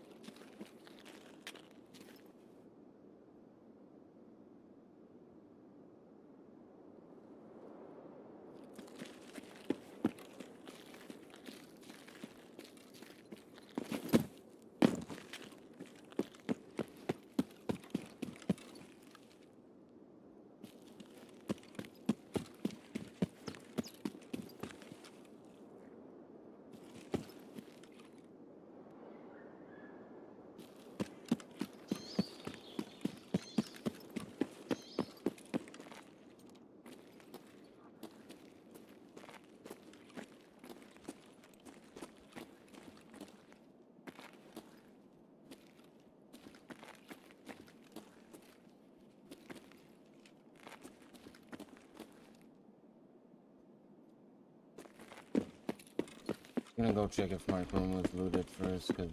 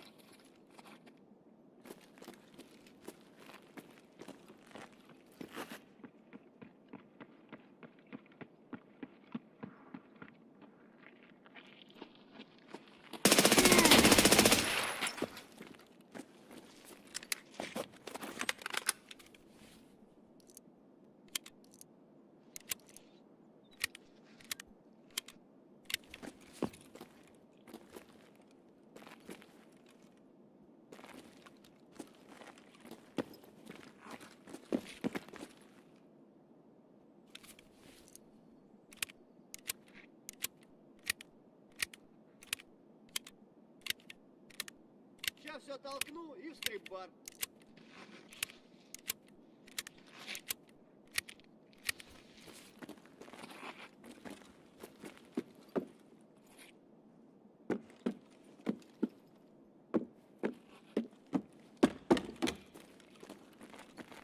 Man, I don't know. Ask later. Служивый, это наша точка. I don't know. Ask later.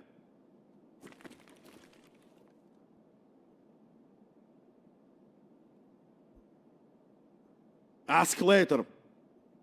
Bro, I'm not sure. I don't know.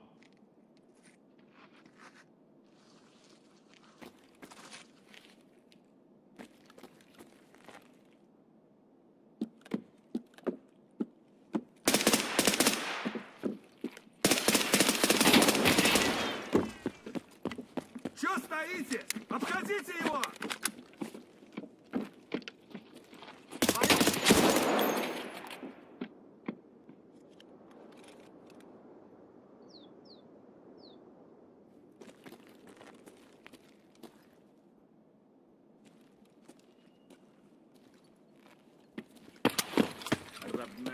Мать тебя.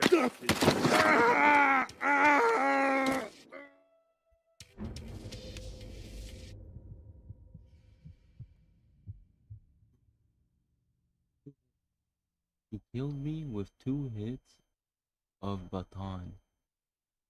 He killed me with 2 hits of baton. I played maybe 15 raids and I have not lived one.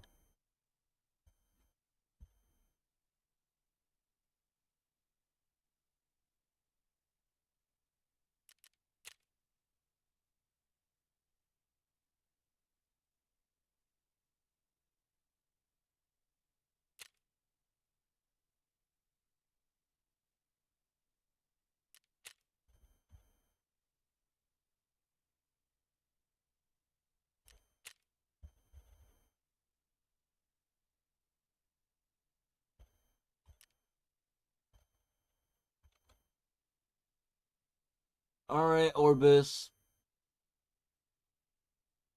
I'll catch you later. I'm gonna go eat some food and take a nap and be ready for when Drachma gets on. Have a good day at work, man. Catch you later.